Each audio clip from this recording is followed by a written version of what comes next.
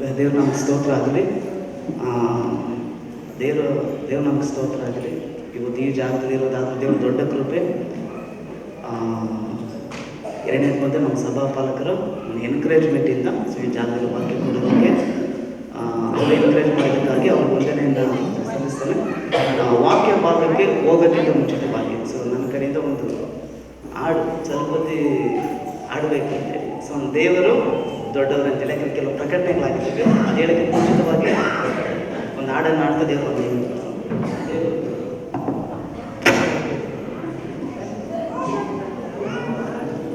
ದೇವರು ದೊಡ್ಡವನು, ದೇವರು ಒಳ್ಳೆಯವ, ಅವರ ವಿಶ್ವಾಸಿಸು, ನಿಮಗೆಲ್ಲವೂ ನೆರವೇರುವುದು. ಅವರ ವಿಶ್ವಾಸಿಸು, ನಿಮಗೆಲ್ಲವೂ ನೆರವೇರುವುದು. ನನ್ನ ದೇವರು ದೊಡ್ಡವನು, ನನ್ನ ದೇವರು ಒಳ್ಳೆಯವ, ನನ್ನ ದೇವರು ದೊಡ್ಡವನು, ನನ್ನ ದೇವರು ಒಳ್ಳೆಯವ, ಅವರ ವಿಶ್ವಾಸಿಸು, ನಿಮಗೆಲ್ಲವೂ ನೆರವೇರುವುದು. ನನ್ನ ದೇವರ ವಿಶ್ವಾಸಿಸು, ನಿನಗೆಲ್ಲವೂ ನೆರವೇರುವುದು. ನಿನ್ನಾಯ ನಂಬಿಕೆ ವ್ಯರ್ಥವಾಗದು, ನಿಶ್ಚಯವಾಗಿಯೂ ನೆರವೇರುತ್ತೆ. ನಿನ್ನಾಯ ನಂಬಿಕೆ ವ್ಯರ್ಥವಾಗದು, ನಿಶ್ಚಯವಾಗಿಯೂ ನೆರವೇರುತ್ತೆ. ಅವರಿಂದ ಸಾಧ್ಯವೂ ಇಲ್ಲವೇ ಇಲ್ಲ. ನನ್ನ ದೇವರಿಂದ ಸಾಧ್ಯವೂ ಇಲ್ಲವೇ ಇಲ್ಲ. ಅವರಿಂದ ಸಾಧ್ಯವೂ ಇಲ್ಲವೇ ಇಲ್ಲ. ನನ್ನ ದೇವರಿಂದ ಸಾಧ್ಯವೂ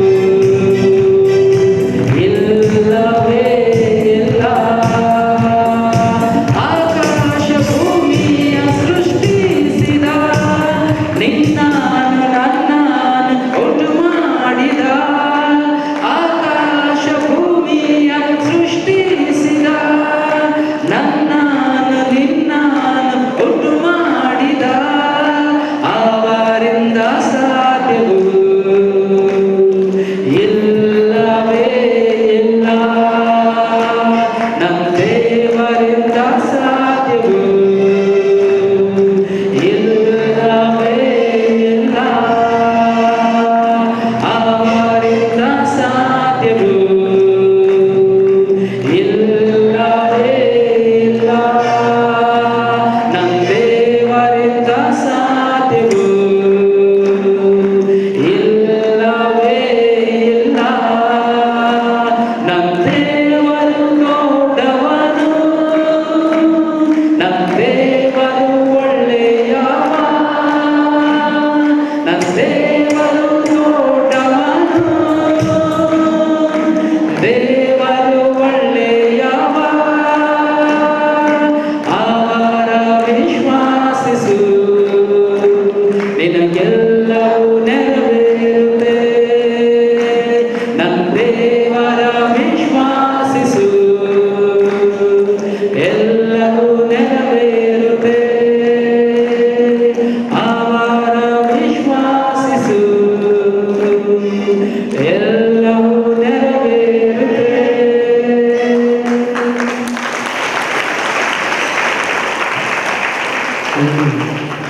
ಹಲ್ಲೆಲೂಯಾ, ಪ್ರೈಸ್ ಲಾರ್ಡ್. ಎಷ್ಟು ಸಂತೋಷವಾಗಿದ್ದೀರಾ? Okay, hallelujah. ಊಹೆ ಕೂಡ ಮಾಡೋಕ್ಕಾಗದೇ ಇರುವಂಥ ರೀತಿಯಾಗಿದ್ದೀನಿ ಈ ಜಾಗದಲ್ಲಿ. ಹಲ್ಲೆಲೂಯಾ. ಸುಮಾರು ದಿನಗಳ ಮೇರೆಗೆ ಒಂದು ಸಭೆ, ದೊಡ್ಡ ಸಭೆ, ಎಲ್ಲೋ ತುಂಬ ಜಾಸ್ತಿ ಭಯನೇ ಆಗುತ್ತೆ ಹೇಳಬೇಕಾದ್ರೆ. ಇಷ್ಟು ದೊಡ್ಡ ಚರ್ಚಲ್ಲಿ ಈ ರೀತಿಯ ವಾಕ್ಯ ಹಂಚ್ಕೋಬೇಕಾದ್ರೆ ದೇವ್ರ ದೊಡ್ಡ ಕೃಪೆ. ಹಲ್ಲೆಲೂಯಾ. ಅನಾದಿ ಕಾಲ ಕಾಲದಲ್ಲಿ ದೇವರು ತನ್ನ ವಾಗ್ದಾನವನ್ನು ನೆರವೇರಿಸುವಂಥದ್ದು ನೆರವೇರ್ತಾ ಇದೆ ಇದೆಲ್ಲ. ಹಲ್ಲೆಲೂಯಾ. ಇದು ಮನುಷ್ಯರಿಂದ ಅಸಾಧ್ಯ, ಅದು ದೇವರಿಂದ ಎಲ್ಲ ಸಾಧ್ಯ ಇದೆ. ಹಲ್ಲೆಲೂಯಾ. ಓಕೆ, ಇಲ್ಲಿ ಆರಾಧನೆ ಮಾಡುವಂಥ ಸಂದರ್ಭದಲ್ಲಿ ನಾನು ಕೆಲವು ಕಂಡಂಥ ದರ್ಶನಗಳನ್ನ ದೇವರ ಮಹಿಮೆಗಾಗಿ ಹೇಳ್ತೀನಿ. ನಂತರ ನಾನು ವಾಕ್ಯ ಭಾಗಕ್ಕೆ ನಾವು ಹೋಗ್ತೀನಿ. Hallelujah. Praise the lord. Okay, ಇಲ್ಲಿ ವರ್ಷಿಪ್ ಮಾಡೋ ಟೈಮಲ್ಲಿ, ಆರಾಧನೆ ಮಾಡೋಂಥ ಟೈಮಲ್ಲಿ ನಾನು ನೋಡಿದಂಥ ದರ್ಶನ, ಇಲ್ಲಿ ಒಂದು ಫುಲ್ ಮೀಟ್ ಇದೆ ಅಲ್ವಾ, ಇದು ಬಂದು ಒಂದು ಗರ್ಭಗುಡಿಯಾಗಿ ನಾನು ನೋಡ್ಬೇಕಾದ್ರೆ ದೇವರು ತನ್ನ ರಕ್ತ ಎರಡನೇ ಬಂದು ಬೆಂಕಿಯಿಂದ ದೇವರು ತುಂಬಿಸ್ತಾ ಇದ್ದಾರೆ. ದೇವರು ದೊಡ್ಡ ಕಾರ್ಯವನ್ನು ಮಾಡ್ತಾರೆ. ಹಲ್ಲೆಲೂಯಾ. ಇದ್ಯಾವುದು ಊಹೆ ಮಾಡಿದ್ದಲ್ಲ. ಒಂದು ಸರೆಲ್ಲ ನಾನು ಒಂದು ದರ್ಶನ ಅಂತ ಬಂದ ತಕ್ಷಣ ಒಂದು ಸೇರಲ್ಲ, 2-3 ಸೇರಿ ಬಂದು ಪ್ರೇಯರ್ ಮಾಡ್ತೀನಿ. ಅದನ್ನ ದೇವ್ರ ಪ್ರೊಸೀಡ್, ಅದು ಮಾತಾಡೋ, ಅದು ಹೇಳೋದಾಗ ಮಾತ್ರನೇ ನಾನು ಹೇಳೋನಾಗಿರ್ತೀನಿ. ಹಲ್ಲೆಲೂಯಾ. ಎರಡನೇ ದರ್ಶನ ನೋಡ್ಬೇಕಾದ್ರೆ ಸಭೆಯಲ್ಲಿ ಅನೇಕ ದೇವದೂತರು ತುಂಬಲ್ಪಟ್ಟು ಅವರ ಬಾಯಿನ ತುತ್ತೂರಿ ಇನ್ನು ಓದ್ಲಿಲ್ಲ, ರೆಡಿ ಆಗಿದ್ದಾರೆ. ಅದು ಏನಪ್ಪ ತೋರಿಸುತ್ತೆ, ದೇವರು ಬರಕ್ಕಲ್ಲ ಹತ್ರ ಆಗ್ತಾ ಇದೆ. ದೇವ್ರ ತನ್ನ ಸಭೆಯನ್ನ ತನ್ನ ಹೆಂಡತಿಯನ್ನು ಸಿದ್ಧತೆ ಮಾಡ್ಕೊಳ್ತಾ ಇದ್ದಾರೆ ಅಂತ ಹೇಳಾಗ್ತದೆ. ಹಲ್ಲೆಲೂಯಾ. ಓಕೆ, ದೇವ್ರ ನಮ್ಮ ಮಹಿಮೆ ಆಗಲಿ. ಸಭೆ ಯಾವ ಕೆಲಸದಲ್ಲೂ ಕೂಡ ನಾವು ಭಾಗಿಯಾಗಲಿಲ್ಲ. ಹೊಸಕೋಟೆ ಸಭೆಯಿಂದ ಯಾರೋ ಒಬ್ಬರಿಬ್ಬರು ಮಾತ್ರ ಭಾಗಿಯಾಗಿದ್ರು. ನಿಮ್ಮ ಸೇವಕರೆಲ್ಲ ರೆವೆನ್ಯೂ ಅನೌನ್ಸ್ಮೆಂಟ್ ಮಾಡ್ತಾಯಿದ್ರು, ಚಲಪತಿ ಬ್ರದರೆಲ್ಲ ಅನೌನ್ಸ್ಮೆಂಟ್ ಮಾಡ್ತಾಯಿದ್ರು. ನಮ್ಮ ಹೊಸಕೋಟೆ ಸಭೆ ಕಡೆಯಿಂದ UPSC. Okay, hallelujah. Praise the lord. Okay, ದೇವರ ಕೃಪೆ, ನನ್ನ ಆತ್ಮಿಕ ತಂದೆಯಾದಂಥ ಸತೀಶ್ ಪಾಸ್ಟರ್ ಇಲ್ಲ. ಆದರೆ ದೇವ್ರ ಕೃಪೆಯಿಂದ ಬಂದು ಇಲ್ಲಿವರೆಗೂ ನಾನು ಈ ರೀತಿಯ ಸೇವೆಯಲ್ಲಿ ಬೆಳೆಯೋದಾದರೆ ದೇವ್ರ ಕೃಪೆ. ಎರಡನೇದು ಬಂದು ಸಭಾಪಾಲಕ ನಾನು ನಡೆಸಿದಂಥ ಕಾರ್ಯ. ಮೂರನೇದು ನಮ್ಮ ತಂದೆ ತಾಯಿ, ನಮ್ಮ ಅಣ್ಣಂದಿರ ಒಂದು ಪ್ರೋತ್ಸಾಹದಿಂದ. Okay, hallelujah. ಈಗ ನಾವು ದೇವ್ರ ವಾಕ್ಯಕ್ಕೆ ಹೋಗೋಣ. ಇದರಲ್ಲಿ ಕೂಡ ಕೆಲವು ಎಚ್ಚರಿಕೆಗಳೇ ಬಂದಿದ್ದಾವೆ. ನಾನು ನಿನ್ನೆ ಅಂದರೆ 2 ವಾರದಿಂದ ನಾನು ಪ್ರಾರ್ಥನೆ ಮಾಡ್ತಾ ಇರಬೇಕಾದ್ರೆ ನಿನ್ನೆ ಬೆಳಗ್ಗೆ ನಾನು ಪ್ರಾರ್ಥನೆ ಮಾಡುವಂಥ ಸಂದರ್ಭದಲ್ಲಿ ನನಗೆ ಬಂದಂಥ ಒಂದು ಎಚ್ಚರಿಕೆಯ ಕುರಿತಾಗಿ, ಸಭೆ ಕುರಿತಾಗಿ ಬಂದಂಥ ಕಾರ್ಯವನ್ನು ಹೇಳ್ತಾ ನಾನು ದೇವರ ವಾಕ್ಯಕ್ಕೆ ಹೋಗ್ತೀನಿ. ಹಲ್ಲೆಲೂಯಾ. ಚಲಪತಿ ಬ್ರದರ್ ಒಂದು ಸಾಂಗ್ ಆಡಿಸಿದ್ದಲ್ಲ, ನನ್ನ ದೇವರು ದೊಡ್ಡವರು, ನನ್ನ ದೇವರು ಒಳ್ಳೆಯವ. ಹಲ್ಲೆಲೂಯಾ. ನಮ್ಮ ದೇವರು ಎಷ್ಟು ದೊಡ್ಡವರು. ಆಕಾಶ ತನ್ನ ಸಿಂಹಾಸನ, ಭೂಮಿ ನನ್ನ ಪಾದಪೀಠ ಅಂತ ಹೇಳಿದಂಥ ಅಷ್ಟು ದೊಡ್ಡದಾದಂಥ ದೇವರು, ಇನ್ನು ಪುಟ್ಟವಾದಂಥ ಹೃದಯವನ್ನು ಎದುರು ನೋಡುವಂಥ ದೇವರಾಗಿದ್ದಾನೆ. ಹಲ್ಲೆಲೂಯಾ. ನಾನು ದೇವ್ರ ವಾಕ್ಯಕ್ಕೋಸ್ಕರ ನಾನು ಪ್ರಾರ್ಥನೆ ಮಾಡುವಂಥ ಸಂದರ್ಭದಲ್ಲಿ ನಾನು ನೋಡಿದಂಥ ದರ್ಶನದಲ್ಲಿ ನೋಡಬೇಕಾದ್ರೆ ದೇವರ ತನ್ನ 2 ಕೈಗಳಿಂದ ದೇವರು ಸಭೆಯನ್ನು ಆಶೀರ್ವದಿಸ್ತಾ ಇದ್ದಾರೆ. ಆ 2 ಕೈಗಳನ್ನ ನೋಡ್ಬೇಕಾದ್ರೆ 2 ಕಣ್ಣುಗಳೇ ಸಾಕಾಗಲ್ಲ. ಆ ರೀತಿಯಾಗಿ ಇದು ನೀವು ಚರ್ಚ್ ಅಂತ ಹೇಳ್ತೀರಲ್ವಾ, ನಾವು ಕೂಡ ಚರ್ಚ್ ಅಂತ ಹೇಳ್ತೀವಿ, ಕೇಳಿದ್ದೀವಿ. ಅದು ನನಗೆ ನಿನ್ನೆ ಆದಂಥ ಪ್ರಕಟ ಏನಪ್ಪ ಅಂದ್ರೆ, ಇದು ರಾಜನ ಅರಮನೆ ಇದೆ. ದೇವರ ಅರಮನೆ ಆಗಿದೆ. ಅರಮನೆಯನ್ನು ನಾನು ನೋಡಿದೆ. ಅದರಲ್ಲಿ ನಂತರ 20 ದೇವದೂತರು ಇದ್ದಾರೆ. ಒಬ್ಬ ದೇವದೂತರು ಬಂದು ಅಲ್ಲಿದ್ದಾರೆ, ಇನ್ನೊಬ್ಬ ದೇವದೂತ ಬಂದು ಅಲ್ಲಿದ್ದಾರೆ. ಆ ದೇವದೂತರು ಏನು ಮಾಡ್ತಾ ಇದ್ದಾರೆ ಅಂದ್ರೆ, ಒಬ್ಬ ದೇವದೂತನ ಕೈಯಲ್ಲಿ ಒಂದು ಕೈಯಲ್ಲಿ ಬಂದು ಸತ್ಯವೇದ ಇದೆ, ಇನ್ನೊಂದು ಕೈಯಲ್ಲಿ ಬಂದು ಇಬ್ಬಾಯಿ ಕತ್ತಿ ಇದೆ. ಈ ಕಡೆ ಬಲಗಡೆ ಇರುವಂಥ ದೇವದೂತನ 2 ಕೈಗಳಲ್ಲಿ ಬಂದು ಇಬ್ಬಾಯಿ ಕತ್ತಿಗಳಿದ್ದಾವೆ. ದೇವರ ಸಭೆಯನ್ನ ಕಾಯೋದಕ್ಕೆ ದೇವದೂತರನ್ನ ಆಲ್ರೆಡಿ ಅಪಾಯಿಂಟ್ಮೆಂಟ್ ಮಾಡಿದ್ದಾರೆ. ಈ ಸಭೆಗೆ ವಿರೋಧವಾಗಿ ಎದ್ದು ಬರೋದು ಎಲ್ಲ ಆಯುಧಗಳನ್ನ ದೇವರು ಮುರಿದಾಕ್ತಾರೆ. ಹಲ್ಲೆಲೂಯಾ. ಓಕೆ, ದೇವ್ರ ನಮ್ಮ ಮಹಿಮೆ ಆಗಲಿ. 2ನೇ ಕಾರ್ಯವನ್ನು ಹೇಳ್ಬಿಟ್ಟು ಇದು ಸ್ವಲ್ಪ ತುಂಬ ಒಂದು ನೋವಾಗುವಂಥ ಕಾರ್ಯ ಏನಪ್ಪ ಅಂದ್ರೆ, ಸಭೆ ವಿಶ್ವಾಸಿಗಳ ಕುರಿತಾಗಿ ದೇವರು ತೋರಿಸಿದಂಥ ಕಾರ್ಯಗಳು. ಇಂಥದ್ದನ್ನ ನೋಡಿದ ತಕ್ಷಣ ದೇವರ ಪ್ರಸನ್ನತೆ ಬಲವಾಗಿ ಒಂದು ಆಳ್ವಿಕೆ ಮಾಡ್ತಾ ಇದೆ ಸಭೆ ಒಳಗಡೆ. ಎಷ್ಟು ಬಲವಾಗಿ ಅಂತ ಹೇಳಿದ್ರೆ, ನಾನು ಹೇಳಿದ್ರೆ 2 ಕಣ್ಣುಗಳೇ ಸಾಕಾಗದನ್ನ ರೀತಿಯಾಗಿ ದೇವರ ಪ್ರಸನ್ನತೆ ತುಂಬಲ್ಪಡ್ತಾ ಇದೆ. ಆದರೆ ಆ ದೇವರ ಪ್ರಸನ್ನತೆ ಅನೇಕ ಹೃದಯಗಳ ಒಳಗಡೆ ಪ್ರವೇಶ ಆಗ್ತಾ ಇಲ್ಲ. ಯಾಕೆ ಆಗ್ತಾ ಇಲ್ಲ ಅಂತ ನೋಡ್ಬೇಕಾದ್ರೆ, ನಾನು ನೋಡಿದಂಥ ಆ ವಿಷನ್ನಲ್ಲಿ, ಆ ದರ್ಶನದಲ್ಲಿ ನೋಡ್ಬೇಕಾದ್ರೆ, ಅನೇಕರ ಮನಸ್ಸುಗಳಿಂದ ಒಂದು ಆಲೋಚನೆಗಳನ್ನು ಅಡ್ಡಗೋಡೆಗಳನ್ನು ಹಾಕೋಬಿಟ್ಟಿದ್ದಾರೆ. ಅಂದರೆ ಅವ್ರ ಆಶೀರ್ವಾದಕ್ಕೆ ಅವರೇ ತಡೆಯಾಗಿ ಬಂದು ಹಾಕೋಬಿಟ್ಟಿದ್ದಾರೆ, ಬಾರ್ಡರ್ ಹಾಕೋಬಿಟ್ಟಿದ್ದಾರೆ ಅವರು. ಈಗ ಚಿಕ್ಕ ಎಕ್ಸಾಂಪಲ್, ನಾನು ವಾಕ್ಯ ಕೊಡೋಕ್ಕಿಂತ ಮುಂಚಿತವಾಗಿ ನೀವೇನು ಆಲೋಚನೆ ಮಾಡಿಕೊಂಡು ಗೊತ್ತಿಲ್ಲ. ಅದನ್ನು ಅಯ್ಯೋ ಅದು ಏನೇನು ಆಲೋಚನೆ ಮಾಡೋದು ಗೊತ್ತಿಲ್ಲ.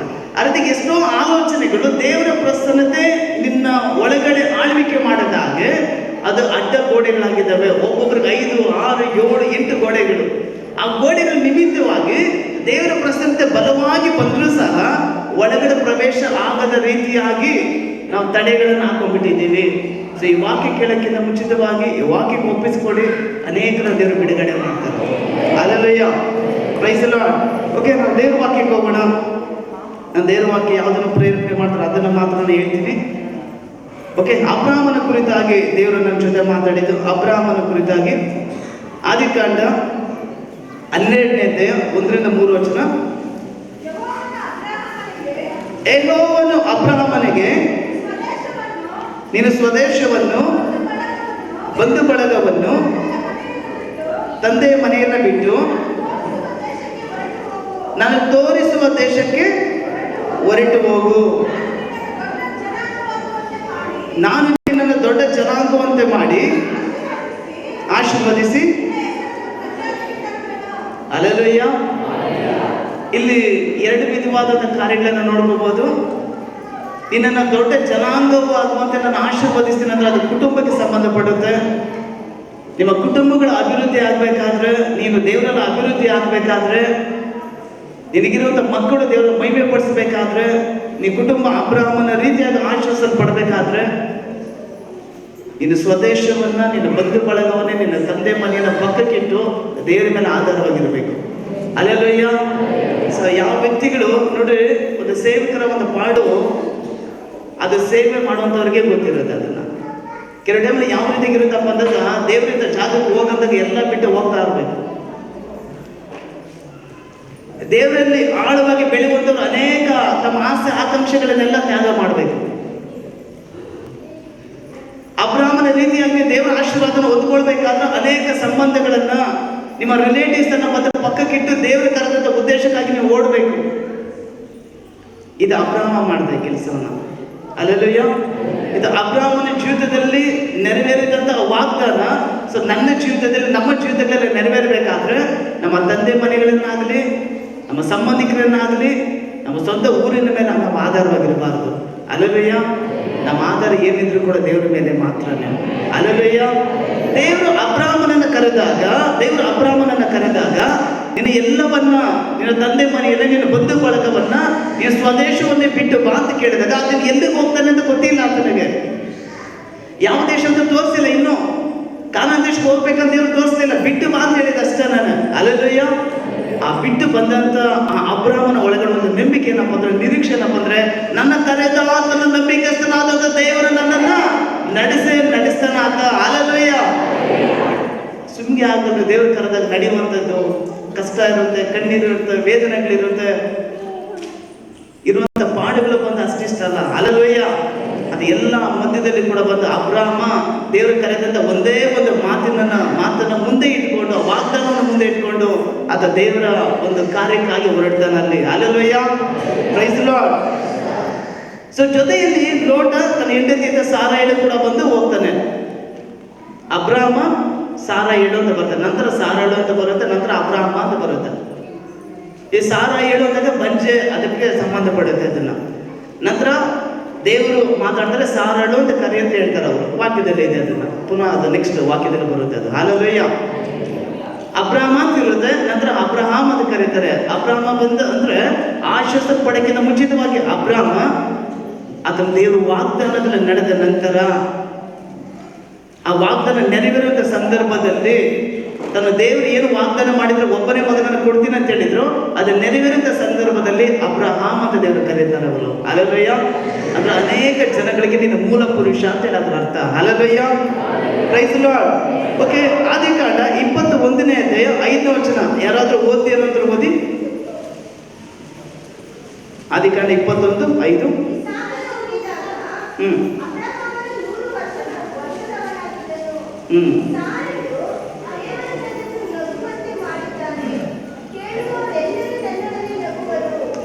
Okay, hallelujah. ನೋಡಿ, ಆದಿಕಾಂಡ 21:5ರಲ್ಲಿ 100ನೇ ವರ್ಷದಲ್ಲಿ ಬಂದ ವಾಗ್ದಾನ ನೆರವೇರುತ್ತೆ. ದೇವರು ವಾಗ್ದಾನ ಮಾಡಿದ ಬಂದು ಎಷ್ಟನೇ ವರ್ಷದಲ್ಲಿ? 75ನೇ ವರ್ಷದಲ್ಲಿ ವಾಗ್ದಾನ ಮಾಡ್ತಾರೆ. 25 ವರ್ಷ ಗ್ಯಾಪ್ ಹಿಡಿತೈತೆ ಅಲ್ಲಿ. 25 ವರ್ಷ ಬಂದು ಅವ್ರ ವಿಶ್ವಾಸದ ಹೋರಾಟ, ನಂಬಿಕೆ ಹೋರಾಟ. ಎಷ್ಟು ವರ್ಷ? 25 ವರ್ಷ. ಹಲ್ಲೆಲೂಯಾ. ನೋಡಿ, ದೇವರು ನಮ್ಮ ಜೀವಿತದಲ್ಲಿ ವಾಗ್ದಾನ ಮಾಡಿರುವಂಥದ್ದು ನೆರವೇರಬೇಕಾದ್ರೆ ಕೆಲವು ಟೈಮ್ ಆಗುತ್ತೆ, ಕೆಲವು ದಿನ ಆಗುತ್ತೆ, ಕೆಲವು ತಿಂಗಳಾಗ್ಬೋದು, ವರ್ಷ ಆಗ್ಬೋದು. ಆದ್ರೆ ವಾಗ್ದಾನ ಮಾಡಿದಂಥ ದೇವರು, ನಂಬಿಕಸ್ಥನಾದ ದೇವರು ನೆರವೇರಿಸ್ತಾರೆ. ಹಲ್ಲೆಲೂಯಾ. ಆದ್ರೆ ಆ ವಾಗ್ದಾನಕ್ಕೆ ನಾನು ಒಳಪಟ್ಟಿದ್ದೀನ, ಆ ವಾಕ್ಯಕ್ಕೆ ನಾನು ಒಳಪಟ್ಟಿದ್ದೀನ. ಇಲ್ಲಿ 25 ವರ್ಷ ಗ್ಯಾಪ್ ಹಿಡಿಯೋದಕ್ಕೆ, ವಾಗ್ದಾನ ನೆರವೇರೋದಕ್ಕೆ ತಡೆ ಆಗಿದೆ. ಯಾರಿಂದಪ್ಪ ಅಂತ ನೋಡಿದಾಗ, ಆತನ ಹೆಂಡತಿ ಸಾರೈ ತುಂಬಾ ಗೈಯಾಳಿ, ಬಾಯಿ ಬಡಿಕೆ ಜಾಸ್ತಿ. ಇದ ಬಂದು ಹೇಳ್ತಾನೆ, ಆಚೆ ಹೋಗಿ ನೋಡಿದರೆ ನಕ್ಷತ್ರ ರೀತಿಯಾಗಿ ನನ್ನ ಸಂತತಿನ ಹೆಚ್ಚಿಸ್ತಾರೆ ಅಂತ ದೇವ್ರು ವಾಗ್ದಾನ ಮಾಡಿದ್ರು ಅಂತ ಹೇಳಿದ್ರೆ, ಮುದುಕ ವಯಸ್ಸಾಗ್ತಾ ಬರ್ತಾ ಇದೆ, ನಮಗೆ ಯಾವಾಗ ಮಕ್ಕಳಾಗೋದು ನಮಗೆ? ಹಲ್ಲೆಲೂಯಾ. ಒಂದು ಕಡೆ ಬಂದು ಅಬ್ರಾಮ ವಿಶ್ವಾಸದ ಹೋರಾಟ, ಆಕೆ ಹೆಂಡತಿ ಅವಿಶ್ವಾಸದ ಹೋರಾಟ. ಈತ ತುಂಬಾ ಆನೆಸ್ಟ್, ನೀತಿವಂತನಾಗಿದ್ದಾನೆ, ನಂಬಿಕಸ್ಥನಾದಂಥವನಾಗಿದ್ದಾನೆ. ಆದ್ರೆ ಸಾರಹಳ್ಳಿ ಯಾವ ರೀತಿಯಾಗಿದ್ದಾಳೆ? ಗೈಯಾಳಿ, ಬರೀ ಅವಿಶ್ವಾಸ ಮಾತುಗಳೇ ಮಾತಾಡುವಂಥವಳಾಗಿರ್ತಾಳೆ ಅಲ್ಲಿ. ಹಲ್ಲೆಲೂಯಾ. ಆಕೆ ತೆಗೆದುಕೊಂಡ ಒಂದು ಚಿಕ್ಕ ತೀರ್ಮಾನ ಇಡೀ ಕುಟುಂಬದಲ್ಲಿ ಒಂದು ಶತ್ರು ಜನಾಂಗವೇ ಹುಟ್ಕೋಬಿಡುತ್ತೆ ಅಲ್ಲಿ. ಹಲ್ಲೆಲೂಯಾ. ದೇವರು ಆಕೆ ಮುಖಾಂತರ ಬಂದು ತನ್ನ ವಾಗ್ದಾನವನ್ನು ನೆರವೇರಿಸಿಕೊಳ್ಬೇಕಂತ ಇಷ್ಟಪಟ್ಟರು. ಅದು ಈಕೆ ಮಾಡಿದಂಥ ಕೆಲಸ ಆಗರಳನ್ನ ತನ್ನ ಹೆಂಡತಿಯ ಸ್ಥಾನಕ್ಕೆ ಆಕೆನ ಬಿಟ್ಕೊಟ್ಟು ಬಿಡ್ತಾಳಲ್ಲಿ. ಹಲ್ಲೆಲೂಯಾ. ಅದು ಶತ್ರು ಜನಾಂಗ ಹುಟ್ಕೊಳ್ಳುತ್ತಲ್ಲಿ. ನಮ್ಮ ಕುಟುಂಬಗಳಲ್ಲಿ, ನಮ್ಮ ಪರ್ಸನಲ್ ಲೈಫಲ್ಲಾಗಲಿ, ಪ್ರೇಯರ್ಗಳಲ್ಲಾಗಲಿ, ಕುಟುಂಬಗಳಲ್ಲಾಗಲಿ ಒಂದು ಶತ್ರು ಜನಾಂಗ ಹುಟ್ಕೊಳ್ಳೋದಕ್ಕೆ ಕಾರಣ ಬೇರೆ ಯಾರಲ್ಲ, ನಾವೇ ಕಾರಣ ಆಗಿರ್ತೀವಿ. ಗಂಡ ಹೆಂಡತಿ ಮಕ್ಕಳಿದ್ರೆ ಬಂದು ಅವರೇ ಕಾರಣ ಆಗಿರ್ತಾರೆ, ಅಪ್ಪ ಅಮ್ಮ ಆದ್ರೆ ಅವರೇ ಕಾರಣ ಆಗಿರ್ತಾರೆ. ನಾವು ಬೇರೆಯವ್ರನ್ನ ದೂಷಿಸ್ತೀವಿ. ಹಲ್ಲೆಲೂಯಾ.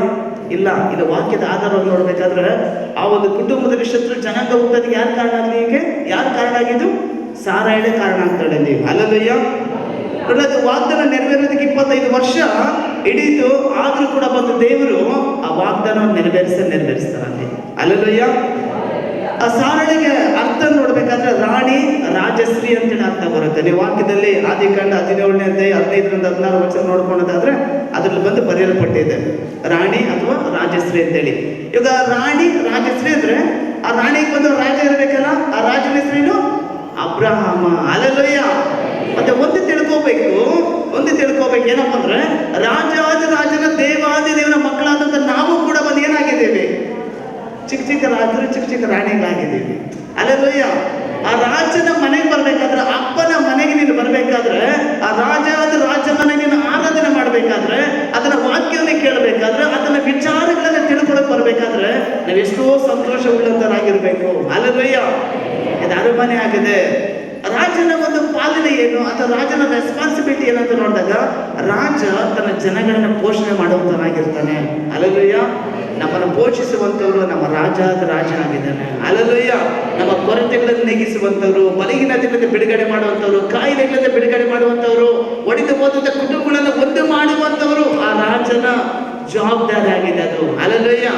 ಅದಕ್ಕೋಸ್ಕರ ಸೇವಕರನ್ನು ಉಪಯೋಗ ಮಾಡ್ಕೊಳ್ತಾರೆ, ಪ್ರಾರ್ಥನೆಗಳನ್ನು ಎಬ್ಬಿಸ್ತಾರೆ ಅವರು, ಕುಟುಂಬಗಳಿಗೆ ಪ್ರೇರಣೆಗಳನ್ನು ಎಬ್ಬಿಸ್ತಾರೆ ಅವರು, ಪ್ರಾರ್ಥನೆ ಹೋಗೋದಕ್ಕೆ ಪ್ರೇರಣೆ ಮಾಡ್ತಾರೆ, ಉಪವಾಸ ಪ್ರಾರ್ಥನೆಗಳನ್ನೇ ಮಾಡ್ತಾರೆ. ಇದೆಲ್ಲ ಯಾರ ಕಾರ್ಯ? ರಾಜನ ಕಾರ್ಯ ಆಗಿದ್ದಾವೆ. ಹಲ್ಲೆಲೂಯಾ. ಓಕೆ, ನೋಡಿ, ಇನ್ನೊಂದು ವಾಕ್ಯವನ್ನ ನೋಡ್ಕೊಳ್ಬೇಕಾದ್ರೆ ಆ ವಾಕ್ಯ ನೋಡೋಕ್ಕಿಂತ ಮುಂಚಿತವಾಗಿ ನೋಡಿ, ದೇವರು ಆ ವಾಗ್ದಾನವನ್ನು ನೆರವೇರಿಸೋದಕ್ಕೆ ಇನ್ನೊಂದು ಕಾರಣ ಏನಪ್ಪ ಅಂದಾಗ, ಈ ಅಬ್ರಾಹ್ಮನ ಒಳಗಡೆ ಒಂದು ಒಳ್ಳೆ ಕ್ಯಾರೆಕ್ಟರ್ ಏನಪ್ಪ ಅಂದಾಗ, ಅದನ್ನು ಎಲ್ಲೇ ಹೋಗಲಿ ಯಜ್ಞವೇದಿಯನ್ನು ಕಟ್ಟಿಸೋದು, ಆರಾಧನೆ ಮಾಡೋದು, ಯಜ್ಞವೇದಿಯನ್ನು ಕಟ್ಟಿಸೋದು, ಆರಾಧನೆ ಮಾಡೋದಲ್ಲಿ. ಹಲ್ಲೆಲೂಯಾ. ಅದು ಏನಪ್ಪ ತೋರಿಸುತ್ತಂದ್ರೆ, ದೇವರ ಮಕ್ಕಳಾದಂಥ ನಾವು ಎಲ್ಲೇ ಹೋದ್ರೂ ಸಹ, ಸಂಬಂಧಿಕರಾಗಲಿ ಅಥವಾ ಕೆಲಸ ಕಾರ್ಯಗಳಿಗೆ ಯಾವುದರಲ್ಲೇ ಬ್ಯುಸಿ ಇದ್ರು ಕೂಡ, ನಿನ್ನ ಪ್ರಾರ್ಥನೆ ಅನ್ನುವಂಥ ಈ ಯಜ್ಞವೇದಿನ ಕಟ್ಟಿಸಿಲ್ಲ ಅಂತ ಹೇಳಿದ್ರೆ ದೇವರ ವಾಗ್ದಾನ ನಮ್ಮ ಜೀವಿತಗಳಲ್ಲಿ ನೆರವೇರೋದಿಲ್ಲ. ಹಲ್ಲೆಲೂಯಾ. ಅಬ್ರಾಹ್ಮನ ಜೀವಿತದಲ್ಲಿ ದೇವರ ವಾಗ್ದಾನ ನೆರವೇರಬೇಕಾದ್ರೆ ಅದರ ಪ್ರತಿ ದಿನ ಅಥವಾ ಹೊಸ ಜಾಗಗಳಿಗೆ ಬಂದು ಹೋದಾಗ ಆ ಜಾಗ ಯಜ್ಞವೇದಿಯನ್ನು ಕಟ್ಟಿಸಿ ದೇವರನ್ನ ಆರಾಧನೆ ಮಾಡ್ತಿದ್ದ. ಹಲ್ಲೆಲೂಯಾ. ಸೊ ನಾವಿಲ್ಲಿರುವಂಥವ್ರು ಎಷ್ಟು ಜನ ಈ ರೀತಿಯಾಗಿ ಅಬ್ರಾಹ್ಮನ ರೀತಿಯಾಗಿದ್ದೀವಿ ನಾವು? ಹಲ್ಲೆಲೂಯಾ. 75 ವರ್ಷದಲ್ಲಿ ಬಂದು ದೇವರು ವಾಗ್ದಾನ ಮಾಡಿದ್ರು, 100ನೇ ವರ್ಷದಲ್ಲಿ ಅದು ನೆರವೇರುತ್ತೆ. ಹಲ್ಲೆಲೂಯಾ. ಓಕೆ, ಸೊ ಎರಡನೇ ಕಾರ್ಯವನ್ನು ನೋಡ್ಕೊಳ್ಳೋಣ. ಇದು ಮೊದಲನೇ ಪಾಯಿಂಟ್, ದೇವರು ವಾಗ್ದಾನವನ್ನ ಅದರ ಜೀವಿತದಲ್ಲಿ ನೆರವೇರಿಸ್ತಾರೆ. ನಂಬಿಕಸ್ಥನಾದಂಥ ದೇವರು, ಅಬ್ರಾಹ್ಮನ ದೇವರು, ಇಸಾಕನ ದೇವರು, ಯಾಕೋಬನ ದೇವರು, ನಮ್ಮ ದೇವರು ಕೂಡ ಆತನಾಗಿದ್ದಾನೆ. ಆತನ ಕೂಡ ನಮ್ಮ ಜೀವಿತದಲ್ಲಿ ವಾಗ್ದಾನ ನೆರವೇರಬೇಕಾದ್ರೆ ಅಬ್ರಾಮನ ರೀತಿಯಾಗಿ ನಾವು ದೇವರ ಹತ್ರ ಮೊರೆ ಇಡೋಣ. ಅಬ್ರಾಮನ ರೀತಿಯಾಗಿ ನಾವು ವಿಶ್ವಾಸ ನಂಬಿಕೆಯಿಂದ ಹೋರಾಟವನ್ನು ಮಾಡೋಣ. ಸಾರೈನ ರೀತಿಯಾಗಿ ನಾವು ಕೈಯಾಳಿಂದ ಆಗೋದು ಬೇಡ. ಹಲ್ಲೆಲೂಯಾ. ಯಾಕಂದ್ರೆ ವಾಗ್ದಾನ ನೆರವೇರೋದು ಏನಾಗ್ಬಿಡುತ್ತೆ, ಲೇಟ್ ಆಗ್ಬಿಡುತ್ತೆ. ಹಲ್ಲೆಲೂಯಾ.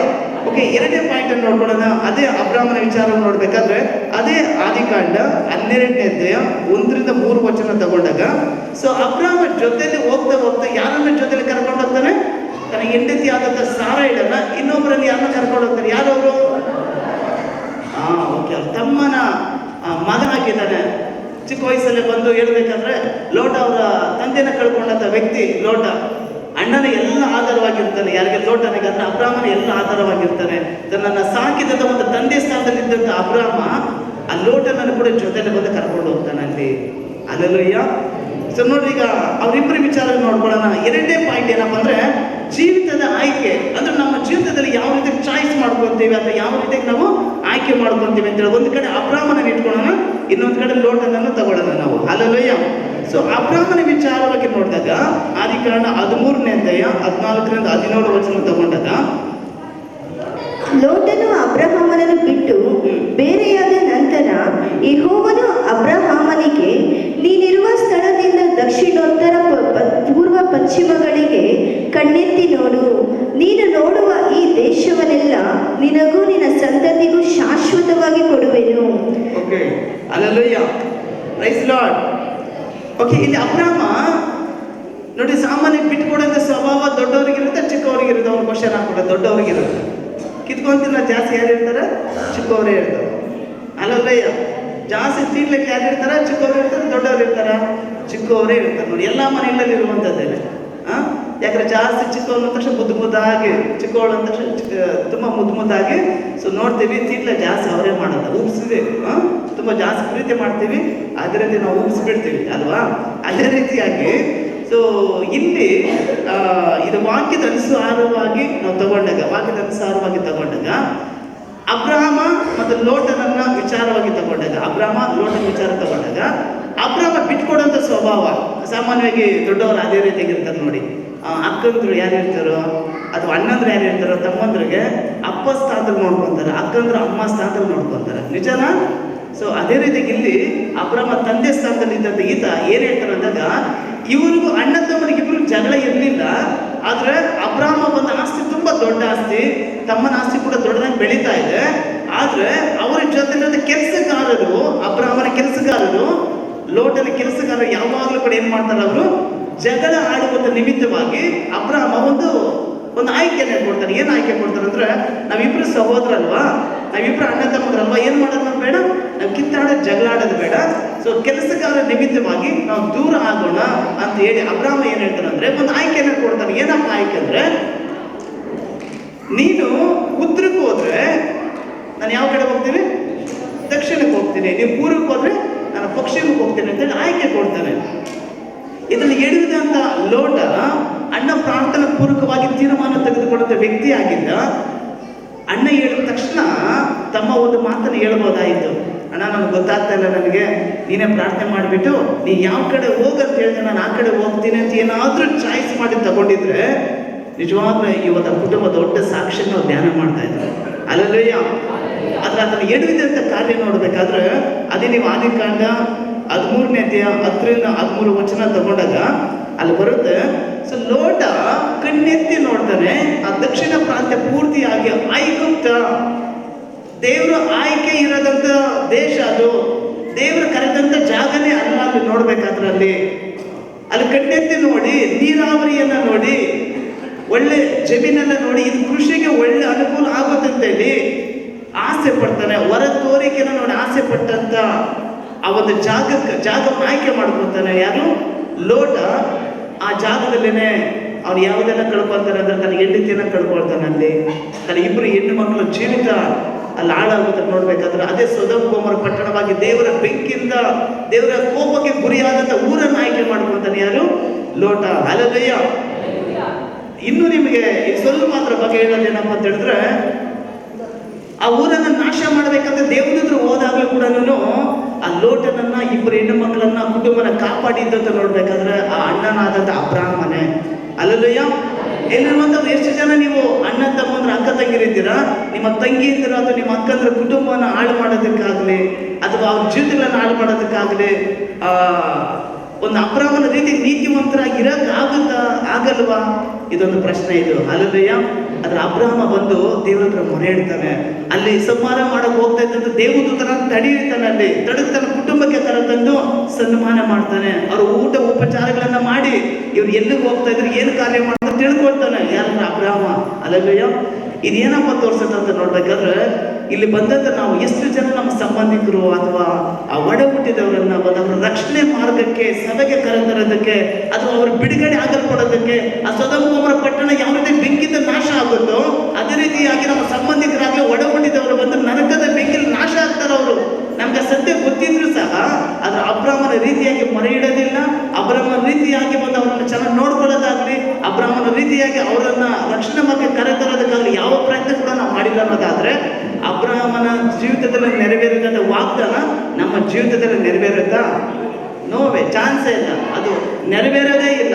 ಅಲ್ಲಲ್ಲಯ್ಯ, ಯಾಕಂದ್ರೆ ಅಬ್ರಾಹ್ಮನ ಮನಸ್ಸು ಬಿಟ್ಕೊಡುವಂತ ಸ್ವಭಾವ, ಅಬ್ರಾಹ್ಮನ ಮನಸ್ಸು ಏನೇ ಆಗಲಿ ನಮ್ಮ ತಮ್ಮನ ಕುಟುಂಬ ಏನಾಗಬೇಕು, ಕಾಪಾಡಬೇಕು, ಆ ರಕ್ಷಣೆ ಹೊಂದಬೇಕಂತೇಳಿ ಇಷ್ಟಪಡುವಂತ ವ್ಯಕ್ತಿ ಆಗಿದ್ದಾನೆ ಅಲ್ಲಿ. ಅಲ್ಲಲ್ಲಯ್ಯ, ಎಷ್ಟೋ ನಮ್ಮ ಯೋಚನೆಗಳು ನಾವು ಏನಪ್ಪ ಮಾಡ್ತೀವಿ ಅಂದಾಗ ನಮ್ಮ ಸಂಬಂಧಿಕರನ್ನಾಗಲಿ ನಮ್ಮ ಒಡ ಹುಟ್ಟಿದವರನ್ನಾಗಲಿ ಆಸ್ತಿ ವಿಚಾರವಾಗಿ ಆಗಲಿ ಒಂದು ವೇಳೆ ಹಣಕಾಸು ವಿಚಾರ ಆಗಿರಲಿ ಕೆಲಸ ಕಾರ್ಯಗಳ ವಿಚಾರ ಆಗಿರಲಿ ಏನು ಮಾಡ್ತೀವಿ, ಒಬ್ಬ ದೇವರ ಮಗನಾದಂಥ ನೀನು ದೇವರ ಮಗಳಾದಂಥ ನೀನು ಅವರ ಬಗ್ಗೆ ರಕ್ಷಣೆ ವಿಚಾರ ಏನು ಗೊತ್ತಿಲ್ಲ ಅವ್ರಿಗೆ. ಆ ಏನು ಗೊತ್ತಿಲ್ಲದಂತ ಅವರನ್ನು ಎಷ್ಟು ಹಿಂಸೆ ಪಡಿಸ್ತೀವಿ.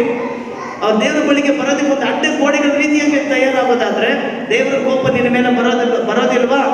ಸೊದೋಮ ಗೊಮೋರ ಪಟ್ಟಣದ ಮೇಲೆ ಬಂದಂತ ಬೆಂಕಿ ನಿನ್ನ ಮೇಲೆ ಬರೋದಿಲ್ವಾ? ನಿನ್ನ ಕುಟುಂಬದ ಮೇಲೆ ಬರೋದಿಲ್ವಾ? ಇದು ಕೃಪೆ ಕಾಲ. ಅದಕ್ಕೆ ದೇವರು ಇನ್ನು ನಿನಗೆ ಅವಕಾಶ ಕೊಟ್ಟಿದ್ದಾರೆ. ದೇವರು ಇನ್ನು ನಮ್ಗೆ ಏನ್ ಮಾಡಿದ್ದಾರೆ, ಅವಕಾಶ ಕೊಟ್ಟಿದ್ದಾರೆ ಅವರು. ಅಲ್ಲವಯ್ಯ, ಇಲ್ಲಿ ನೋಡ್ಬೇಕಾದ್ರೆ ಆ ಇಬ್ಬರು ಹೆಣ್ಣು ಮಕ್ಕಳಿಗೆ ಹುಡುಗರು ಫಿಕ್ಸ್ ಆಗಿರ್ತಾರೆ, ಅಂದ್ರೆ ಎಂಗೇಜ್ಮೆಂಟ್ ಆಗಿ ಫಿಕ್ಸ್ ಆಗಿರುತ್ತೆ. ಅದನ್ನ ಇಬ್ಬರು ತೆಗೆದುಕೊಂಡಂತ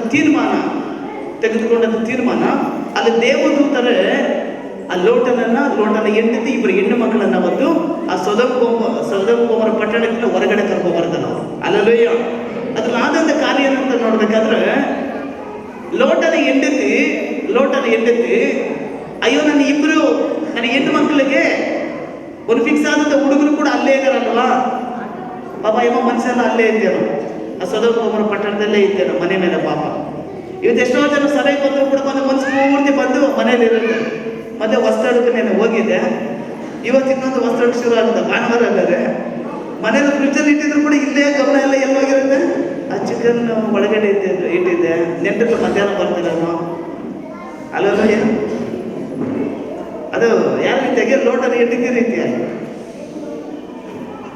ದೇವ್ರು ಹೇಳ್ತಾರೆ ಬಂದು ಮುಂದೆ ಮಾತ್ರ ನೋಡಿ ತಿರುಗಿ ಏನು ಮಾಡಬಾರ್ದು, ಹಿಂದೆ ನೋಡಬಾರ್ದು ಅಂತ ಹೇಳಿದ್ರು ಅವರು. ಪಾಪ ಅಮ್ಮನ ಮನಸ್ಸಿರ್ಲಿಲ್ಲ, ತಿರುಗಿ ನೋಡ್ಬಿಟ್ಟಿದ ತಕ್ಷಣ ಉಪ್ಪಿನ ಕಂಬ ಆದಳು ಅಂತ ಹೇಳಿದ ವಾಕ್ಯ. ಅಲ್ಲಲ್ಲಯ್ಯ, ಸೊ ಬೈಬಲ್ ಇರುವಂತದ್ದು ಎಲ್ಲ ಕೂಡ ಬಂದು ಕಥೆ ಪುರಾಣಗಳಲ್ಲ, ಇದು ನಿಜವಾಗ್ಲೂ ನಡೆದಂತ ಘಟನೆ. ಈಗಲೂ ಸಹ ಉಪ್ಪಿನ ಕಂಬ ಇಸ್ರೇಲ್ ದೇಶದಲ್ಲಿ ಇದೆ. ಅಲ್ಲಲ್ಲಯ್ಯ, ಯೋಚನೆ ಮಾಡಿ, ಉಪ್ಪಿನ ಕಂಬ ಆಗದ ದೇವರ ಚಿತ್ತನ, ನಿನ್ನ ಜೀವಿತ ಮೊಟಕುಗೊಳಿಸೋದು ದೇವ್ರ ಚಿತ್ತ ಅಲ್ಲ. ಅದು ನಿನ್ನ ಜೀವಿತ, ನಿನ್ನ ಕುಟುಂಬ ಚಂದ್ರ ಹೋಗ್ಬೇಕಂತ ದೇವ್ರ ಚಿತ್ತ ಅಲ್ಲ. ನಿನ್ನ ಕುಟುಂಬ ಚೆನ್ನಾಗಿರ್ಬೇಕಂದ್ರೆ ದೇವ್ರಿಗೆ ಇಷ್ಟ. ಅಲ್ಲಲ್ಲಯ್ಯ, ಹೆಂಡತಿನ ಕಳ್ಕೊಂತಾನೆ, ಆ ಇಬ್ಬರು ಹೆಣ್ಮಕ್ಳು ಅಮ್ಮನನ್ನ ಕಳ್ಕೊಂತಾರೆ. ಕಣ್ಣೀರಿಂದ ಬಂದು ಅವರಿಗೆ 3 ಜನ ಬಂದು ಆ ಊರನ್ನ ದೇಶವನ್ನು ಸೊದೋಮ ಗೊಮೋರ ಪಟ್ಟಣವನ್ನು ಬಿಟ್ಟು ಆಚೆ ಬರ್ತಾರೆ. ಅಲ್ಲಿ ಎರಡನೇದ ತಗೊಂಡಂತ ತೀರ್ಮಾನ ಆತನ ಇಡೀ ವಂಶದಲ್ಲಿ ದೇವರು ಬೆಂಕಿನ ತುಂಬಲು ಕೊಡ್ತಾರೆ, ದೇವರ ಕೋಪಕ್ಕೆ ಗುರಿ ಆಗ್ಬಿಡ್ತಾರೆ. ಅವರು ತೆಗೆದುಕೊಂಡಂತ ತೀರ್ಮಾನ ಯಾವುದನ್ನು ನೋಡ್ಬೇಕಾದ್ರೆ ಒಂದು ಗವಿಗೆ ಹೋಗ್ತಾರೆ ಅವರು. ಆ ಇಬ್ಬರು ಹೆಣ್ಣು ಮಕ್ಕಳ ತಂದೆ ಬಂದು ವಾಸ ಮಾಡೋದಕ್ಕೆ ಕುಡುಕನಾಗ್ತಾನೆ. ಲೋಟ ಬಂದು ಅಲ್ಲಿವರೆಗೂ ಚೆನ್ನಾಗಿದ್ದ ಈ ವ್ಯಕ್ತಿ ಕುಡುಕನಾಗ್ತಾನೆ ಅಲ್ಲಿ, ತನ್ನ ಹೆಂಡತಿಯನ್ನು ಕಳೆದುಕೊಂಡಂತ ನಿಮಿತ್ತವಾಗಿ. ಇದೆಷ್ಟೋ ಕುಟುಂಬಗಳಲ್ಲಿ ಬಂದು ಗಂಡ ಹೆಂಡತಿ ಅಥವಾ ಮಕ್ಕಳ ವಿಚಾರ ನೋಡ್ಬೇಕಾದ್ರೆ ಅವ್ರು ಜಾಸ್ತಿ ನೀರು ಕುಡಿಯೋದಕ್ಕೆ ಕಾರಣ ಹೆಂಡತಿ ಮಕ್ಕಳೇ ಆಗಿರ್ತಾರೆ. ಅಲ್ಲಲ್ಲಯ್ಯ, ಇವ್ರು ಕೂಡ ಟೆನ್ಷನ್ಗೆ ಬಂದು ಆ ವ್ಯಕ್ತಿ ಬಂದು ಆ ಟೆನ್ಷನ್ ಎಲ್ಲ ಕಮ್ಮಿ ಆಗೋದಕ್ಕೆ ಬಂದು ಜಾಸ್ತಿ ನೀರು ಕುಡಿಯೋರೇ ಆಗಿರ್ತಾರೆ. ಇಲ್ಲಿ ವ್ಯಕ್ತಿ ಬಂದು ಏನು ಮಾಡ್ದೆ ಇಲ್ಲಿ ಸ್ವಲ್ಪ ಹುಡುಕ ಕೂಡ ಆದ ಯಾರಾದ್ರೂ ಲೋಟ ಅಲ್ಲಿ ಅಲ್ಲೆಲ್ಲಯ್ಯ. ಆದರೂ ಕೂಡ ದೇವ್ರ ಕೃಪೆ ಅನ್ನೋದು ಇರುತ್ತೆ, ದೇವ್ರ ಕೃಪೆ ಕೂಡ ಇತ್ತು ಅಲ್ಲೆಲ್ಲಯ್ಯ. ಆದ್ರೆ ಅಲ್ಲಿ ತೆಗೆದುಕೊಂಡಂತ ಇಬ್ಬರು ಹೆಣ್ಣು ಮಕ್ಕಳು ತೆಗೆದುಕೊಂಡಂತ ತೀರ್ಮಾನ, ಅಪ್ಪನೊಂದಿಗೆ ಮಲ್ಕೊಂತಾರೆ ಅವರು. ಅಕ್ಕ ತಂಗಿ ಇಬ್ರು ಒಂದು ತೀರ್ಮಾನ ಮಾಡ್ತಾರೆ, ನಮಗೆ ಇನ್ಯಾವ ಗಂಡಸು ಕೂಡ ಇಲ್ಲ, ಇನ್ನು ಅಪ್ಪನ ಮುಖಾಂತರ ಬಂದು ಸಾಧ್ಯತೆ ಆಗಿರೋದ ನಾವೇನಾಗ್ಬಿಡ್ತೀವಿ, ನನ್ನ ಜೀವಿತಗಳು ನಮ್ಗೆ ಇಲ್ಲಿಗೆ ಸ್ಟಾಪ್ ಆಗುತ್ತೆ ಅಂತೇಳಿ ಅವರಿಬ್ರು ಚರ್ಚೆ ಮಾಡ್ಕೊಂಡು ಬಂದು ಅಪ್ಪನ ಜೊತೆಯಲ್ಲಿ ಬಂದು ಬರ್ಕೊಂಡು ಸಂತತಿನ ಪಡ್ಕೊಂತಾರೆ. ದೇವರ ಕೋಪ ಕುಟುಂಬದ ಮೇಲೆ ಕುದಿಯೋದಕ್ಕೆ ಶುರು ಆಗುತ್ತೆ, ಶತ್ರು ಜನಾಂಗವಾಗಿ ಮಾರ್ಪಡುವಂತೆ. ಅಲ್ಲಯ್ಯ, ದೇವರನ್ನ ಆರಾಧನೆ ಮಾಡ್ತಿದ್ದಂತ ಲೋಟ, ಅಣ್ಣನೊಂದಿಗಿದ್ದಂತ ಲೋಟ, ಅಣ್ಣನೊಂದಿಗೆ ಆರಾಧನೆ ಮಾಡ್ತಿದ್ದಂತ ಈ ವ್ಯಕ್ತಿ, ಬಲಿಗಳನ್ನು ಸಮರ್ಪಣೆ ಮಾಡ್ತಿದ್ದ ಈ ವ್ಯಕ್ತಿ, ಅಬ್ರಾಹ್ಮನೊಂದಿಗೆ ದೇವರ ಒಂದು ಆಲಯಕ್ಕೆ ಹೋಗಿ ಆರಾಧನೆ ಮಾಡ್ತಿದ್ದಂತ ಈ ವ್ಯಕ್ತಿ, ದೇವರ ಸಮ್ಮುಖದ ಸಮಯ ಕಳೆದಿದ್ದಂತ ಈ ವ್ಯಕ್ತಿಯ ಜೀವಿತ, ಈ ಕುಟುಂಬ ಪೂರ್ತಿಯಾಗಿ ದೇವರ ಬೆಂಕಿಯಲ್ಲಿ ದೇವರ ಕೋಪಕ್ಕೆ ಗುರಿ ಆಯ್ತಂತೆ. ಅಲ್ಲಯ್ಯ, ಹೇಳಿ ನೀವೇಳಿ, ಈ ಕುಟುಂಬ ನಾಶ ಆಗೋದು, ಈ ಕುಟುಂಬ ದೇವರ ಬೆಂಕಿ ಆದ್ರೆ ದೇವರ ಕೋಪಕ್ಕೆ ಗುರಿ ಆಗೋದು ದೇವ್ರ ಚಿತ್ತನ? ದೇವರು ಪ್ಲಾನ್ ಮಾಡಿ ನಿನ್ನ ಮೇಲೆ ದೇವ್ರ ಕೋಪ ಬರಬೇಕಂತ ಪ್ಲಾನ್ ಮಾಡ್ತಾರ? ಇಲ್ಲ. ನಮ್ಮ ಜೀವಿತಗಳಿಗೆ, ನಮ್ಮ ಕುಟುಂಬಗಳಿಗೆ ದೇವರ ಕೋಪ ಬರೋದಕ್ಕೆ ನಾವೇ ಕಾರಣ ಆಗಿರ್ತೀವಿ. ಅಲ್ಲಯ್ಯ. ಓಕೆ, ಆದ್ರೆ ಅಬ್ರಾಹ್ಮನ ವಿಚಾರ ನೋಡ್ಬೇಕಾದ್ರೆ ಆ ರೀತಿಯಾಗಿಲ್ಲ ಅಲ್ಲಿ. ಅಲ್ಲಯ್ಯ, ಈ ಅಬ್ರಾಹ್ಮನ ವಿಚಾರ ನೋಡ್ಬೇಕಾದ್ರೆ ಅಬ್ರಾಹ್ಮ ತನ್ನ ತಮ್ಮನಾದಂತ ಲೋಟನನ್ನ ಬಿಡುಗಡೆ ಮಾಡೋದಕ್ಕೆ ಕೂಡ ಬಂದು ಯುದ್ಧ ಮಾಡಿ ಬಿಡುಗಡೆ ಮಾಡಿ ಕರ್ಕೊಂಡು ಬರ್ತಾನೆ. 300 ಸೈನಿಕರನ್ನ ಕರ್ಕೊಂಡೋಗಿ ಯುದ್ಧ ಮಾಡಿ ತನ್ನ ತಮ್ಮನನ್ನ ಬಿಡುಗಡೆ ಮಾಡುವಂತ ವ್ಯಕ್ತಿ ಆಗಿದ್ದಾರೆ. ಎಷ್ಟು ಒಳ್ಳೆ ಗುಣ ನೋಡಿ ಅಬ್ರಾಹ್ಮನ ಗುಣ. ಅಲ್ಲಯ್ಯ, ಇಲ್ಲಿ ಎಷ್ಟು ಜನ ಬಂದು ನಿಮ್ಮ ತಮ್ಮಂದ್ರಿಗಾಗಿ, ನಿಮ್ಮ ಅಕ್ಕಂದ್ರಿಗಾಗಿ, ತಂಗಿಯಂದ್ರಿಗಾಗಿ ನೀವು ಹೋರಾಟ ಮಾಡಿ ಸಭೆ ಕರ್ಕೊಂಡು ಬರ್ತೀರಾ? ಅಲ್ಲಯ್ಯ, ಇದು ಹೇಳೋದನ್ನ ಸ್ವಲ್ಪ ಕಷ್ಟ. ಅವ್ರ ಹತ್ರ ಕಿತ್ಕೊಂಡು ತಿನ್ನುವಂಥವ್ರಾಗಿರ್ತೀವಿ, ಅವ್ರ ಹತ್ರನೇ ಬಂದು ದೋಚವ್ರಾಗಿರ್ತೇವೆ. ಹೆಂಗ್ರಿ ಸಭೆಗೆ ಬರ್ತಾರೆ ಅವರು? ಅಲ್ಲಯ್ಯ, ಹೆಂಗೆ ದೇವ್ರು ನಮ್ಮನ್ನು ಮಹಿಮೆ ಪಡಿಸ್ತಾರೆ ಅವರು? ಇದು ಅಬ್ರಾಹ್ಮ ಆ ರೀತಿಯಾಗಿಲ್ಲ, ಆ ರೀತಿಯಾಗಂತ ವ್ಯಕ್ತಿ ಅಲ್ಲ. ತನ್ನ ತಮ್ಮನನ್ನ ಬಂದು ಸೆರೆಗೆ ಎಳ್ಕೊಂಡು ಹೋಗಿರ್ತಾರಲ್ಲಿ. ಒಂದು ಶತ್ರುವಿನ ಕೈಯಲ್ಲಿರ್ತಾನೆ ತನ್ನ ತಮ್ಮ, ಅದನ್ನು ಬಿಡುಗಡೆ ಮಾಡಿ ಕರೆತರ್ತಾನೆ ಅಲ್ಲಿ. ಅಲ್ಲಯ್ಯ. ಓಕೆ, ಸೊ ನಂತರ ಇದು ಅವ್ರ ಜೀವಿತದಲ್ಲಿ ಆಯ್ಕೆ ಮಾಡಿಕೊಂಡಂತ ಅಬ್ರಾಹ್ಮನ ಆಯ್ಕೆ ಹೇಗಿದೆ? ಬೆಸ್ಟ್ ಆಗಿದೆ. ಅದ್ರ ಲೋಟನ ಆಯ್ಕೆ ಏನಾಯ್ತು? ಇಡೀ ಕುಟುಂಬವೇ ನಾಶನಕ್ಕೆ ಗುರಿ ಆಯ್ತು, ದೇವರ ಕೋಪ ತುಂಬಿ ತುಳಿತು. ಅಬ್ರಾಹ್ಮ ಮುಂದಾಲೋಚನೆ ಮಾಡ್ದ, ಆ ಒಂದು ಕಾನಾನ್ ದೇಶವನ್ನು ನೋಡ್ದ, ದೇವರ ತನ್ನ ವಾಗ್ದಾನಕ್ಕೆ ಯಾವುದೇ ಕರ್ತ ಅದಕ್ಕಾಗಿ ವೇಟ್ ಮಾಡಿ ಕಾದು ನಂತರ ತೀರ್ಮಾನ ತಗೊಂಡ. ತಾಳ್ಮೆ ಇತ್ತು. ಅದು ಲೋಟನಿಗೆ ತಾಳ್ಮೆ ಇರಲಿಲ್ಲ. ಅಣ್ಣನಿಗಿಂತ ಮುಂಚೆನೇ ಒಬ್ಬ ತೀರ್ಮಾನ ಮಾಡ್ತಾನೆ. ಆ ತೆಗೆದುಕೊಂಡಂತ ತೀರ್ಮಾನ ಆತನನ್ನ ಆ ಕುಟುಂಬದ ನಾಶನದ ಮಾರ್ಗಕ್ಕೆ ಕರ್ಕೊಂಡೋಯ್ತು. ಆ ಊರೇ ಸುಟ್ಟೋಯ್ತಮ್ಮ, ಆ ಊರೇ ಸುಟ್ಟೋಯ್ತದು. ಅಲ್ಲಯ್ಯ. ಓಕೆ, ಸೊ 3ನೇ ಪಾಯಿಂಟ್ ಏನಂತ ನೋಡ್ಬೇಕಾದ್ರೆ, ಈ ಅಬ್ರಾಹ್ಮ ಅನ್ನೋದು ಒಬ್ಬ ದೇವರ ಸೇವಕ ಆಗಿದ್ದಾನೆ. ಅಲ್ಲಯ್ಯ. ಇಲ್ಲೇ ಇದ್ದೀರಾ? ಯಾರೆಲ್ಲ ನಿದ್ದೆ ಮಾಡ್ತಾ ಇದ್ರು ಅವ್ರು ಮಾತ್ರ ಜೋರಾಗಿರ್ಬೇಕು. ಅಲ್ಲಯ್ಯ. ಇಂಥ ಚರ್ಚಲ್ಲಿ, ಇಷ್ಟು ದೊಡ್ಡ ಸಭೆಯಲ್ಲಿ, ಇಂಥ ಅರಮನೆಯಲ್ಲಿ ಕೂತ್ಕೊಂಡು ಯಾರು ನಿದ್ದೆ ಮಾಡ್ತಾರ? ಹೋಗಿ ಯಾರಾದ್ರು? ಅಲ್ಲಯ್ಯ. ಓಕೆ, ಅವ ದೇವ ಸೇವಕ ಆಗಿದ್ದಾನೆ. ಎರಡನೇದು, ಆ ವ್ಯಕ್ತಿ ರಾಜ ಆಗಿದ್ದಾನೆ. ಯಾರು? ಅಬ್ರಾಹ್ಮ ರಾಜನಾಗಿದ್ದು ಬಂದು ಫೈಟ್ ಮಾಡಿ ತನ್ನ ತಮ್ಮನಿಗೆ ಬಿಡುಗಡೆ ಮಾಡ್ತಾನೆ. ನಂತರ ಏನು ಮಾಡ್ತಾನೆ ನೋಡ್ಬೇಕಾದ್ರೆ, ಆದಿಕಾಂಡ 14ನೇ ಅಧ್ಯಾಯ 18ರಿಂದ 20 ವರ್ಷನ ಎಲ್ಲ ಓದಿರೋಂಥವ್ರು ಓದಿ. ಸಾಲೆಮಿನ ಅರಸನಾದ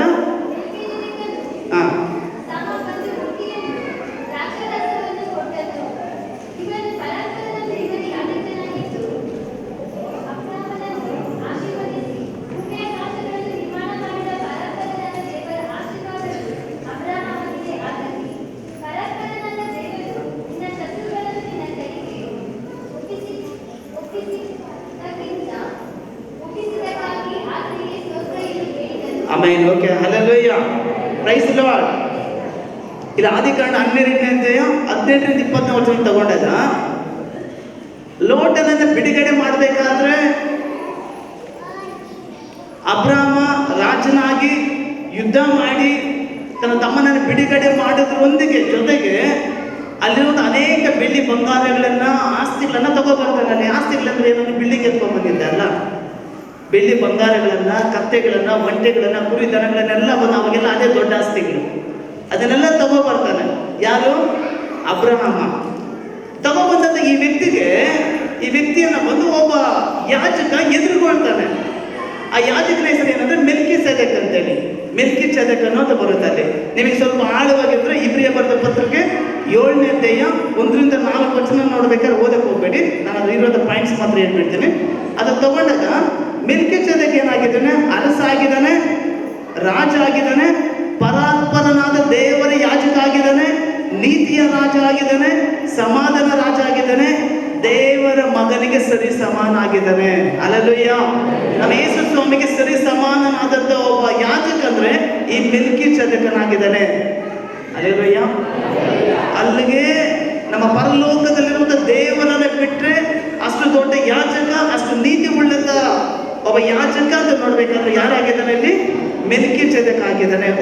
ಒಳ್ಳೆ ರಿಪೋರ್ಟ್ ಇದೆ, ಅಂದ್ರೆ ಆ ರಾಜನ ಬಗ್ಗೆ ಒಳ್ಳೆ ಒಂದು ಕಾರ್ಯಗಳಿದಾವೆ ಅಲ್ಲಿ. ಹಲ್ಲೆಲೂಯಾ.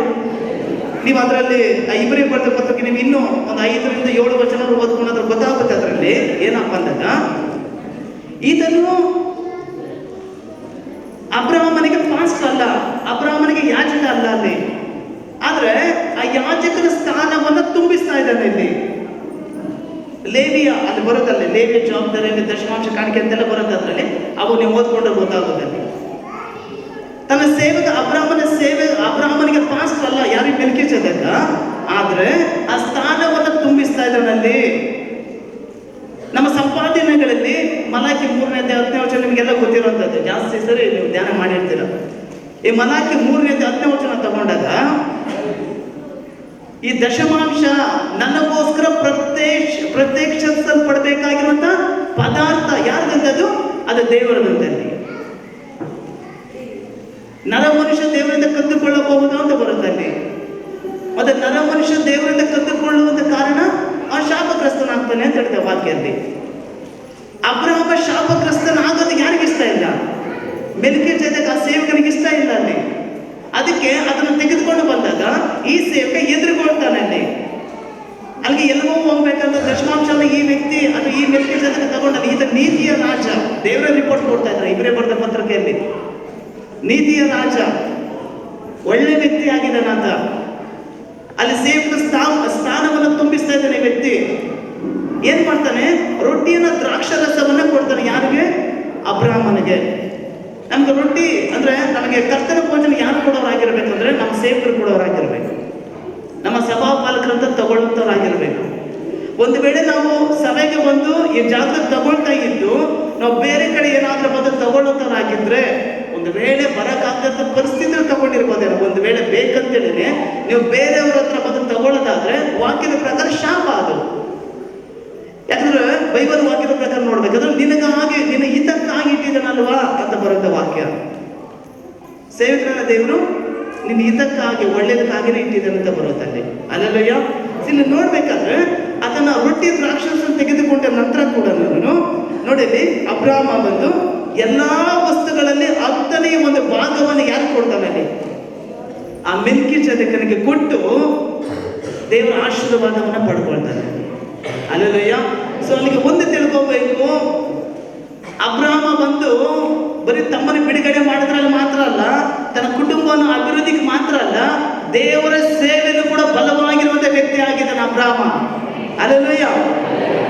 ಆತ ರಾಜನಾಗಿದ್ದು ಬರೀ ಭಯಪಡದ ರಾಜನ, ತನ್ನ ತಮ್ಮನನ್ನು ಬಿಡುಗಡೆ ಮಾಡಿ ತರುವಂತ ಒಬ್ಬ ಧೈರ್ಯ ಉಳ್ಳಂತ ರಾಜನಾಗಿದ್ದಾನೆ ಅಬ್ರಹಾಮ.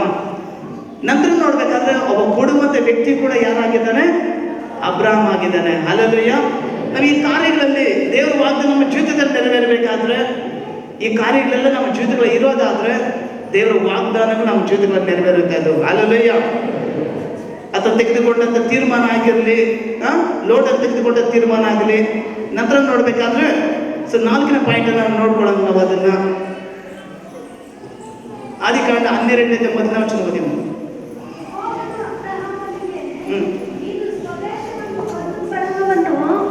ತಂದೆಯ ಮನೆಯನ್ನು ಬಿಟ್ಟು ನಾನು ತೋರಿಸುವ ದೇಶಕ್ಕೆ ಹೊರಟು ಹೋಗು. ಹಲ್ಲೆಲೂಯಾ. ನಾನು ತೋರಿಸುವ ದೇಶಕ್ಕೆ ಏನ್ ಮಾಡ್ಬೇಕು ನೀನು? ದೇಶ ತೋರಿಸಿದ್ರ ದೇವರು? ಇನ್ನೂ ತೋರಿಸಿಲ್ಲ. ಇವಾಗ ಇಲ್ಲಿಂದ ಮಾಲೂರಿಗೆ ಹೋಗ್ಬೇಕಂದ್ರೆ ಗೊತ್ತಾಗುತ್ತೆ ನಾವು ಮಾಲೂರಿಗೆ ಹೆಂಗೆ ಹೋಗ್ಬೇಕಂತೇಳಿ.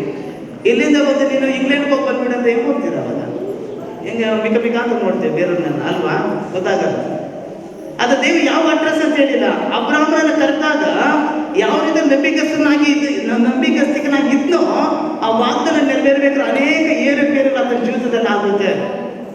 ಏನೆಲ್ಲ ಏರುಪೇರುಗಳಾಗುತ್ತೆ ಆತನ ಜೀವಿತದಲ್ಲಿ. ಇಷ್ಟೊತ್ತರ ನೋಡಿರುವಂಥದ್ದು, ಯುದ್ಧ ನಡೀತಂತ ತಮ್ಮನ್ನ ಬಿಡುಗಡೆ ಮಾಡಿದ್ದಾಗಲಿ, ಸೊದೋಮ್ ಗೊಮೋರ ಪಟ್ಟಣ ನಾಶ ಆಗಿರೋದಾಗಲಿ, ಅವೆಲ್ಲ ಆಗುತ್ತೆ. ಅದು ಇಂಥ ಕಾರ್ಯಗಳನ್ನು ನಡೆದಾಗಲೂ ಕೂಡ ಬಂದು ಆತನ ಸೋತೋಗಲಿಲ್ಲ.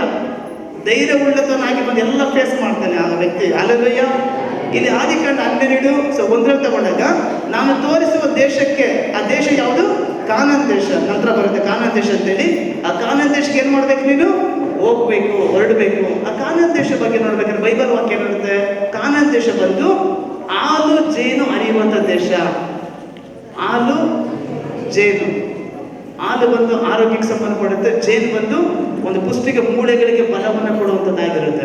ನಾವು ದೇವರಲ್ಲಿ ಬಲವಾಗಿರ್ಬೇಕಾದ್ರೆ ಈ ಕಾನಾನ್ ದೇಶವನ್ನು ಸ್ವತಂತ್ರ ಮಾಡ್ಕೊಳ್ಳೋಂಥವ್ರಾಗಿರ್ಬೇಕು ನಾವು. ಮೊದಲನೇ ಕಾನಾನ್ ದೇಶ ಯಾವುದಂದ್ರೆ ಸಭೆ. ಮೊದಲನೇ ಕಾನಾನ್ ಯಾವುದು? ಸಭೆ. ಎರಡನೇ ಕಾನಾನ್ ದೇಶ ಯಾವುದಂದ್ರೆ ಪರಲೋಕ. ಆ ಪರಲೋಕ ಅಂತ ಕಾನಾನ್ ದೇಶಕ್ಕೆ ಹೋಗ್ಬೇಕಾದ್ರೆ ಈ ಪರಲೋಕ ಬರೋದಕ್ಕೆ ಏನೇನೋ ಆಲೋಚನೆ ಮಾಡ್ತೀವಿ. ನಾವು ಪರಲೋಕಕ್ಕೆ ಹೆಂಗಮ್ಮ ಹೋಗೋಕ್ಕಾಗುತ್ತೆ? ಈ ಪರಲೋಕಕ್ಕೆ ಏನೋ ಗಾಡಿ ಡ್ರಾಪ್ ಮಾಡ್ಕೊಂಡು ಬಂದ್ಬಿಡ್ಬೋದಲ್ವಾ? ಯಾಕಂದ್ರೆ ಏನೋ ಹೊಸ್ತಾನ ನೋಡ್ಕೊಂಡು ಜೊತೆಲ್ಲ ಬಂದ್ಬಿಡ್ಬೋದಿಲ್ಲ, ಕುಟ್ಕೊಂಡು ಏನೋ ಆಗಿಲ್ಲ. ಅದು ಆ ಪರಲೋಕಕ್ಕೆ ಹೋಗ್ಬೇಕಾದ್ರೆ ಯಾರು ನಿಮ್ಮ ಜೊತೆಲಿ ಬರಲ್ಲ. ಪ್ರತಿಯೊಬ್ಬನ ನಡತೆಗೆ ತಕ್ಕ ಪ್ರತಿಫಲನ ಕೊಡೋದಕ್ಕೆ ನನ್ನ ದೇವಾದ ದೇವರ ರಾಜನು ಕಾಯ್ತಾ ಇದ್ದಾನೆ. ಅವನು ಪ್ರತಿಯೊಬ್ಬ ಲೆಕ್ಕವನ್ನ ಬಂದು ತಗೊಳ್ತಾರೆ. ಅವರು ನಿನ್ನ ಲೆಕ್ಕವನ್ನ ತಗೊಂಡ ನಂತರ ಬಂದು ನಿನ್ನ ಪರ್ಮಿಷನ್ ಅಲ್ಲಿ ಒಳಗಡೆ ಹೋಗೋಕ್ಕಾಗಲ್ಲ. ಅಲ್ಲಯ್ಯ, ರೋಮ ಬರೆದ ಪತ್ರ ಹೇಳ್ತಾರೆ, ನಮ್ಮ ಹೃದಯ ಸಾಕ್ಷಿ ಕೊಡುತ್ತಂತೆ. ನಮ್ಮ ಹೃದಯ ಸಾಕ್ಷಿ ಕೊಡುತ್ತೆ. ನಾವು ಎಷ್ಟು ನೀತಿವಂತರು, ಎಷ್ಟು ಪಾಪಿಸ್ಟರು, ನಾನು ಪರಲೋಕ ಹೋಗೋಕ್ಕಾಗುತ್ತಾ ಆಗಲ್ವಾ ಅಂತೇಳಿ. ಆದರೂ ಕೂಡ ನಾವೇನು ಮಾಡ್ತೀವಿ? ಮೋಸ ಮಾಡ್ಕೊತೀವಿ, ಇನ್ನೊಬ್ರು ಹೋಲಿಕೆ ಮಾಡ್ಕೊತೀವಿ, ನಮ್ಮ ಜೀವಿತಗಳಲ್ಲಿ ಬೇರೆಯವ್ರು ಕಂಪೇರ್ ಮಾಡ್ಕೊತೀವಿ. ನಾನು ಅವ್ರ ರೀತಿಯಾಗಲ್ಲ, ಇವ್ರಿಗಿಂತ ಪ್ರೇ ಮಾಡ್ತೀನಿ, ಅವ್ರಿಗಿಂತ ಪ್ರೇ ಮಾಡ್ತೀನಿ, ನಾನು ಇವ್ರಿಗಿಂತ ವಾಕ್ಯ ಚೆನ್ನಾಗಿ ಬರ್ತೀನಿ, ಅವ್ರಿಗಿಂತ ಚೆನ್ನಾಗಿ ಬರ್ತೀನಿ. ಇಲ್ಲ, ದೇವ್ರ ಹತ್ರ ಕಂಪೇರ್ ಮಾಡ್ಕೊಳ್ಳಿ ನೋಡೋಣ. ಯೇಸು ಸ್ವಾಮಿ ನಿನ್ನ ಕಂಪೇರ್ ಮಾಡ್ಕೊಂಡ್ರೆ ನಾವು ಹಿಂಗಿರ್ತೀವಿ. ಅಲ್ಲಯ್ಯ, ಅದೇ ಮನುಷ್ಯನೊಟ್ಟಿಗೆ ಹೋಲಿಕೆ ಮಾಡ್ಕೊಂಡ್ರೆ ಅವ್ರಿಗಿಂತ ನಾನು ಬೆಟರ್ ಅನಿಸುತ್ತೆ. ಅದು ಯಾರು ನಮ್ಮ ಜೊತೆಲಿ ಬರಲ್ಲ. ಈ ಲೋಕದಲ್ಲಿ ಇರೋವರೆಗೂ ಅಷ್ಟೇನೆ, ಗಂಡ ಹೆಂಡತಿ ಮಕ್ಕಳು ಎಲ್ಲ ಸಂಬಂಧನು. ಅಲ್ಲಯ್ಯ, ಒಂದು ಸಾರಿ ಸೊಕ್ಕಾದ ನಂತರ, ಒಂದು ಸಾರಿ ಬಂದು ಕಣ್ಣು ಮುಚ್ಚಿದ ನಂತರ, ಮೊದಲೇ ಹೇಳಿದ್ರೆ ಚಲಪತಿ ಪ್ರತಿ ಹೇಳಿದ್ರಲ್ಲ, ಬರೋ ವಾರಕ್ಕಿಂತ ಮುಂಚಿತವಾಗಿ ದೇವ್ರೇನಾದ್ರೂ ಮಿಡ್ಲಲ್ಲಿ ಬಂದ್ಬಿಟ್ರೆ ಮುಗಿದೋಯ್ತು ಕತೆ. ಅಲ್ಲಯ್ಯ, ಎಷ್ಟು ಜನ ನಮ್ಮ ಕೈ ಇರ್ತಾರೆ? ಎಷ್ಟು ಜನ ಬಂದು ಇವಾಗಲೇ ಬಂದು ಪಟ್ಟದ ಸತ್ತೋದ್ರು ಕೂಡ ಬಂದು ಪರಲೋಕದ ನನ್ನ ಕಣ್ಣು ಓಪನ್ ಆಗುತ್ತೆ ಅಂತೇಳಿ ಅಷ್ಟು ದೃಢವಾದ ನಂಬಿಕೆ ನಿಮ್ಗೆ ಇದೆಯಾ ಅನ್ನೋ ನಾವು ಪ್ರಶ್ನೆ ಮಾಡಿಕೊಂಡು ಭಯ ಬರುತ್ತೆ, ನಡುಗೋದು, ಹೃದಯ ಗಡಗಡ ಅಂತ ನಡುಗುತ್ತೆ. ಅಲ್ಲಯ್ಯ, ನಾನು ಹಿಂದೆ ಕೂತ್ಕೊಂಡಿದ್ದೆ, ಅಲ್ಲಿ ಮುಂದೆ ಹೆಂಗಪ್ಪ ವಾಕ್ಯ ಕೊಡೋದು ಅಲ್ಲೇ ದಡ್ಡ ಶುರು ಆಗ್ತಾ ಇದೆ. ಇಲ್ಲೇ ಏನಿದೆ ಸೊ ಪರಲೋಕಕ್ಕೆ ಹೋಗ್ಬೇಕಾದ್ರೆ ನಾನು ರಾಜನಿರುವಂಥ ಜಾಗ ಅದು. ಕೋಟ್ಯಾನು ಕೋಟಿ ದೇವದೂತರುಗಳ ಮಧ್ಯದಲ್ಲಿ ಯೆಹೋವನು ಪರಿಶುದ್ಧನು ಪರಿಶುದ್ಧನು ಪರಿಶುದ್ಧ ಅಂತೇಳಿ ಸ್ತುತಿ ಸ್ತೋತ್ರಗಳ ಮಧ್ಯದಲ್ಲಿ ವಾಸ ಮಾಡುವಂಥ ದೇವರ ಮನೆಗೆ, ದೇವರಾಲಯಕ್ಕೆ ನಿಮ್ಗೆ ಎತ್ತಲು ಮಾಡಬೇಕಾದ್ರೆ ಸಾಮಾನ್ಯ ವಿಚಾರನೆ ಅಲ್ಲ. ಅದು ಆಗೋದಿಲ್ರಿ, ಎತ್ತಲು ಮಾಡೋಕ್ಕೆ ಸಾಧ್ಯವೇ ಇಲ್ಲ. ನಿನ್ನ ಕ್ರಿಯೆಗಳ ಬದಲಾವಣೆ ಆಗಲ್ಲ, ನಿನ್ನ ಆಲೋಚನೆ ಬದಲಾವಣೆ ಆಗಲ್ಲ, ನೀನು ಸೇರುವಂಥ ಜೊತೆ ಬಂದು ಬದಲಾವಣೆ ಆಗಲ್ಲ. ನಿನ್ನ ಕಣ್ಣೋಟ ಆಗಲಿ, ನಿನ್ನ ಆಲೋಚನೆ ಆಗಲಿ, ಸೇರೋ ಜೊತೆ ಆಗಲಿ. ಇನ್ನು ಎಷ್ಟು ವರ್ಷ ಬೇಕು ಬದಲಾವಣೆ ಆಗೋದಕ್ಕೆ? ಅದಕ್ಕೆ 25 ವರ್ಷ ಗ್ಯಾಪ್ ಹಿಡಿತಲ್ಲಿ ನೆರವೇರೋದಕ್ಕೆ ದೇವರು ವಾಗ್ದಾನ. ಅಲ್ಲಯ್ಯ, ನನ್ನ ದೇವರು ನಮ್ಮನ್ನು ಕಾಪಾಡೋದಕ್ಕೆ, ನಡೆಸೋದಕ್ಕೆ, ಕಾಯೋದಕ್ಕೆ, ಪರಲೋಕ ಕರ್ಕೊಂಡು ಹೋಗೋದಕ್ಕೆ ಸಮೇತ ದೇವದೂತ ಸಮೇತ ನಮ್ಮ ಕಾವಲಾಗಿ ಯಾಕೆ ಹಿಡಿತಾನಂದ್ರೆ, ನನ್ನ ಮಗುನ ಯಾವುದಾದ್ರೂ ಬಂದು ಭೇಟಿ ಆಡಿಬಿಡುತ್ತೇನೋ. ಅವ್ನು ಕಳ್ಳ ಇದ್ದಾನೋ, ಯೋನ ಅಂತ ಪ್ರಕಾರ ಕಳ್ಳ ಯಾರನು? ಅವ್ನು ಸೈತಾನ. ನಾವು ಕೊಲೆ ಮಾಡೋದಕ್ಕೆ, ನಾಶ ಮಾಡೋದಕ್ಕೆ, ಕತ್ಕೊಳ್ಳೋದು ಬರ್ತಾನೆ ಅವನು. ನನ್ನ ಮಗುನ ಪ್ರಾಣನ ಭೇಟಿ ಆಡಿಬಿಡ್ತಾನೇನೋ, ನನ್ನ ಮಗನ ಜೀವಿತವನ್ನ ಭೇಟಿ ಆಡಿಬಿಡ್ತೇನೆ, ಆ ಕುಟುಂಬನ ಭೇಟಿ ಆಡಿಬಿಡ್ತೇನೆ ಅಂತೇಳಿ ರಾತ್ರಿ ಆಗಲು ನನ್ನ ದೇವರು ಯುಗದ ಸಮಾಪ್ತಿವರೆಗೂ ಎಲ್ಲಾ ದಿವಸ ನಾನು ನಿನ್ನ ಸಂಗಡ ಇದ್ದೇನೆ ಅಂತ ಹೇಳ್ತಂತ ದೇವರು ರಾತ್ರಿ ಆಗಲು ನಮ್ಮನ್ನು ಕಾಯ್ತಾನೆ ಇರ್ತಾರ್ರಿ ಅವರು. ಅಲ್ಲಯ್ಯ, ತನ್ನ ದೇವದೂತರನ್ನ ದಂಡನೆ ನಿನ್ನ ಕಾವಲಾಗಿಟ್ಟು ನಿನ್ನ ಕಾಲು ಕಲ್ಲಿಗೆ ತಗಲದ ಹಾಗೆ ಕರಗಳಲ್ಲಿ ಎತ್ತಿಕೊಳ್ಳುವ ಹಾಗೆ ದೇವರು ನಮ್ಮನ್ನು ಕಾಪಾಡ್ತಾ ಇದ್ದಾರೆ. ಯೋಚನೆ ಮಾಡಿ, ಎಷ್ಟು ಜನ ಬಂದು ನೀವು ICU ವಾರ್ಡ್ಗಳಲ್ಲಿ ಹೋಗಿಲ್ಲ, ಅಡ್ಮಿಟ್ ಆಗಿ ವಾಪಸ್ ಬಂದಿದ್ರೆ ಯೋಚನೆ ಮಾಡಿ, ನನ್ನ ದೇವರು ನಿನ್ನ ಕಾಪಾಡಿದ್ದು. ಎಷ್ಟು ಜನ ಅಪಘಾತಗಳಿಂದ ವಾಪಸ್ ಬಂದಿದ್ರು ಹೇಳಿ, ದೇವರು ನಿನ್ನನ್ನು ತಪ್ಪಿಸಿದ್ದು. ಆದ್ರೂ ಕೂಡ ಇನ್ನು ನೀನು ಮನ ತಿರುಗಲ್ಲ ಅಂದ್ರೆ ಇನ್ನೆಷ್ಟು ಅವಕಾಶ ದೇವರು ಕೊಡಬೇಕು? ದುಃಖ ಪಡ್ತಾರೆ ದೇವರು. ದೇವರ ಎಷ್ಟೋ ದುಃಖ ಪಡ್ತಾರೆ ಅವರು. ಇವರಿಗಿಂತ ಬಂದು ಇನ್ಯಾರನ್ನ ರಕ್ಷಣೆ ಬಂದು ಎಷ್ಟೋ ಜನರನ್ನು ನನ್ನ ಬಳಿಗೆ ಕರ್ತರ್ತಾ ಇದ್ರು. ಅಲ್ಲಲ್ಲಯ್ಯ. ಒಬ್ಬ ಮನುಷ್ಯ ಲೋಕವೆಲ್ಲ ಸಂಪಾದಿಸಿಕೊಂಡ್ರೆ ತನ್ನ ಆತ್ಮ ನಷ್ಟಪಟ್ಟರೆ ಏನು ಪ್ರಯೋಜನ? ಅಬ್ರಹಾಮನ ರೀತಿಯಾಗಿ ಒಳ್ಳೆ ಆಸ್ತಿ ಪಾಸ್ತಿ ಎಲ್ಲ ಸಂಪಾದನೆ ಮಾಡ್ಕೊಳ್ತಾ ಇದ್ರು, ಅದ್ರ ಆತ್ಮ ಎಲ್ಲಿಗೋಗಿಲ್ಲ, ಪರಲೋಕಕ್ಕೆ ಹೋಗಿಲ್ಲ ಅಂತ ಹೇಳಿದ್ರೆ ಏನಾದರೂ ಲಾಭ ಇದೆಯಾ? ಅಲ್ಲಲ್ಲಯ್ಯ. ಅಲ್ಲಿ ಬರ್ತಾರೆ ನೋಡ್ರಿ, ಲೂಕನ ಬರೆದ ಸುವಾರ್ತೆ 16ನೇ ಅಧ್ಯಾಯ, ಅದು ನೋಡಿಕ್ಕಿಂತ ಮುಂಚೆ ಗಲಾತ್ಯ ಬರೆದ ಪತ್ರಿಕೆ 3ನೇ ಅಧ್ಯಾಯ 13-14 ಯಾರು ಓದ್ತಿರೋ ಅಂತ ಓದಿ. ಗಲಾತ್ಯ ಬರೆದ ಪತ್ರಿಕೆ 3ನೇ ಅಧ್ಯಾಯ 13-14 ಮೈಕದ್ದು ಓದಿ. ಯಾರು ಓದಿದ್ರೆ ಅಬ್ರಹಾಮನಿಗೆ ಉಂಟಾದ ಆಶೀರ್ವಾದವು ಕ್ರಿಸ್ತ ಯೇಸುವಿನಲ್ಲಿ ಅನ್ಯ ಜನರಿಗೆ ಉಂಟಾಗುವಂತೆಯೂ. ಓಕೆ ಇರಿ, ಅಲ್ಲೆಲ್ಲಯ್ಯ. ಅಬ್ರಹಾಮನಿಗೆ ಉಂಟಾದ ಆಶೀರ್ವಾದ, ಅಬ್ರಹಾಮನಿಗೆ ಏನೇನು ಆಶೀರ್ವಾದ ಉಂಟಾಯಿತು? ಕುಟುಂಬದಲ್ಲಿ ದೇವರ ಆಶೀರ್ವಾದ ಮಾಡಿದ್ರ ಮಗನನ್ನು ಕೊಟ್ಟು, ಇಸಾಕನನ್ನು ಕೊಟ್ಟು, ಆಸ್ತಿ ಪಾಸ್ತಿ ಎಲ್ಲ ಇದ್ರು ಕೂಡ ಅನುಭವಿಸಕ್ಕೆ ಆಗ್ತಿರೋ ಪರಿಸ್ಥಿತಿಯಲ್ಲಿದ್ದಾಗ ಆ ಕುಟುಂಬದ ಕೊರತೆನ ನೀಗಿಸಿದ್ರಲ್ಲಿ. ಅಲ್ಲೆಲ್ಲಯ್ಯ. ಎರಡನೇ ಆಶೀರ್ವಾದ ಯಾವ ರೀತಿಯಾಗಿ ತನ್ನ ತಮ್ಮನನ್ನ ಬಂದು ಒಂದು ಯುದ್ಧದಿಂದ ಬಿಡುಗಡೆ ಮಾಡಿ ಕರೆತರುವಂತ ಒಂದು ಧೈರ್ಯಶಾಲಿಯಾಗಿ ಉಪಯೋಗ ಆಗಲು ಪಡ್ತಾನೆ. ನಂತರ ಯಾವ ರೀತಿಯಾಗಿ ಆಶೀರ್ವಾದ? ಒಬ್ಬ ಸೇವಕನಾಗಿ, ರಾಜನಾಗಿ ಮೆಲ್ಕಿಸೆದೇಕನಿಗೆ ಗೆದ್ದುಕೊಂಡು ಬಂದದ ಎಲ್ಲ ಒಂದು ಆಸ್ತಿ 10ರಲ್ಲಿ ಒಂದು ಪಾಲನ್ನು ಕೊಟ್ಟು ದ್ರಾಕ್ಷರಸನ ರೊಟ್ಟಿಯನ್ನು ತೆಗೆದುಕೊಂಡು ಆ ಸೇವಕರ ಮುಖಾಂತರ ಆಶೀರ್ವಾದವನ್ನು ಪಡ್ಕೊಳ್ತಾನೆ. ಈಗ ನೀವು ಹೇಳಿ, ಆಶೀರ್ವಾದ ಪಡ್ಕೊಳ್ಳೋದ್ರ ದೊಡ್ಡವರ, ಆಶೀರ್ವಾದ ಮಾಡೋರು ದೊಡ್ಡವರ? ಪಡ್ಕೊಳ್ಳುವಂಥವ್ರೇ ದೊಡ್ಡವರು ಅಲ್ವಾ? ಭಿಕ್ಷೆಗಾರನ್ ದೊಡ್ಡವನ, ಭಿಕ್ಷೆ ಕೊಡೋನು ದೊಡ್ಡವನ? ನಾವು ಎಷ್ಟೋ ಸಲ ಹಾಗೆ ಯೋಚನೆ ಮಾಡೋದು, ಭಿಕ್ಷೆಗಾರರು ಆಗಿದ್ರು ಕೂಡ ಒಳ್ಳೆ ಲೆವೆಲ್ ಮೇಂಟೈನ್ ಮಾಡ್ಬಿಡ್ತೀವಿ ಕೆಲವು ಟೈಮಲ್ಲಿ. ಅಲ್ಲವಯ್ಯ. ನಾನು ವರ್ಕ್ ಮಾಡೋಂಥ ಜಾಗದಲ್ಲಿ ಬಂದು ಭಿಕ್ಷೆಗಾರ ಅವ್ನು ಕೇಳಿದ್ರೆ ಏನಿದ್ರೆ ಕೊಡಿ ಅಂತ ಹೇಳ್ತಾರೆ. ಅವ್ನು ಕೇಳಿದ್ದೀನಿ ಏನನ್ನು ಇದ್ರೆ ಕೊಡಿ ಅಂತ ಹೇಳ್ತಾರೆ. ನಾವು ಹೆಸರು ಕಾಡ್ತಿದ್ದ ಅದಕ್ಕೆ ನಾನೇನು ಮಾಡಿದೆ, ಸ್ವಲ್ಪ ಜಾಸ್ತಿ ಇತ್ತು ಹಿಂಗಂದೆ ಹ್ಞೂ ಅಂತ ಹೇಳ್ತಿದ್ದೆ. ಹೊರಗಿಲ್ಲ ಅಂತೇಳಿ ನಾನು ಪಕ್ಕದಲ್ಲಿ ಬಂದು ಇರ್ಲಿ ಬಿಡೋಣ, ಕೊಟ್ಬಿಡೋಣ ಅಂದರೆ ಇಲ್ಲ ತಗೊಳ್ಳೋಣ, ಇಲ್ಲ ಬಿಡೋಣ ತಗೊಳ್ತಾನೆ. ಒಳಗಡೆ ಕರೆದ ತಕ್ಷಣ ಬಂದು ಕೊಟ್ಟರೆ ಹಿಂಗೆಲ್ಲ ನೋಡ್ತಾರೆ. ಯಾಕೆ ಏನಾಯ್ತಂದ್ರೆ ಇದನ್ನು ಕೊಡೋಕೆ ಕರೆದ ಅಂತ ಕೇಳ್ತಾರೆ ನೋಡಿ. ಭಿಕ್ಷೆಗಾರ ಕೆಲವು ಟೈಮಲ್ಲಿ ಅವ್ರು ಯೋಚನೆ ಮಾಡಿ ಹೆಂಗಪ್ಪ ಅಂತ ಹೇಳಿದ್ರೆ ಒಂದು ಲೆವೆಲ್ಲೇ ಬಂದು ತುಂಬ ತುಂಬ ಜಾಸ್ತಿ ವಿಧದಲ್ಲಿ ಯೋಚನೆ ಮಾಡಿಬಿಡ್ತೀವಿ. ಕೆಲವು ಟೈಮಲ್ಲಿ ನಾವು ದೇವರಲ್ಲಿ ಯಾವ ರೀತಿ ಭಿಕ್ಷೆಗಾರ ರೀತಿಯಾಗಿ ಬೇಡ್ಕೊತೀವಿ. ನಮ್ಮ ದೇವರು ಎಂಥವ್ರಾಗಿದ್ದಾರೆ? ಅವರು ರಾಜನ ಅರಮನೆಗೆ ಬಂದು ಭಿಕ್ಷೆ ಬೇಡ ರೀತಿಯಾಗ ಬೇಡೋದು. ಅಪ್ಪನ ಮಕ್ಕಳ ಅಧಿಕಾರದಿಂದ ಮಾತಾಡೋಂಥವ್ರಾಗಿರ್ಬೇಕು. ಯಾರಾದ್ರೂ ತಂದೆ ತಾಯಿ ಹತ್ರ ಬಂದು ನಿಮ್ಮ ಮಕ್ಕಳು ಅಪ್ಪನೇ ನನಗೊಂದು ಪೆನ್ನನ್ನು ತಗೊಳ್ಳಿ ನೀವು ಅಂತ ಹೇಳಿ ಕಪಾಳ ಬಿಟ್ಟಿರ್ತಾರೆ. ಎಷ್ಟು ಏನು ಸಮಾಚಾರ ಚರ್ಚ್ಕೋ ಯಾರು ಹೇಳ್ಕೊಟ್ರು ಅಂತ ಹೇಳ್ಬಿಟ್ಟು, ಅಪ್ಪ ನನಗೊಂದು ಪೆನ್ ಬೇಕು ಅದೇ ಇರುತ್ತೆ. ಅಪ್ಪ ನನಗೊಂದು ಪೆನ್ನು ನಾಳೆ ತಗೊಡ್ತೀಯಾ ಇಲ್ಲ, ಅದು ಊಟ ಅಮ್ಮ ಊಟ ಕೊಡ್ತೀಯ ಇಲ್ವಾ? ಅದಕ್ಕೆ ನಾನಂದ್ರೆ ಆ ತಂದೆ ತಾಯಿಯ ಮಕ್ಕಳ ಮುಂದೆ ಏನಾಗುತ್ತೆ? ಅಲ್ಲೇ ಒಳ್ಳೆ ಸಂಭಾಷಣೆ ಇರುತ್ತಾ? ಇಲ್ಲ. ಇವತ್ತು ನೀವು ಮಾಡೋ ಪ್ರಯತ್ನ ಸ್ವಲ್ಪ ಯೋಚನೆ ಮಾಡಿ. ಅಬ್ರಹ್ಮ ಪ್ರತಿ ಜಾಗದಲ್ಲಿ ಯಜ್ಞವೇದಿಯನ್ನು ಕಟ್ಟಿಸಿ ಆರಾಧನೆ ಮಾಡ್ತಿದ್ದಾಗ ಅದರ ಮನಸ್ಸು, ಆತ್ಮ, ಪ್ರಾಣ, ಶರೀರ ಪೂರ್ತಿಯಾಗಿ ದೇವರ ಬಂದು ಅದು ತುಂಬಾ ಒಂದಾಗ್ತಾ ಇತ್ತದು. ದೇವ್ರ ಜೊತೆ ಮಾತಾಡಬೇಕಾದ್ರೆ ರೂಲ್ಸ್ ಅಂಡ್ ರೆಗ್ಯುಲೇಷನ್ ಹಾಕೋಬೇಡಿ, ಅಂದ್ರೆ ಒಂದು ಕಾನೂನು ರೀತಿಯಾಗಿ ಮಾಡಬೇಡಿ. ಅದೇ ರೀತಿ ಒಂದು ಆರ್ಡರ್ ಮಾಡಬೇಡಿ. ಒಂದು 7 ವರ್ಷಗಳ ಒಬ್ಬ ಪಾಸ್ಟರ್ ಜೊತೆಲಿ ಬಂದು, ನಮ್ಮ ಪಾಸ್ಟರ್ ಅಲ್ಲ, ಬೇರೆ ಒಬ್ಬ ಪಾಸ್ಟರ್ ಜೊತೆಲಿ ಬಂದು ಪ್ರೇಯರ್ ವಾಕ್ ಅಂತ ಹೇಳ್ತಾರೆ, ಜೊತೆಲಿ ಹೋಗ್ತಾ ಇದ್ವಿ. ಅಲ್ಲಿ ಹೋಗೋ ಜೊತೆಲೆಲ್ಲ ಕಾರ್ ಸಿಕ್ಕಿದ್ರೆ ಕಾರು ಮುಟ್ಟದ ಎಷ್ಟು ನಮ್ದೆ ನಾನು ಕಾರು ಬಂದಿದ್ದು ಕಾಯಿಸ್ತೋದ್ರ ಅಂತ ಹೋಗ್ತಾ ಇದ್ದೆ. ನಾನು ಎಷ್ಟು ಸರಿ ಇರ್ಲಿ ಅಂತೇಳಿ ಇನ್ನೂ ಮುಂದೆ ಹೋಗ್ತಾ ಇದ್ದೆ. ಒಂದು ಬಿಲ್ಡಿಂಗ್ ಬಂದು ಆ ಬಿಲ್ಡಿಂಗ್ ಎಷ್ಟು ನಮ್ದು ಬಂದಿದ್ದು ಕಾಯಿಸ್ತೋದ್ರ ಅಂತ. ಆ ಬೀದಿ ಮುಗೇಶ್ ಒಳಗಡೆ ಒಂದು 3 ಕಾರು, 2 ಬೈಕು, ಒಂದು 3-4 ಬಿಲ್ಡಿಂಗ್ ಪ್ರೈಡ್ ಮಾಡಿಬಿಟ್ಟಿದ್ದಾರೆ ವ್ಯಕ್ತಿ, ಅವ್ರ ಪಾಸ್ಟರ್. ಅವ್ನು ನಾನು ಕೇಳಿದೆ ಇಷ್ಟು ಆಸ್ತಿನ ಬಂದು ಹೆಂಗೆ ಬರುತ್ತೆ ಅಂತ ಕೇಳಿದ್ರೆ, ನಂಬಿಕೆ ಇರಬೇಕು, ಸ್ಟ್ರಾಂಗ್ ಆಗಿ ಅಂತ ಹೇಳ್ತಾರೆ ವ್ಯಕ್ತಿ. ನಾನು ಇದನ್ನು ರಾತ್ರಿ ದೇವ್ರ ಹತ್ರ ಕಳಿಸ್ಕೊಟ್ಬಿಟ್ಟು ನಿಮ್ಗೆ ಸೈನ್ ಮಾಡಿಕೊಟ್ಬಿಡ್ತಾನ ಅಲ್ಲಲ್ಲಯ್ಯ. ನೋಡಿ, ಆ ಪ್ರೇಯರ್ ಒಂದು ಬೆಲೆನೇ ಇಲ್ಲ, ಅದಕ್ಕೆ ಆರ್ಡರ್ಗಳು ಮಾಡಿರೋದು ನೋಡ್ರಲ್ಲಿ. ಏಸು ನಮ್ದು ಬಂದಿದ್ದಕ್ಕಾಗಿ ಸ್ತೋತ್ರ, ಅದು ಸ್ತೋತ್ರ ಬೇರೆ. ತಿರುಗಿ ಅದಕ್ಕೆ ಅನ್ಯಾಯವಾಗಿ ದೇವರು ಮಾಡ್ತಾರೆ. ಅದ್ರ ಜೊತೆಗೆ ಅವ್ರ ಆಸ್ತಿ ಪಾಸ್ತಿಗಳು ರಾತ್ರಿ ಕದ್ದು ಈ ಅಪ್ಪನ ಹೆಸರಲ್ಲಿ ಬಂದು ರಿಜಿಸ್ಟರ್ ಮಾಡಿಕೊಟ್ಬಿಡ್ತಾರೆ. ಅಲ್ಲಿ ಎಷ್ಟೋ ಜಾಗದಲ್ಲಿ ಬಂದು ಪ್ರೇಯರ್ ಈ ರೀತಿಯಾಗಿರುತ್ತೆ ಅಲ್ಲಲ್ಲಯ್ಯ.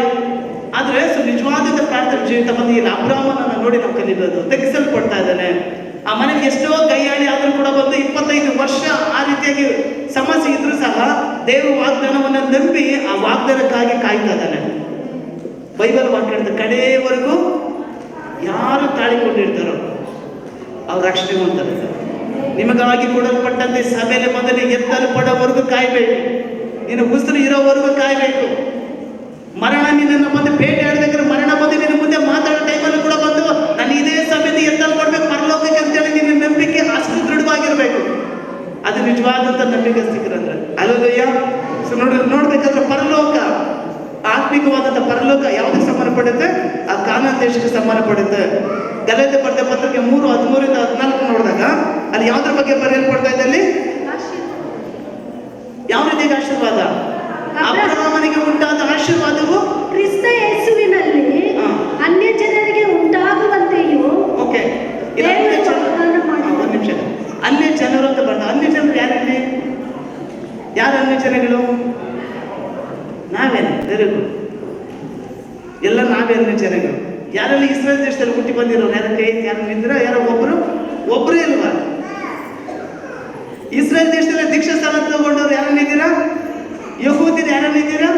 ಯಹೂದಿಗಳು ಯಾರನ್ನಿದ್ದೀರಾ? ಯಾರಿಲ್ಲ. ಮತ್ತೆ ಎಲ್ಲರೂ ಕೂಡ ಬಂದು ಔಟ್ ಆಫ್ ದ ಅಲ್ಲಿಗೆ ಅಬ್ರಾಹ್ಮನಿಗೆ ಒಂದು ಆಶೀರ್ವಾದ ಉಂಟಾಗಿದೆ, ಶಾರೀರಿಕವಾದಂಥ ಆಶೀರ್ವಾದಗಳು. ನಂತರ ಅದರ ಒಂದು ಒಳ್ಳೆತನ, ಅದು ಇಲ್ಲಿ ಅಬ್ರಾಹ್ಮನಿಗೆ ಉಂಟಾದಂಥ ಆಶೀರ್ವಾದ ಕ್ರಿಸ್ತ ಯೇಸುವಿನಲ್ಲಿ ನಮಗೆ ನಿತ್ಯ ಜೀವವನ್ನು ಕೊಟ್ಟಿದ್ದಾರೆ ಅವರು. ಅಲ್ಲಿಗೆ ಅಬ್ರಾಹ್ಮನಿಗೆ ಉಂಟಾದ ಆಶೀರ್ವಾದ ಈ ಲೋಕಕ್ಕೆ ಸಂಬಂಧಪಡುತ್ತೆ. ಒಂದಲ್ಲ ಒಂದು ದಿನ ಅದೇನಾಗುತ್ತೆ? ಖಾಲಿ ಆಗ್ತಾ ಹೊರಟೋಗುತ್ತೆ. ಆದ್ರೆ ಪರಲೋಕದ ಆಸ್ತಿ ಖಾಲಿ ಆಗದಂತ ಪರಲೋಕದ ಆಸ್ತಿಗೆ ನಾನು ಹೋಗ್ಬೇಕಾದ್ರೆ ನಾನೇನ್ ಮಾಡ್ಬೇಕು? ಯಾವ ರೀತಿಯಾಗಿ ನಾನು ರಕ್ಷಣೆ ಹೊಂದಬೇಕು? ಯಾವ ರೀತಿಯಾಗಿರ್ಬೇಕು? ನಾನು ಅಬ್ರಾಹ್ಮನ ರೀತಿಯಾಗಿರ್ಬೇಕು. ಅಲ್ಲೆಲ್ಲಯ್ಯ. ಅಬ್ರಾಹ್ಮ ಎಲ್ಲಿದ್ದಾನಲ್ಲಿ? ಓದಿಕ ಮುಂದೆ ಓದಿಕಿನ್ನ. ಅನ್ಯ ಜನರಿಗೆ ಉಂಟಾಗುವಂತೆಯೂ ದೇವರು ವಾಗ್ದಾನ ಮಾಡಿದ ಆತ್ಮನು ನಮಗೆ ನಂಬಿಕೆಯ ಮೂಲಕ ದೊರಕುವಂತೆಯೂ ಕ್ರಿಸ್ತನು ನಮ್ಮ ನಿಮಿತ್ತ ಶಾಪವಾಗಿ ಧರ್ಮಶಾಸ್ತ್ರದಲ್ಲಿ ಹೇಳಿರುವ ಶಾಪದೊಳಗಿಂದ ನಮ್ಮನ್ನು ಬಿಡಿಸಿದನು. ಅಲ್ಲೆಲ್ಲಯ್ಯ. ನಮ್ಮ ಏಸಪ್ಪ ನಮಗಾಗಿ ಶಾಪಗ್ರಸ್ತರಾದವರು. ಆ ಪರಲೋಕ ಅನ್ನುವಂಥ ಕಾನಾನಕ್ಕೆ ನಾನು ಹೋಗ್ಬೇಕಾದ್ರೆ ಈ ಲೋಕದ ಯಾವ ಕಾರ್ಯ ಇದ್ರೂ ಸಹ ನಾನು ಹೋಗೋದಿಲ್ಲ. ಯಾವ ಕಾರ್ಯ ಅಂದಾಗ ದೇವವಾಕ್ಯಕ್ಕೆ ವಿರೋಧವಾಗಿರುವಂಥ ಕಾರ್ಯ, ಏನೇ ಆಗ ಆಲೋಚನೆ ಏನೇ ಆಗಿರ್ಲಿ ಅದಿದ್ರೂ ಕೂಡ ನಾನು ಎಲ್ಲಿಗೆ ಹೋಗಲ್ಲ? ಪರಲೋಕಕ್ಕೆ ಹೋಗಲ್ಲ. ಆ ಎಲ್ಲವೂ ಕೂಡ ಬದಲಾವಣೆ ಆಗ್ಬೇಕಾದ್ರೆ ಒಂದು ರಕ್ತ ಬೇಕು, ಅದಕ್ಕೆ ಒಂದು ಪರಿಶುದ್ಧವಾದ ಒಂದು ಬಲಿ ರಕ್ತ ಬೇಕು. ಅದಕ್ಕೆ ಎಲ್ಲ ಕುರಿ ಕೋಳಿಗಳ ರಕ್ತ ದೇಹವನ್ನು ದಂಡಿಸ್ಕೊಳ್ಳುವಂಥ ಕಾರ್ಯ ನೀವು ಎಷ್ಟೇ ಪ್ರಯ ಮಾಡಿದ್ರೆ ಏನೇ ಮಾಡಿದ್ರು ಸಹ ನಿನ್ನ ಪಾಪ ಕ್ಷಮಿಸಲ್ಪಟ್ಟಿಲ್ಲ ಅಂದ್ರೆ ನೀವು ಎಲ್ಲಿಗೆ ಹೋಗೋಕ್ಕಾಗಲ್ಲ, ಪರಲೋಕಕ್ಕೆ ಹೋಗೋದಕ್ಕೆ ಆಗೋದೇ ಇಲ್ಲ. ಅಬ್ರಾಹ್ಮನಿಗೆ ಉಂಟಾದ ಆಶೀರ್ವಾದವು ಅನ್ಯ ಜನರಾದಂಥ ನಮಗೆ, ನಾವು ಶಾರೀರಿಕವಾಗಿ ಯಹೂದಿರಲ್ಲ, ನಾವು ಶಾರೀರಿಕವಾಗಿ ಇಸ್ರೇಲ್ ದೇಶದಲ್ಲಿ ಹುಟ್ಟಿಲ್ಲ, ನಾವು ಶಾರೀರಿಕವಾಗಿ ನಾವು ಯಾವ ಇಸ್ರೇಲ್ ಕುಲದಲ್ಲಿ ಕೂಡ ನಾವೆಲ್ಲ ಅನ್ಯ ಜನಗಳಾಗಿದ್ದೇವೆ. ಆದರೆ ನಂಬಿಕೆ, ಆ ನಂಬಿಕೆ ಮುಖಾಂತರ, ಯಾರ ನಂಬಿಕೆ? ಯಾರು ನಮಗಾಗಿ ಪ್ರಾಣ ಕೊಟ್ಟರು? ನನ್ನ ಏಸಪ್ಪನ ನಂಬಿಕೆ ಮುಖಾಂತರ ನಾವು ಆತ್ಮಿಕವಾಗಿ ಎಲ್ಲ ಇಸ್ರೇಲ್ ದೇಶಕ್ಕೆ ಸಂಬಂಧಪಟ್ಟವರಾಗಿದ್ದೇವೆ, ಎಲ್ಲ ಯಹೂದಿಗಳಾಗಿದ್ದೇವೆ, ಎಲ್ಲ ಕೂಡ ಇಸ್ರೇಲ್ ಜನರಾಗಿದ್ದೇವೆ, ಎಲ್ಲರೂ ಕೂಡ ರಾಜನ ಮಕ್ಕಳಾಗಿದ್ದೇವೆ. ಅನ್ಯ ಜನಗಳು ಕೇಳ್ತಾರೆ, ಅವರು ಏನಂತ ಕೇಳ್ತಾರೆ? ಅವರು ನೀವು ಚರ್ಚ್ಗೆ ಹೋಗ್ತೀರಾ, ನೀವು ಫಾರಿನ್ ದೇವರು, ಇಸ್ರೇಲ್ ಸಂಬಂಧಪಟ್ಟರು ಏನೇನೋ ಹೇಳ್ತಾರೆ ಅನ್ಕೊಳ್ಳಿ. ಅಲ್ಲವಯ್ಯ, ಈ ವಾಕ್ಯ ನಮ್ಗೆ ಸ್ಪಷ್ಟತೆ ತೋರಿಸುತ್ತೆ. ಅದನ್ನ ನಂಬಿಕೆ ಮುಖಾಂತರ ನಾವೆಲ್ಲ ಏನಾಗಿದ್ದೇವೆ? ಯಾರ ಮಕ್ಕಳಾಗಿದ್ದೇವೆ? ಏಸಪ್ಪ ಮಕ್ಕಳಾಗಿದ್ದೇವೆ. ಅಲ್ಲವಯ್ಯ, ಆ ನಂಬಿಕೆ ಮುಖಾಂತರ ನಾವೆಲ್ಲ ಹೋಗ್ಬೇಕಾಗಿದೆ. ಸೊ ಪರಲೋಕಕ್ಕೆ ಹೋಗ್ಬೇಕಾಗಿದೆ. ಓಕೆ, ಅದಕ್ಕೊಂದು ದೃಷ್ಟಾಂತವನ್ನ ನಾವು ಮುಗಿಸ್ಕೊಳ್ಳೋಣ. ಬನ್ನಿ, ಲೂಕನ ಬರೆದ ಸುವಾರ್ತೆ 16ನೇ ಅಧ್ಯಾಯ 19ರಿಂದ. ಐಶ್ವರ್ಯವಂತನಾದ ಒಬ್ಬ ಮನುಷ್ಯನಿದ್ದನು. ಅವನು ಸಕಲ ನಯವಾದ ನಾರುಮುಡಿ ಮುಂತಾದ ವಸ್ತ್ರಗಳನ್ನು ಧರಿಸಿಕೊಂಡು ಪ್ರತಿದಿನವೂ ವೈಭವದೊಡನೆ ಸುಖ ಸಂತೋಷ ಪಡುತ್ತಿದ್ದನು. ಓಕೆ, ಸೊ ನೋಡಿ, ಇಲ್ಲಿ ವಾಕ್ಯನ ತಗೊಳ್ಳೋಣ. ಇಲ್ಲಿ ಯಾರೆಲ್ಲ ನಿದ್ದೆ ಮಾಡ್ತಾ ಇದ್ರು ಅವ್ರು ಮಾತ್ರ ಹೇಳಿ ಅಲ್ಲೆಲ್ಲಯ್ಯ. ಅಲ್ಲ, ನಿದ್ದೆ ಬರಲ್ಲ. ಯಾಕೆ ಬರಲ್ಲ? ಸೌಂಡ್ ಹಂಗಿರುತ್ತೆ ಇದರಲ್ಲಿ. ಓಕೆ, ಅಲ್ಲೆಲ್ಲಯ್ಯ. ಲೂಕನ ಬರೆದ ಸುವಾರ್ತೆ 16ನೇ ಅಧ್ಯಾಯ ತಗೊಂಡಾಗ ಇಲ್ಲಿ ಒಂದು ಉದಾಹರಣೆ ಮುಖಾಂತರ, ಸೊ ದೇವರು ಹೇಳ್ತಂತ ಒಂದು ಉದಾಹರಣೆ ಮುಖಾಂತರ ಹೇಳಿ ನಾವು ಮುಗಿಸ್ಕೊಳ್ಳೋಣ ಧ್ಯಾನ ಮಾಡಿಕೊಂಡು. ಒಬ್ಬ ಶ್ರೀಮಂತಿಕೆ, ಒಬ್ಬ ತುಂಬಾ ಭೋಗ ಪುರುಷ, ದೊಡ್ಡ ಆಸ್ತಿ ಪಾಸ್ತಿಗಳನ್ನು ಹೊಂದಿಕೊಂಡಂಥ ವ್ಯಕ್ತಿ, ಪ್ರತಿದಿನ ಆತನ ಊಟ ಉಪಚಾರಗಳ ರಾಜನ ರೀತಿಯಾಗಿ ಮೆರೀತಾ ಇದ್ದಾನೆ. ಆತನಿಗೆ ಕಣ್ಣು ಕಾಣಿಸಿದಾಗಲಿ ಆಲೋಚನೆ ಮಾಡಿದ ಪ್ರತಿಯೊಂದು ಕೂಡ ಒದಗಿ ಬರ್ತಾ ಇದೆ. ಅದರ ಯಾವ ಕೊರತೆ ಕೂಡ ಇಲ್ಲ. ಕುಟುಂಬ ಚೆನ್ನಾಗಿದೆ, ಆಸ್ತಿ ಪಾಸ್ತಿ ವಿಸ್ತಾರ ಆಗ್ತಾ ಇದೆ, ಚೆನ್ನಾಗಿದ್ದಾನೆ ಆ ವ್ಯಕ್ತಿ, ದೊಡ್ಡ ಶ್ರೀಮಂತಿಗೆ ಇರುವಂತ ವ್ಯಕ್ತಿ. ಅದು ಇನ್ನೊಬ್ಬ ವ್ಯಕ್ತಿ ಇದ್ದಾನೆ, ಲಾಜರ್ ಅಂತ ಬರ್ತಾನೆ ಅಲ್ಲಿ. ಈ ವ್ಯಕ್ತಿ ಏನಪ್ಪ ಅಂದ್ರೆ ದೇವರು ನಂಬಿದ್ದಾನೆ, ಆದ್ರೆ ಈ ಐಶ್ವರ್ಯವಂತನಿಗಿರುವಂಥದ್ದು ಯಾವುದು ಕೂಡ ಈತನಿಗಿಲ್ಲ. ಈ ಐಶ್ವರ್ಯವಂತನು ತಿನ್ನುವಂತ ಆ ಊಟದಲ್ಲಿ ಏನಾದ್ರೂ ಮಿಕ್ಕಿದ್ರೆ, ಏನಾದ್ರೂ ಕೆಳಗಡೆ ಬಿದ್ದರೆ ಅದನ್ನು ತಿನ್ನುವಂತ ವ್ಯಕ್ತಿ ಈ ಭಿಕ್ಷುಗಾರ ಆಗಿದ್ದಾನೆ, ಲಾಜರ್ ಆಗಿದ್ದಾನೆ. ಆದ್ರೆ ಈತನ ಒಳಗಡೆ ಇರುವಂತವ್ರು ಯಾರಾದ್ರೂ ನೋಡಿದ್ರೆ ಪರಲೋಕದ ಒಡೆಯನೇ ಇದ್ದಾನೆ. ಯಾರ ಒಳಗಡೆ? ಲಾಜರ್ ಒಳಗಡೆ. ಅದರ ಲೋಕದ ಪ್ರಕಾರ ನೋಡ್ಬೇಕಾದ್ರೆ ಈ ವ್ಯಕ್ತಿ ತುಂಬಾ ಹೀನಾಯವಾದಂತ ಸ್ಥಿತಿಯಲ್ಲಿದ್ದಾನೆ. ನಮಗೆ ಎರಡು ಆಶೀರ್ವಾದನೇ ಇರಬೇಕು. ಒಂದು ಆಶೀರ್ವಾದ ನಾವು ಪರಲೋಕಕ್ಕೆ ಹೋಗುವಂಥವ್ರಾಗಿರ್ಬೇಕು, ಎರಡನೇದು ಬಂದು ನಮ್ಗೆ ಅಬ್ರಹಾಮನ ಆಶೀರ್ವಾದ ಕೂಡ ಇರಬೇಕು. ಈ ವ್ಯಕ್ತಿ ವಿಚಾರವಾಗಿ ನೋಡ್ಕೊಂಡಾಗ, ನಾವು ಧ್ಯಾನಕ್ಕೆ ತಗೊಂಡಾಗ ಅದ್ರ ಮೈಯೆಲ್ಲ ಕುಷ್ಠ ಬಂದಿರುತ್ತೆ, ಮೈಯೆಲ್ಲ ರೋಗ ಬಂದಿರುತ್ತೆ. ಅದರ ಸ್ನೇಹಿತರು ಬಂದು ನಾಯಿಗಳಾಗಿದ್ದಾವೆ, ಅಲ್ಲಿ ತುಂಬಾ ಹೀನಾಯವಾದ ಸ್ಥಿತಿಯಲ್ಲಿದ್ದಾನೆ. ಇದು ಒಂದು ಆತ್ಮಿಕವಾಗಿ ಸಂಬಂಧಪಡುತ್ತೆ. ಏನಪ್ಪ ಅಂದ್ರೆ, ಎಷ್ಟೇ ದೊಡ್ಡ ಶ್ರೀಮಂತಿಕೆಯಿಂದ ನೀನು ಮೆರೆದ್ರೂ ಸಹ ಲಾಸನ ರೀತಿಯಾಗಿ ನೀನು ತಗ್ಗಿಸಲ್ಪಡೋನಾಗೋದಾದ್ರೆ ನೀನು ಪರಲೋಕಕ್ಕೆ ಎತ್ತಲ್ಪಡ್ತೀಯ ವಾಕ್ಯದ ಪ್ರಕಾರ. ಅಲ್ಲಯ್ಯ, ಆದ್ರೆ ನೀನು ಭೋಗ ಪುರುಷನ ರೀತಿಯಾಗಿ ಬಂದು ಮೆರೆತೀಯ, ದೇವರು ತಗ್ಗಿಸಲ್ಪಡೋದೇ ಇಲ್ಲ ಅಂತ ಹೇಳಿದ್ರೆ 100% ಬಂದು ನೀನು ಪರಲೋಕಕ್ಕಲ್ಲ, ಪರಲೋಕ ಗೇಟ್ ಕೂಡ ದಾಟಕ್ಕೂ ಆಗಲ್ಲ. ಅಲ್ಲಯ್ಯ. ಮತ್ತೆ ಇದರಲ್ಲಿ ಇನ್ನೂ ಒಂದು ಮತಾಯ ಬರೆಸುವಂತ 5ನೇ ಅಧ್ಯಾಯ ತಗೊಂಡ್ಬಿಟ್ರೆ ಹೇಳುತ್ತೆ, ಆತ್ಮದಲ್ಲಿ ಬಡವರಾಗಿರುವವರು ಧನ್ಯರು, ಅವರು ಬಂದು ಭಿಕ್ಷೆ ಬೇಡವರು ಅಂತಿದೆಯಮ್ಮ. ಏನಿದೆ ಓದ್ರಿ ನೋಡೋಣ. ಮತಾಯ ಬರೆಸುವಂತ 5ನೇ ಅಧ್ಯಾಯ ಹೇಳಿಮ್ಮ, ಜ್ವರ ಬದಿಮ್ಮ. ಹಾ, ಅಲ್ಲಯ್ಯ. ಆತ್ಮದಲ್ಲಿ ಬಡವರಾಗಿರುವ ಧನ್ಯರು, ಪರಲೋಕ ರಾಜ್ಯವು.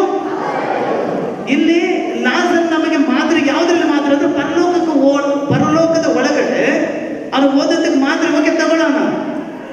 ಅದು ಇನ್ನೊಂದು ಮಾತ್ರ ಇದೆ. ಯಾವ್ದಪ್ಪ ಅಂದಾಗ ಅವನು ಯಾವುದನ್ನು ಅನುಭವಿಸ್ಲಿಲ್ಲ. ಈ ಭೂಲೋಕದಲ್ಲಿ ದೇವರು ಕೊಟ್ಟಂತ ಆಶೀರ್ವಾದಗಳನ್ನು ಅನುಭವಿಸ್ಲಿಲ್ಲ ಆ ವ್ಯಕ್ತಿ. ಯಾಕೆ ಅನುಭವಿಸ್ಲಿಲ್ಲ ಅಂದಾಗ ಆತನ ಆಲೋಚನೆ ಬಂದು, ನಾ ಹೇಳಿದ್ನಲ್ಲ ಅವಾಗಲೇ, ನಾನು ಪ್ರಾರ್ಥನೆ ಮಾಡಬೇಕಾದ್ರೆ ನನ್ನ ಬೆಳಗ್ಗೆ ದೇವರ ಪ್ರಸನ್ನತೆ ಭಯಂಕರವಾಗಿ ತುಂಬಿದೆ. ಸಭೆ ಪೂರ್ತಿ ಪ್ರಕಾಶಮಾನವಾಗಿ ಬೆಳಕು ತುಂಬಲ್ಪಟ್ಟಿದೆ. ಅದನ್ನ ನೋಡೋದಕ್ಕೆ 2 ಕಣ್ಣು ಕೂಡ ಸಾಕಾದ ರೀತಿಯಾಗಿ ದೇವರು 2 ಕೈಗಳು ಮೆಲ್ಕಿಸೇದಕನು ಯಾವ ರೀತಿಯಾಗಿ ಅಬ್ರಹಾಮನನ್ನ ಬಂದು ಆಶೀರ್ವಾದ ಮಾಡಿದ್ನೋ, ಅಬ್ರಹಾಮನಿಗೆ ಯಾವ ರೀತಿಯಾಗಿ ಆಶೀರ್ವಾದ ಪಡ್ಕೊಂಡು ಅದೇ ರೀತಿಯಾಗಿ ಅಬ್ರಹಾಮನ ಆಶೀರ್ವಾದ ನಮಗೆ ಉಂಟಾಗಬೇಕಂತ ಹೇಳಿ ದೇವರು ತನ್ನ 2 ಕೈಗಳಿಂದ ಸಭೆಯನ್ನು ಆಶೀರ್ವಾದಿಸ್ತಾ ಇದ್ದಾರೆ ಅವರು. ಆದ್ರೆ ಅದನ್ನು ಸ್ವೀಕಾರ ಮಾಡಕ್ ಆಗದಿರುವಂತವರು ಯಾವ ರೀತಿಯಾಗಿ ಮಾಡ್ಕೊಂಡಿದ್ದೀವಿ ಅಂದ್ರೆ, ನಮ್ಮ ಆಲೋಚನೆಗಳಲ್ಲಿ ಬಂದು ಗೋಡೆಗಳನ್ನು ಹಾಕೊಂಡಿದ್ದೀವಿ. ಆ ಅಡ್ಡ ಗೋಡೆಗಳು ಹಾಕೊಂಡಂತ ನಿಮಿತ್ತವಾಗಿ ಆ ದೇವರ ಪ್ರಸನ್ನತೆ ಒಳಗಡೆ ಪ್ರವೇಶ ಆಗ್ತಾ ಇಲ್ಲ.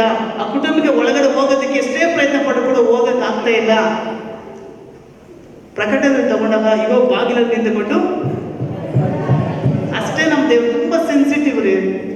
ಕೆಲವು ಮನೆಗಳು ನಾವು ಕೂರ್ತೀವಿ, ಹೆಂಗೆ ಹೋಗ್ತೀವಿ ಗೊತ್ತಾ, ಜಡಾರಂತ ಒದ್ಕೊಂಡಂಗೆ ತುಂಬಿಡೋದು. ಅಟ್ಲೀಸ್ಟ್ ಒಂದು ಆಲೋಚನೆ ಇರಬೇಕು. ಒಂದು ಕುಟುಂಬ ಅವ್ರು ಯಾರು ಇದ್ದಾರೆ ಒಳಗಡೆ, ಡೋರ್ನ ಏನ್ ಮಾಡ್ಬೇಕು, ಆಗ ಇದ್ದೀರಾ ಅಣ್ಣ ಇದ್ದೀರಾ ಅಂತ ಕೇಳೋಂಥರ ಆಗಿರ್ಬೇಕು. ನಮ್ಮ ದೇವ್ರು ತುಂಬಾ ಸೆನ್ಸಿಟಿವ್ ಅಂದ್ರೆ ಏನ್ ಹೇಳ್ತಾರೆ, ತುಂಬಾ ಸೂಕ್ಷ್ಮ ಉಳ್ಳಂತ ದೇವರು.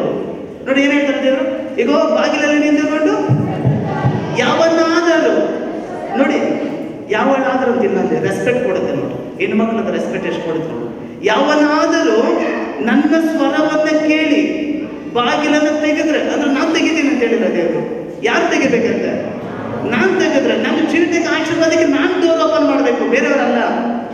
ಸೇವಕರೇ, ನೀವು ಎಷ್ಟೇ ಆಶೀರ್ವಾದ ಮಾಡ್ಬೇಕಂದ್ರೆ ಪ್ರೇಯರ್ ಮಾಡ್ತಾ ಕೂಡ ಯಾಕೆ ಆಶೀರ್ವಾದ ನಮ್ಗೆ ನಾವು ಅನುಭವಿಸೋಕ್ಕಾಗಲ್ಲ ಅಂತ ಹೇಳಿದ್ರೆ, ಆಲೋಚನೆಯಿಂದ ಮಂಡಿ ಹಾಕೊಂಡಿರ್ತೀವಿ, ಆಲೋಚನೆಯಿಂದ ಬಂದು ಅಡ್ಡ ಗೋಡೆಗಳು ಹಾಕೊಂಡಿರ್ತೀವಿ. ಅಣ್ಣ ಪ್ರೈಸ್ ಹೇಳೋಣ, ಅಕ್ಕ ಪ್ರೈಸ್ ಹೇಳಕ್ಕ, ಆಮೇಲೆ ತಿರ್ಗ ಅವ್ರ ಬಗ್ಗೆ ಮಾತಾಡೋದು, ಅವೆಲ್ಲ ಅಡ್ಡಗೋಡೆಗಳು. ಸಭೆನೇ ಇದ್ದೀವಮ್ಮ, ಸಭೆನೇ ಇಷ್ಟು ಜನ ಇದ್ದೀವಿ. ಅಬ್ರಹಾಮನಿಗೆ ಉಂಟಾದ ಆಶೀರ್ವಾದ ಉಂಟಾಗಬೇಕಂದ ತಕ್ಷಣ ನಮ್ಮ ಕಣ್ಣುಗಳಲ್ಲಿ ಎಲ್ಲ ಹೋಗ್ತವೆ, ಆಸ್ತಿ ಪಾಸ್ತಿಗಳ ಮೇಲೆನೇ ಹೋಗುತ್ತೆ ಹೊರತು ಪರಲೋಕದ ಮೇಲೆ ಹೋಗುತ್ತಾ ಹೋಗಲ್ಲ. ಅಲ್ಲಯ್ಯ, ನಮ್ಗೆ 2 ರೀತಿಯಾಗಿ ಕೂಡ ಇರಬೇಕು. ಯಾರು ಇಲ್ಲಿ ಇರುವಂತ ಯಾರು ನಂಬ್ತಿರೋ, ಒಂದು ಇರೋವರೆಗೂ ಭಿಕ್ಷೆ ಬೇಡ್ಕೊಂಡೇ ಹಂಗೆ ಟಿಕೆಟ್ ತಗೊಂಡು ಹೋಗ್ಬಿಡೋಣ ಪರಲೋಕಕ್ಕೆ ಅಂತ ಯಾರೋ ಅಂತರ ಇದೆಯಾ ನಮಗೆ? ಇಲ್ಲ ರೀ. ಇರೋಷ್ಟು ದಿನ ಬಂದು ದೇವರ ಚೆನ್ನಾಗಿ ಬಲವಾಗಿದ್ದು ಅದರ ಸೇವೆಗಾಗಿ ಬಂದು ಏನು ಮಾಡಬೇಕು? ಕೊಡುವಂಥವ್ರಾಗಿರ್ಬೇಕು. ಆದಿ ಅಪೊಸ್ತಲರು ನೋಡಿದಾಗ ತುಂಬ ಇಷ್ಟ ಆಗುತ್ತೆ ಆ ವಚನ ನೋಡ್ಬೇಕಾದ್ರೆ. ಆದಿ ಅಪೊಸ್ತಲರು ತಗೊಂಡಾಗ ಅವ್ರ ಆಸ್ತಿ ಪಾಸ್ತಿಗಳೆಲ್ಲ ಮಾಡ್ತಾರಂತೆ ಅವರು. ಪೌಲ, ಪೇತ್ರ, ಯೋಹಾನ, ಯಾಕೋಬ ಅವ್ರ ಸೇವಕರ ಹತ್ರ ಪಾದಗಳ ಹತ್ರ ಬಂದು ತಮ್ಮ ಆಸ್ತಿಗಳನ್ನೆಲ್ಲ ಮಾರಿದಂತ ದುಡ್ಡು ಕಾಸು ಒಡವೆಗಳನ್ನ ತಗೊಬಂದು ಅವ್ರ ಪಾದಗಳ ಹತ್ರ ಬಂದು ಇಟ್ಬಿಡ್ತಾ ಇದ್ರಂತೆ. ನನ್ನ ಹೆಸರೇನು ಹಂಗೆ ಕೇಳಿಲ್ಲ ಅವರು. ಪಾದಗಳ ಹತ್ರ ಅಮ್ಮ ನಿಮ್ನ ಯಾರು ತಪ್ಪೋ ತಿಳ್ಕೊಬಿಡಮ್ಮ, ಯಾಕಂದ್ರೆ ಸಭೆ ಕಟ್ಟೋದಕ್ಕೋಸ್ಕರ ಎಲ್ಲ ಕೊಟ್ಟಿದ್ರು ಅವನ್ನ ಇದನ್ನು ಮೈಂಡಲ್ಲಿ ಕೊಡಿ ಹೇಳ್ಬಿಟ್ರು ಅಂತೇಳಿ ಅದಕ್ಕೆ ಅಡ್ಡಗೋಡಿ ಹಾಕೋಬೇಡಿ, ಓಕೆನಾ? ಅದಕ್ಕೆ ಫಸ್ಟ್ ಹೇಳ್ತೇನೆ ನಾನು ಆದಿ ಅಪೊಸ್ತಲರ ಬಗ್ಗೆ ಹೇಳ್ತಾರೆ. ಅವ್ರು ಏನ್ ಮಾಡಿದ್ರಂದ್ರೆ ತಮ್ಮ ಆಸ್ತಿ ಪಾಸ್ತಿಗಳೆಲ್ಲ ಮಾರ್ಬಿಟ್ಟು ಯಾರ ಪಾದಗಳ ಹತ್ರ ಇಟ್ಬಿಟ್ರಂತೆ? ದೇವರ ಪಾದಗಳ ಹತ್ರನಾ? ಅಂದ್ರೆ ಆ ಸೇವಕರನ್ನ ಅಷ್ಟು ಸನ್ಮಾನ ಮಾಡ್ತಾ ಇದ್ರು. ಇವತ್ತು ಯಾವ ವ್ಯಕ್ತಿ ಒಳಗಡೆ ಯಾವ ಕುಟುಂಬದಲ್ಲಿ ಬಂದು ಸೇವಕರನ್ನ ಘನತೆ ಪಡಿಸ್ತಾರೋ ಆ ವ್ಯಕ್ತಿಗಿರುವಂತ ದೇವರು ಕೊಡುವಂತ ಆಶೀರ್ವಾದ ಅವ್ರಿಗೆ ಉಂಟಾಗುತ್ತೆ. ಅದು ಇಲ್ಲಿ ಅಬ್ರಹಾಮ ಮೆಲ್ಕಿಸೆದೇಕನನ್ನ ಬಂದು ಅದ್ರ ಹೇಳಿದಂತ ಮಾತಿಗೆ ವಿಧೇಯನಾಗಿ ಆ ಒಂದು ದಶಮಾಂಶನ ಕೊಟ್ಟ ನಂತರ ಆ ರೊಟ್ಟಿ ಆ ದ್ರಾಕ್ಷರಸ ತೆಗೆದುಕೊಂಡು ಕೂಡಲೇ ಯಾರು ಆಶೀರ್ವಾದ ಮಾಡ್ತಾರೆ? ಆ ಮೆಲ್ಕಿಸೆದೇಕರ ಬಂದ ಪರಾತ್ಪರನಾದಂತ ದೇವರ ಸೇವಕರನ್ನ ಆಶೀರ್ವಾದ ಮಾಡ್ತಾರೆ. ಅಲ್ಲಿ ಶತ್ರುಗಳ ನಿನ್ನ ಕೈಗೆ ಒಪ್ಪಿಸಿಕೊಟ್ಟಿದ್ರು ಅಂತ ಹೇಳ್ಬಿಟ್ಟು ಸ್ತೋತ್ರ ಮಾಡು ಅಂತ ಹೇಳ್ತಾರೆ, ಸ್ತೋತ್ರ ಅಂತ ಹೇಳ್ತಾರೆ ಅವರು. ಅಲ್ಲಯ್ಯ, ಇದು ನಮ್ಮ ಜೀವಿತಗಳಿಗೆ ದೇವರ ಆಶೀರ್ವಾದ ಪಡ್ಕೊಳ್ಬೇಕಾದ್ರೆ ಇವೆಲ್ಲ ಕಾರ್ಯಗಳು ತುಂಬಾ ಮುಖ್ಯ. ನಾವು ದೇವರಲ್ಲಿ ಸ್ಟ್ರಾಂಗ್ ಆಗಿರ್ಬೇಕು. ಎರಡನೇದು ನಮಗಾಗಿ ಕೊಡಲ್ಪಟ್ಟಂತ ಸೇವಕರೊಟ್ಟಿಗೆ ಕೂಡ ಬಂದು ಸ್ಟ್ರಾಂಗ್ ಆಗಿ ಇದ್ರೆ ಆ ದೇವರು ನಮ್ಗೆ ಏನೆಲ್ಲ ವಾಗ್ದಾನ ಮಾಡಿದಿರೋ ಅದು ನಮ್ಮ ಜೀವಿತಗಳಲ್ಲಿ ನೆರವೇರುತ್ತೆ. ಅಲ್ಲಯ್ಯ, ಐಶ್ವರ್ಯವಂತ ಭೋಗನ ಪುರುಷ, ನಂತರ ದಾಸರ ಬಗ್ಗೆ ನೋಡ್ಬೇಕಾದ್ರೆ ಐಶ್ವರ್ಯವಂತ ಎಲ್ಲ ಅನುಭವಿಸ್ಬಿಟ್ಟ. ಈ ಭೂಲೋಕದಲ್ಲಿದ್ದಾಗ ಎಲ್ಲ ಕೂಡ ಏನ್ ಮಾಡ್ಬಿಟ್ಟ? ಅನುಭವಿಸ್ಬಿಟ್ಟ. ಆದ್ರೆ ಅವನ ಒಳಗಡೆ ಬಂದ ಒಬ್ಬರು ಇರ್ಲಿಲ್ಲ. ಯಾರವರು? ಆ ಪುಟ್ಟವಾದಂತ ಹೃದಯ, ಆ ಹೃದಯದ ಒಳಗಡೆ ಒಬ್ಬರು ಇರ್ಲಿಲ್ಲ. ಅವರು ಈಗ ಬಾಗಿಲು ನಿಂತುಕೊಂಡು ತಟ್ಟಿದ್ದೆ ಯಾವಾಗಲೂ ಲಾಜರು ನಾನು ಚರ್ಚ್ಗೆ ಹೋಗ್ತಾ ಇದ್ದೀನಿ, ಪ್ರಯರ್ ಮಾಡ್ತಾ ಇದ್ದೀನಿ, ಈಗೆಲ್ಲ ಹೇಳ್ತಾನೆ ಇದ್ರು. ಆದ್ರೂ ಕೂಡ ಶ್ರೀಮಂತ ಏನ್ ಮಾಡ್ಲಿಲ್ಲ, ಕೇಳಲೇ ಇಲ್ಲ, ಕೇಳಿಸ್ಕೊಂಡ, ಒಳಗಡೆ ನುಗ್ಗಿಲ್ಲ, ಅದನ್ನ ಒಳಗಡೆ ಹೋಗಿಲ್ಲ, ವಿಧೇಯನಾಗ್ಲಿಲ್ಲ. ಅದನ್ನ ಎಲ್ಲಿಗೆ ಹೋಗ್ತಾನೆ? ಪಾತಾಳಕ್ಕೆ ಹೋಗ್ತಾನೆ ಆ ವ್ಯಕ್ತಿ. ಅಲ್ಲಯ್ಯ. ಆದ್ರೆ ಲಾಜರ್ ದೇವರ ಬಗ್ಗೆ ಗೊತ್ತು, ಪ್ರೇಯರ್ ಎಲ್ಲ ಮಾಡ್ತಿದ್ದ, ಎಲ್ಲ ಓಕೆನೆ. ಅದರ ಆಲೋಚನೆ ಸರಿ ಇರಲಿಲ್ಲ. ಯಾವ ತರ ಆಲೋಚನೆ? ನಾನು ಕೂಡ ಅಬ್ರಹಾಮನ ಸಂತತಿನೇ ಅಲ್ವಾ? ಅಬ್ರಹಾಮನಿಗೆ ಉಂಟಾದ ಆಶೀರ್ವಾದ, ನಮ್ಮ ತಾತ ಮುತ್ತಾದ ಅಬ್ರಹಾಮನಿಗೆ ಉಂಟಾದ ಆಶೀರ್ವಾದ ನನಗೂ ಕೂಡ ಇದೆ ಅನ್ನುವಂತ ಒಂದು ಸತ್ಯ ಕೂಡ ತಿಳ್ಕೊಳಕ್ ಆಗ್ಲಿಲ್ಲ ಆ ವ್ಯಕ್ತಿ. ಅದರಿಂದ ಬಂದು ಅಬ್ರಹಾಮನ ಅನುಭವಿಸಿದ ಆಸ್ತಿಯನ್ನ ಆಗ್ಲಿ ಆಶೀರ್ವಾದವನ್ನು ಯಾರು ಅನುಭವಿಸಕ್ಕಾಗ್ಲಿಲ್ಲ? ಲಾಜರ್ ಅನುಭವಿಸಕ್ಕಾಗ್ಲಿಲ್ಲ. ಅಲ್ಲಯ್ಯ. ಆ ವಾಕ್ಯ ಹೇಳುತ್ತೆ ನೋಡ್ರಿ, ಲೂಕನ ಬರೆದ ಸುವಾರ್ತೆ 23ನೇ ವಚನ ಓದಿ. ಯಾರನ್ನು ಓದಿರೋ ಅಂತ ಓದಿ.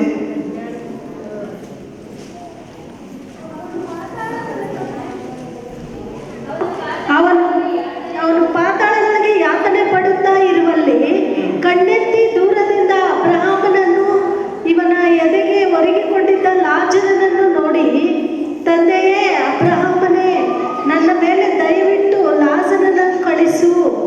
ಅವನು ತನ್ನ ತುದಿ ಬೆರಳನ್ನು ನೀರಿನಲ್ಲಿ ಅದ್ದಿ ನನ್ನ ನಾಲಿಗೆಯನ್ನು ತಣ್ಣಗೆ ಮಾಡಲಿ, ಈ ಉರಿಯಲ್ಲಿ ಸಂಕಟ ಪಡುತ್ತೇನೆ ಎಂದು ಕೂಗಿ ಹೇಳಿದನು. Okay, hallelujah, praise lord. ಅದರಲ್ಲಿ ವಾಕ್ಯದಲ್ಲಿ ನೋಡ್ಬೇಕಾದ್ರೆ ಅಬ್ರಹಾಮನ ಎದೆಗೆ ಒರಗಿದಂತ ವ್ಯಕ್ತಿ ಯಾರು? ಲಾಜರ್ ಆಗಿದ್ದಾನೆ. ಆದ್ರೆ ಡೆಡ್ ಅಪೋಸಿಟ್ ಅಂದ್ರೆ ಪರಲೋಕಕ್ಕೆ ವಿರೋಧವಾಗಿರುವಂತಹ ಪಾತಾಳದಲ್ಲಿ ಯಾರಿದ್ದಾನೆ? ಐಶ್ವರ್ಯವಂತನಿದ್ದಾನೆ. ಒಂದು ಜಾಗದಲ್ಲಿ ಬಂದು ಪ್ರಸಂಗ ಪಾಸ್ಟಿಂಗ್ ಮಾಡ್ತಾ ಇದ್ದೆ. ನಮ್ಮ ಪಾಸ್ಟ್ ಅಲ್ಲ, ನಮ್ಮ ಭಾಷೆ ತುಂಬ ಜ್ಞಾನಿದ್ರು. ನಮ್ಮ ಪಾಸ್ಟ್ ಅಲ್ಲ, ಯಾರೋ ಪಾಸ್ಟ್ ಬಂದು ಪ್ರಸಂಗ ಮಾಡ್ತಾ ಇದ್ರು. ಶೂಟ್ ಹಾಕಿದ್ದಾರೆ, ಒಳ್ಳೆ ಟೈ ಇದೆಲ್ಲ ಹಾಕಿದ್ದಾರೆ, ಅವರು ಕೈಯಲ್ಲೆಲ್ಲ ಇದ್ದಾವೆ. ಅವ್ರು ಇದ್ರ ಬಗ್ಗೆ ಪ್ರಸಂಗ ಮಾಡ್ತಾ ಇದ್ದಾರೆ. ನಾವು ಲಾಜರ್ ರೀತಿಯಾಗಿ ಬಂದಿರಬೇಕು, ಲಾಜರ್ ರೀತಿಯಾಗಿರ್ಬೇಕು ಅಂತ ಹೇಳ್ತಾ ಇದ್ರು. ನಾನು ಎಷ್ಟು ತೆಗೆಸ್ಕೊಳೋದೈತಪ್ಪ ಅಂತ ನಾನು ಮೆಸೇಜ್ ಕೇಳ್ತಾನೆ ಇದೆ. ಅಷ್ಟೆಲ್ಲ ಬೋಧನೆ ಮಾಡಿ ಅವರು ಲಾಸ್ಟಲ್ಲಿ ಬಂದು ಹೇಳಿದ್ದೇನಪ್ಪ ಅಂತ ಹೇಳಿದ್ರೆ, ಲಾಜರ್ ರೀತಿಯಾಗಿ ಇರ್ಬೇಕಂತ ಅಷ್ಟಕ್ಕೆ ಪುರುಷ ಬಿಟ್ಟರು ಬಂತು. ಲಾಜರ್ ಯಾಕೆ ಆ ರೀತಿ ಗಿದ್ದ ಅಂತ ಹೇಳೇ ಇಲ್ಲ ಲಾಸ್ಟಲ್ಲಿ. ಮತ್ತೆ ಹಾಗಿದ್ರೆ ಲಾಜರ್ ಆಗ್ಬೇಕು, ಶೂಟಲ್ಲಿ ಏನು ಹಾಕೋಬೇಕು ಮತ್ತೆ? ಅಲ್ಲಯ್ಯ. ಇವತ್ತು ಎಷ್ಟೋ ಜನ ಬಂದು ನಮ್ಮ ಪ್ರೇರಣೆ ಹೆಂಗಪ್ಪ ಇರುತ್ತೆ ಅಂತ ಹೇಳಿದ್ರೆ, ಇರೋದ್ರಲ್ಲಿ ಸಾಕಪ್ಪ, ಇರೋದ್ರಲ್ಲಿ ಸಾಕಿಷ್ಟ ಮುಗೀತು ನನ್ನ ಜೀವಿತ. ಇಲ್ಲ ರೀ, ಆಲೋಚನೆ ಬದಲಾವಣೆ ಮಾಡ್ಕೊಡೋದು. ಅಲ್ಲಯ್ಯ, ನಮಗಾಗಿ ಕೊಡಲ್ಪಟ್ಟಂತ ಆಸ್ತಿಗಳಲ್ಲೇ ದೇವರ ಮಹಿಮೆ ಪಡಿಸೋಣ. ನಿಮಗಿರುವಂತ ಮನೇಲಿ ದೇವರ ಮಹಿಮೆ ಪಡಿಸ್ರಿ, ನಿಮಗಿರುವಂತ ಆಸ್ತಿ ಪಾಸ್ತಿಗಳ ದೇವರ ಮಹಿಮೆ ಪಡಿಸಿ. ಒಂದ್ ವೇಳೆ ಇವತ್ತೇ ಬಂದು ದೇವ್ರು ಏನಾದ್ರೂ ಬಂದ್ಬಿಟ್ರೆ ನಿಮ್ಮ ಆಸ್ತಿ ಪಾಸ್ತಿ ಎಲ್ಲೋ ಬಂದಿದೆ ಅಂದ್ರೆ ಹಂಗಂದ್ಬಿಟ್ಟು ಎಲ್ಲ ಬೇಗ ಮಾರ್ಬಿಟ್ರು ಅಂತನ. ಆ ರೀತಿಯಾಗಿ ಅಲ್ಲಮ್ಮ. 2012ರಲ್ಲಿ ಬಂದು ಸೊ ನಾನು ಆ ಟೈಮಲ್ಲಿ ಬಂದು ಕೇಳಿದಂಥ ಕಾರ್ಯಗಳಲ್ಲಿ ಎಲ್ಲೋ ಇದು ಏನೋ ಭೂಕಂಪ ಎಲ್ಲ ಬಂದಿಲ್ಲ, ನಾಶ ಆಗ್ಬಿಡುತ್ತೆ ಅಂತ ಹೇಳ್ಬಿಟ್ಟು ನಮ್ಮ ಪರಿಚಯ ಎಷ್ಟೋ ಜನ ಮಾರ್ಬಿಟ್ರು. ಆ ಟೈಮಲ್ಲಿ ಮನೆಗಳೆಲ್ಲ ಮಾರ್ಕೊಂಡ್ಬಿಟ್ಟು, ಜಮೀನುಗಳೆಲ್ಲ ಮಾರ್ಕೊಂಡ್ಬಿಟ್ರು. ನಿಜವಾದ 2012ರಲ್ಲಿ ಅವಾಗ ಅದನ್ನೆಲ್ಲ ಕೇಳೋ ಟೈಮಲ್ಲಿ ಇವಾಗ ಅವ್ರು ಹೇಳ್ತಾರೆ ಬಂದು, ಅಯ್ಯೋ ಅವತ್ತು ನಾವು ಮಾರಿಲ್ಲ ಅಂತ ಹೇಳಿದ್ರು, ಅವ್ರು ಬಂದು 10 ಲಕ್ಷ ಕೊಟ್ಬಿಟ್ಟೆ, ಇವಾಗ ಇದ್ದಿದ್ರೆ ಬಂದು 70-80 ಲಕ್ಷ, ಅದು ಅನ್ಯಾಯವಾಗಿ ಮಾರ್ಬಿಟ್ಟೆ. ಆ ದಿನ ಆ ಗಳಿಗೆ ಯಾವ್ದಾರು ಬಂದು ಗೊತ್ತಿಲ್ಲವಾದದ್ರಿಂದ ಏನಾಗಿರ್ಬೇಕು? ನಿದ್ದೆ ಮಾಡ್ಬೇಕು, ಎಚ್ಚರಿಕೆ ಆಗಿರ್ಬೇಕು. ದೇವರು ಬರುವಂತ ಕಾಲ ಆಗಲಿ, ಆ ಟೈಮ್ ಆಗಲಿ, ಆ ದಿನ ಕಾಲಕ್ಕೆ ಹೋಗ್ತೇವೆ. ಡೆಲಿವರಿ ಟೈಮ್ ಅನ್ನೋದು ಓಕೆನೇನೆ, ದಿನಗಳು ಅಂತೇಳಿ. ಆದ್ರೆ ಡಾಕ್ಟರ್ ಕೊಡುವಂತ ಡೇಟ್ ಕೆಲವೊಮ್ಮೆ ಮಿಸ್ ಆಗ್ಬಿಟ್ಟು ವಾರ ಹೋಗ್ಬಿಡುತ್ತೆ, ವಾರ ಮುಂದೆ ಹಿಂದೆ ಆಗ್ಬಿಡುತ್ತೆ. MBBS ಓದಿರೋ ಡಾಕ್ಟ್ರೇನೆ, ಅವ್ರಪ್ಪ ಯಾರು? ನಾನು ನೇಸಪ್ಪ ಕೊಟ್ಟಂತ ಡೇಟ್ ಟೈಮ್ ಅಂತ ಯಾರಿಗೆ ಯಾಕೆ ತಿಳಿಸಿಲ್ಲ ಅಂತ ಹೇಳಿದ್ರೆ ಹುಷಾರು ಬಿದ್ದು ಬಿಡ್ತೀರ ಅಂತ ಹೇಳಿ. ಯಾಕಪ್ಪ ಅಂತ ಹೇಳಿದ್ರೆ ಕರೆಕ್ಟಾಗಿ 2026 22ನೇ ತಾರೀಕು ಮಧ್ಯಾಹ್ನ 3 ಗಂಟೆ ಬರ್ತೀನಿ ಅಂತ ಹೇಳಿದ್ರೆ, ಇದಕ್ಕಿಂತ ಮುಂಚೆ ಮಾಡೋದೆಲ್ಲ ಮಾಡಿಬಿಟ್ಟು 1 ಅವರ್ ಮುಂಚೆ ಬೇಗ ರೆವೆನ್ಯೂಗೆ ಎಲ್ಲ ಕಾಲ್ ಮಾಡಿ, ಸ್ವಲ್ಪ ಜನ ಕಾಲ್ ಮಾಡಿ, ಅಣ್ಣ ಒಂದವ್ರು ಬ್ರೇಕ್ಸ್ ಇರ್ತಾನೆ, ಬೇಗ ಎಲ್ಲ ಪಶ್ಚಾತ್ತಾಪ ಪಟ್ಬಿಡೋಣ ಅಂತ ಹೇಳಿ ಬೂದಿ ಮೇಲೆ ಬೇಕಾದ್ರೆ ಕೂತ್ಕೊಂಡು ಕೂಡ ರೆಡಿ ಅಂತ ಹೇಳ್ಬಿಟ್ಟು ಅದಕ್ಕೆ ದೇವ್ರು ಹೇಳಿಲ್ಲ. ಅಲ್ಲಯ್ಯ, ಆ ದಿನ ಆ ಗಳಿಗೆ ಯಾರಿಗೂ ಗೊತ್ತಿಲ್ಲ. ಕಳ್ಳನ ರೀತಿಯಾಗಿ ನಾನು ಬರ್ತೀನಿ ಅಂತ ಹೇಳಿದ್ರು ರೈಸಪ್ಪ. ಅಲ್ಲಯ್ಯ, ಅದು ಕಳ್ಳನು ಕೊಲ್ಸೋದಲ್ಲ. ಕಳ್ಳ ಬಂದು ಎಲ್ಲ ದರೋಡೆ ಮಾಡ್ತಾರೆ, ಕೊಲೆ ಮಾಡ್ತಾರೆ, ಆ ರೀತಿಯಾಗಲ್ಲ. ಕಳ್ಳ ಹೇಳ್ಬಿಟ್ಟು ಬರ್ತಾನ, ಅಮ್ಮ ಡೋರ್ ತೆಗೆದು ಬಿಟ್ಬಿಡು, ಆ ಬ್ಯೂರಲ್ಲಿ ಬಂದು ಕಾಸು ಅಲ್ಲೇ ಬಂದು ಎತ್ಕೊಂಡು ಹೋಗ್ತೀನಿ ಅಂತ ಬಿಡ್ತೀರಿ ನೀವು? ಇಲ್ಲ, ಕಳ್ಳನ ಬುದ್ಧಿನೇ ಅಲ್ಲ. ಓಕೆನಾ? ಸೊ ದೇವರು ಬರೋದು ಕಾಲ ಹೆಂಗಿರುತ್ತೆ? ಅದು ಕಳ್ಳನ ರೀತಿಯಾಗಿ ಬರುತ್ತೆ, ದಿಢೀರಂತ ಬಂದ್ಬಿಡುತ್ತೆ, ಸಮುದ್ರದ ಅಲೆ ಬಂದ್ಬಿಡುತ್ತೆ, ಕಣ್ಣು ರೆಪ್ಪೆ ವರ್ಷ ಒಳಗಡೆ ಬಂದ್ಬಿಡುತ್ತೆ, ಊಹೆ ಮಾಡಿದ ರೀತಿಯಾಗಿ ಬಂದ್ಬಿಡುತ್ತೆ. ಸಿಂಪ್ಟಮ್ಸ್ ಏನಪ್ಪ ಅಂದ್ರೆ ಯುದ್ಧ ಎಲ್ಲ ನಡೀತಾ ಇದೆ, ಡೆಲಿವರಿ ಟೈಮು ದಿನಗಂತರ ಬರ್ತಾ ಇದ್ದಾವೆ ಅಂತ ಸಿಂಪ್ಟಮ್ಸ್ ಕೊಟ್ಟಿದ್ದಾರೆ ದೇವರು. ಆದರೆ ಆ ದಿನ ಆ ಟೈಮ್ ಮಾತ್ರ ಯಾರಿಗೂ ಗೊತ್ತಿಲ್ಲ. ಅದರಿಂದ ನಾವು ಎಚ್ಚರಿಕೆ ಆಗಿದ್ರೆ ನಾವೆಲ್ಲ ಬಚಾವಾಗಿ ಎಲ್ಲಿ ಹೋಗೋಣ? ಎಲ್ಲಿಂದ ಬಚಾವಾಗೋಣ? ಈ ಭೂಮಿಯಿಂದ ಬಚಾವಾಗಿ ಪರಲೋಕದ ನಮ್ಮ ಸ್ವಂತ ಮನೆಗಳಿಗೆಲ್ಲ ಹೋಗೋಣ. ಅಲ್ಲಿ ಮದುವೆ ಮಾಡಲ್ಲ ಮಾವು. ಯಾರೊಬ್ರು ಹೇಳ್ಬಿಟ್ರು ಅಲ್ಲಿ, ಅಲ್ಲ ಯಾರೊಬ್ರು ಹೇಳಿದ್ರು ಇದಕ್ಕೆಲ್ಲ ಮುಂಚೆ. ನಾನೊಂದು ದರ್ಶನ ನೋಡಿದೆ. ಏನು ದರ್ಶನ? ಪರಲೋಕದಲ್ಲಿ ಬಂದು ನಿನಗೂ ನೀನು ಹೆಂಡತಿ ಬಂದು ಮದುವೆ ಮಾಡ್ತಾ ಇದ್ರು. ಇದೆಯಾ ಬೈಬಲಲ್ಲಿ? ಮುಟ್ಟಾಳ ಇಲ್ಲ ಬೈಬಲಲ್ಲಿ. ಇಲ್ಲೇ ಸಾಕಾಗ್ದಪ್ಪ ಅಂತ ಹೇಗೆ ಪರಲೋಕದಲ್ಲಿ ಬಂದ ಯಪ್ಪನ್ ಹೇಗಾಗಲ್ಲ ಮದುವೆ ಆಗ್ತಾರೆ? ಇಲ್ಲ ರೀ, ಅಲ್ಲಯ್ಯ, ಪರಲೋಕದಲ್ಲಿ ಮದುವೆ ಮಾಡಿಕೊಡೋದಿಲ್ಲ. ಮಾಡಿಕೊಡೋದಿಲ್ಲ, ಅತ್ತೆ ಮಾವ ಎಲ್ಲ ಸೇರಿ ಅಲ್ಲಿ ಬಂದು ನಾಲ್ಕು ಇರ್ತಾರಲ್ಲ, ಯಾವುದಿಲ್ಲ ಅಲ್ಲಿ. ಅಲ್ಲಯ್ಯ, ಎಲ್ಲರೂ ಕೂಡ ಯಾರ ರೀತಿಯಾಗಿರ್ತೀವಿ? ಅಪ್ಪ ಮುಖದ ರೀತಿಯಾಗಿರ್ತೀವಿ. ಯಾರಪ್ಪ? ಪರಲೋಕದ ರಾಜಾದ ರಾಜನ ಮುಖವುಳ್ಳವರಾಗಿರ್ತೇವೆ. ಆತರ ಮುಖ ಪ್ರಸನ್ನತೆಯಿಂದ ಬಂದ್ಬಿಟ್ಟಿರ್ತೀವಿ, ಆತರ ಮಕ್ಕಳಾಗಿರ್ತೀವಿ. ಅದು ಯಾವ್ದು ಬಂದು ನೀವು ಗ್ಯಾಸ್ ತಗೊಂಡ್ಬರ್ಬೇಕು, ಸಿಲಿಂಡರ್ ತಗೊಂಡ್ಬರ್ಬೇಕು, ಸ್ಟವ್ ಹಚ್ಚಬೇಕು, ಅಡಿಗೆ ಮಾಡಬೇಕು, ಮುದ್ದೆ ಮಾಡಬೇಕು, ಮಟನ್ ಸಾರು, ಚಿಕನ್ ಎಲ್ಲ ಕ್ಯಾನ್ಸಲ್, ಹೊಟ್ಟೆ ಹಸಿವೆ ಇಲ್ಲ. ಅಲ್ಲಯ್ಯ, ಅಲ್ಲಿ ನಡೆದಾಡುವಂತ ಬೀದಿ ಬಂಗಾರದ ಬೀದಿ ಆಗಿದೆ. ಇಲ್ಲಿ ಟಾರ್ ರೋಡೇ ಇಲ್ಲಮ್ಮ. ಇಲ್ಲಿಂದ ವರ್ಷ ಬರೀ ಧೂಳೆ ಬರ್ಬೇಕಂದ್ರೆ ಅಲ್ವಾ? ಅಲ್ಲಯ್ಯ, ಆ ಟಾರ್ ರೋಡ್ ಹಾಕ್ಬಿಟ್ಟು ಹಿಡಿಯಕ್ಕಾಗ್ದು. ಏನು ಗಾಡಿ ಫುಲ್ ಸ್ಪೀಡು, ಅಲ್ಲಿ ಸ್ಪೀಡ್ ಹೋಗ್ಬೇಕು. ಎಲ್ಲಿ? ಪರಲೋಕದಲ್ಲಿ ಸ್ಪೀಡ್ ತೋರಿಸ್ಬೇಕು. ಆ ಸ್ಪೀಡ್ಗೆ ಹೋಗ್ಬೇಕಾದ್ರೆ ಈ ಸ್ಪೀಡ್ ಕಮ್ಮಿ ಆಗ್ಬೇಕು. ಯಾವುದು? ಭೂಲೋಕದ ಸ್ಪೀಡ್ ಕಮ್ಮಿ ಆಗಿ ಪರಲೋಕದ ಸ್ಪೀಡ್ ಜಾಸ್ತಿ ಆಗ್ಬೇಕಾದ್ರೆ ಎಲ್ಲ ಏನು ಹೆಂಗಿರ್ಬೇಕು?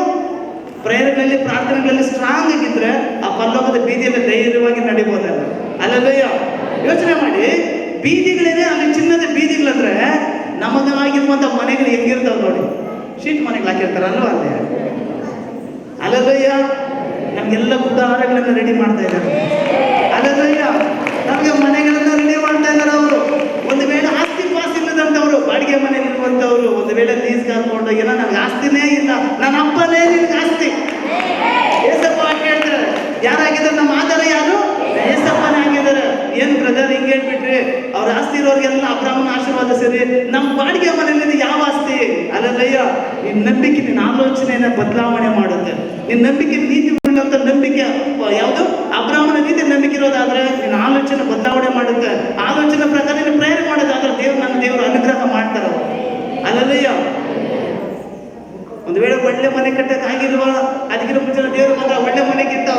ಇದೆ ಮನೆ, ಅದು ಯಾವುದು? ಪರಲೋಕದಲ್ಲಿ. ನಮಗೆಲ್ಲ ನಮ್ಮ ಗುಡಾರಗಳನ್ನ, ನಮಗೆಲ್ಲ ಮನೆಗಳನ್ನ ಸಿದ್ಧತೆ ಮಾಡ್ತಿದ್ದಾರೆ ಅವರು. ಎಷ್ಟು ಜನ ಮನೆಗೆ ಬರೋದಕ್ಕೆಲ್ಲ ರೆಡಿ ಆಗಿದ್ದೀರಾ? ಇವತ್ತೇ ಹೋಗಲ್ವಾ? ಆಮೇಲೆ ಅಂತ ಹೇಳ್ತಾರೆ, ಹೋಗಕ್ಕಾಗಲ್ಲಮ್ಮ. ಯಾಕಂದ್ರೆ ಇವತ್ತು ಆ ದಿನ ಅಂತ ನಮ್ಗೆ ಗೊತ್ತಿಲ್ಲ. ನಮಗೆ ಒಂದು ವೇಳೆ ನೆಕ್ಸ್ಟ್ ಸೆಕೆಂಡ್ ಬರ್ತದೆ ಗೊತ್ತಿಲ್ಲ ನಮಗೆ. ಅಲ್ಲಯ್ಯ. ಆದ್ರೆ ಆ ಒಂದು ಮನೆಗೆ ಹೋಗ್ಬೇಕಾದ್ರೆ ನಾವು ಏನಾಗಬೇಕು? ಯಾವ ರೀತಿಯಾಗಿರ್ಬೇಕು?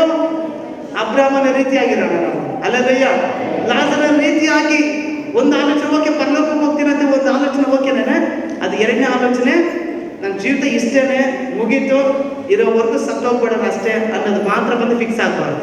ನಮ್ಮ ಆಲೋಚನೆ ಬದಲಾವಣೆ ಮಾಡ್ಕೊಳ್ಳೋಣ. ಅಲ್ಲಯ್ಯ. ಅಬ್ರಾಹ್ಮನಿಗೆ ಉಂಟಾದ ಆಶೀರ್ವಾದ ನನಗೂ ಕೂಡ ಉಂಟಾಗುತ್ತೆ. ಎರಡನೇ ಆಶೀರ್ವಾದ ಬಂದು ಪರಲೋಕದ ಆಶೀರ್ವಾದವನ್ನು ದೇವರು ನನಗೆ ಇಟ್ಟಿದ್ದಾರೆ ಅವರು. ಅಲ್ಲಯ್ಯ. ಈ ವಾಕ್ಯವನ್ನ ಹೇಳ್ತಾ ನಾನು ಪ್ರಾರ್ಥನೆ ಮಾಡಿ ನಾನು ಮುಗಿಸ್ತೀನಿ. ಅದನ್ನ 2 ಕೊರಿಂಥ 10ನೇ ಅಧ್ಯಾಯ 4-5 ವಚನ. ಯಾರೋ ಓದಿ ಬ್ರದರ್ಸ್ ಅಲ್ಲಿ ಯಾರೋ ಒಬ್ರು ಓದಿಲ್ಲ ನೀವು? 2 ಕೊರಿಂಥ 10ನೇ ಅಧ್ಯಾಯ 4-5 ವಚನ. ಬ್ರದರ್ಸ್ ಅಲ್ಲಿ ಓದಿ ಯಾರಾದ್ರು?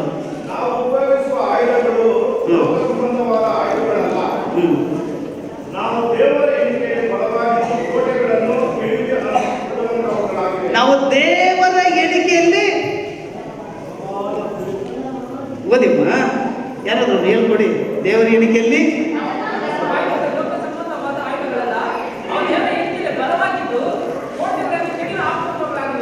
ಕೋಟೆಗಳನ್ನ, ಅದು ಯಾವ ಕೋಟೆ ಆಗಿದ್ರು ಕೂಡ ಬಂದು ಏನಾಗುತ್ತೆ? ಅದು ಕೆಡೋದಕ್ಕೆ ಬಲವನ್ನು ಯಾರು ಕೊಡ್ತಾರೆ ನಮಗೆ? ದೇವರೇ ನಮಗೆ ಅನುಗ್ರಹ ಮಾಡ್ತಾರೆ ಅವರು. ಹಲ್ಲೆಲೂಯಾ. Praise lord. ಓಕೆ, 2 ಕೊರಿಂಥ 10ನೇ ಅಧ್ಯಾಯ.